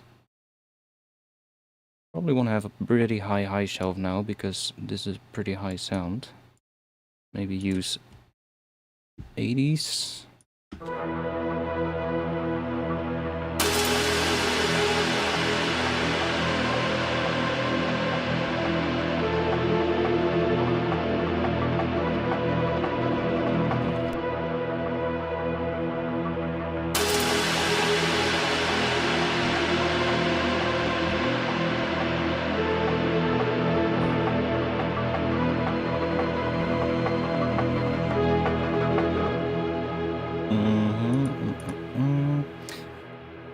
Let's try playing with the pitch here, see what we get.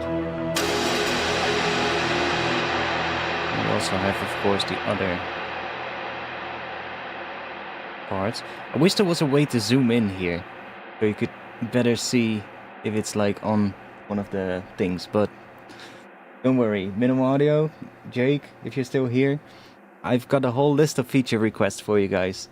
I'll send it to you pretty soon.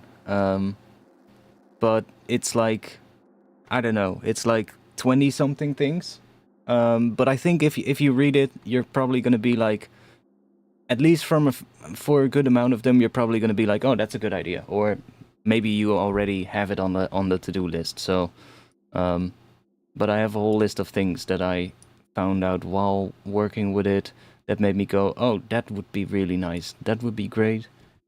So, yeah, expect that soon. Not that current isn't good, of course, because it's amazing already, but I think it can be even better. Let's try maybe playing with this one. Maybe a pretty slow delay.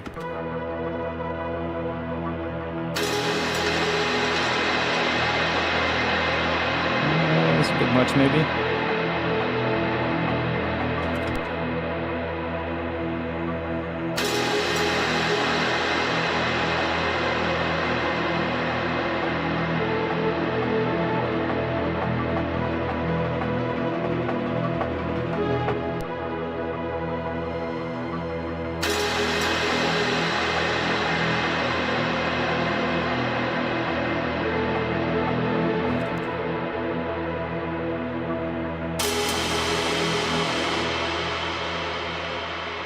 See what other sounds we have.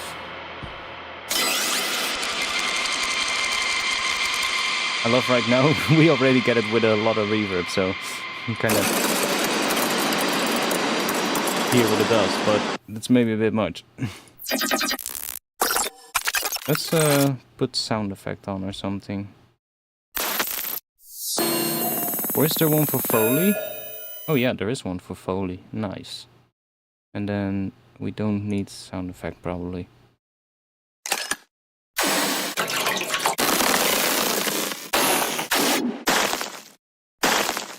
That could be interesting. Then we just need to high pass it quite a bit.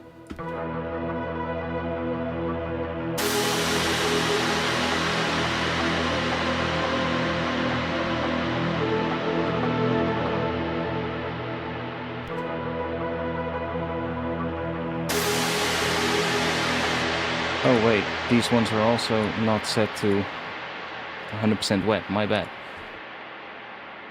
That's why it sounded different. I mean, it could still work, but let's see what we get now. Right, so now we're really...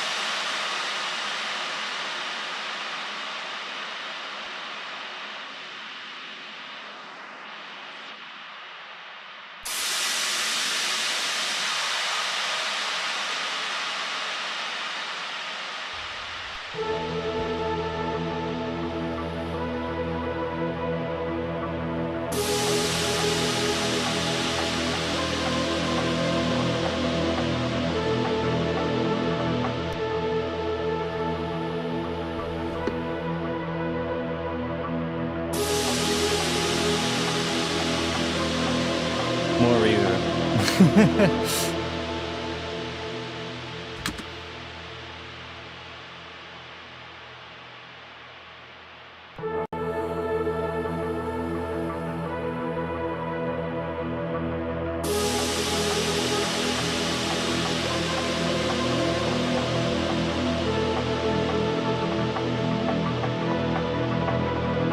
Probably resample that at some point as well, because then I can reverse it for the end here. I mean, we can probably resample it now.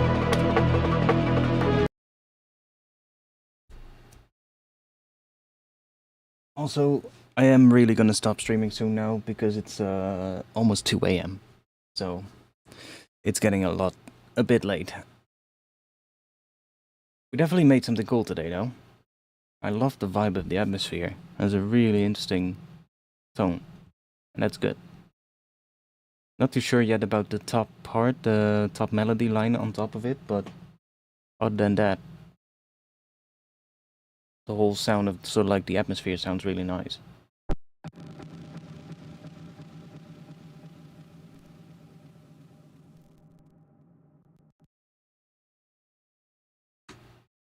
Like, what does it sound like if we just reverse this here? We just do that.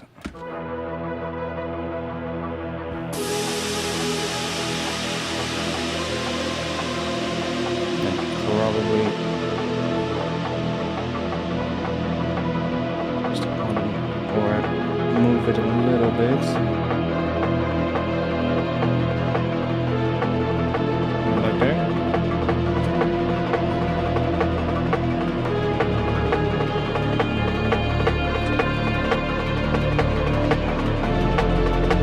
I need something more on top that sort of like emphasizes these chord changes.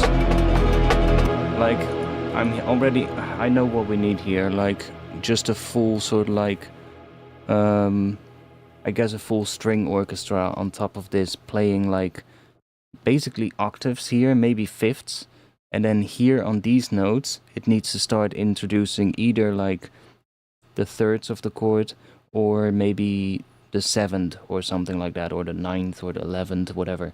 But it needs to start introducing other notes of the chords, and basically become fuller. And then the last part here needs to really have like some tension, and then it drops into here, which will hopefully make the entire thing a lot bigger. I'm kind of hearing like definitely some high strings, because we already have plenty of bass, so we don't need cellos or something. We just need like high strings doing like the full chords, maybe some strings in the middle as well, but just to all fill that up a bit more. But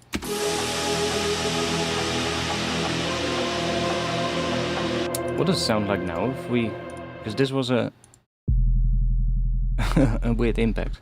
What does it sound like if I just chuck that underneath here now with the noise?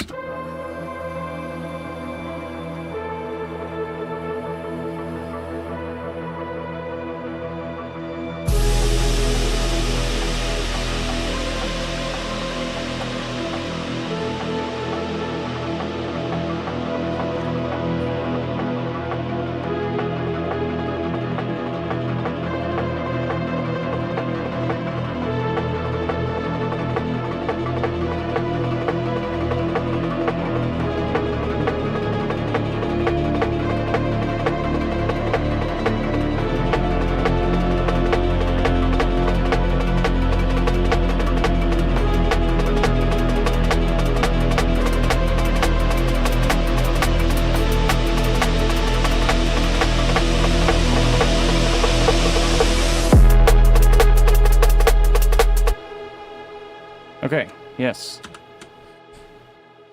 Thanks for being here, everyone. Next week, maybe we'll work on this one again. I don't know. Depends on how far I am with this one. But if not, we'll just do something fun again. So thanks for being here.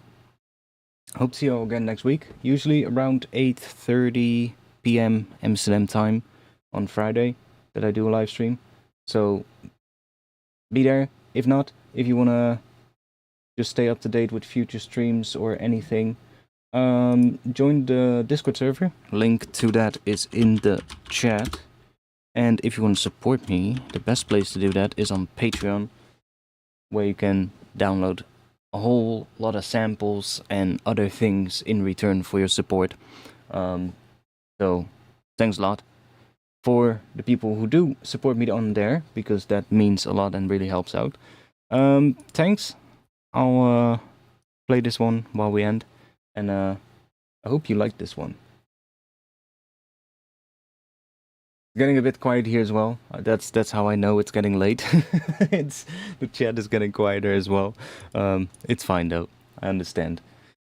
Everyone, it was fun, and I'll see you all in the next one. Peace.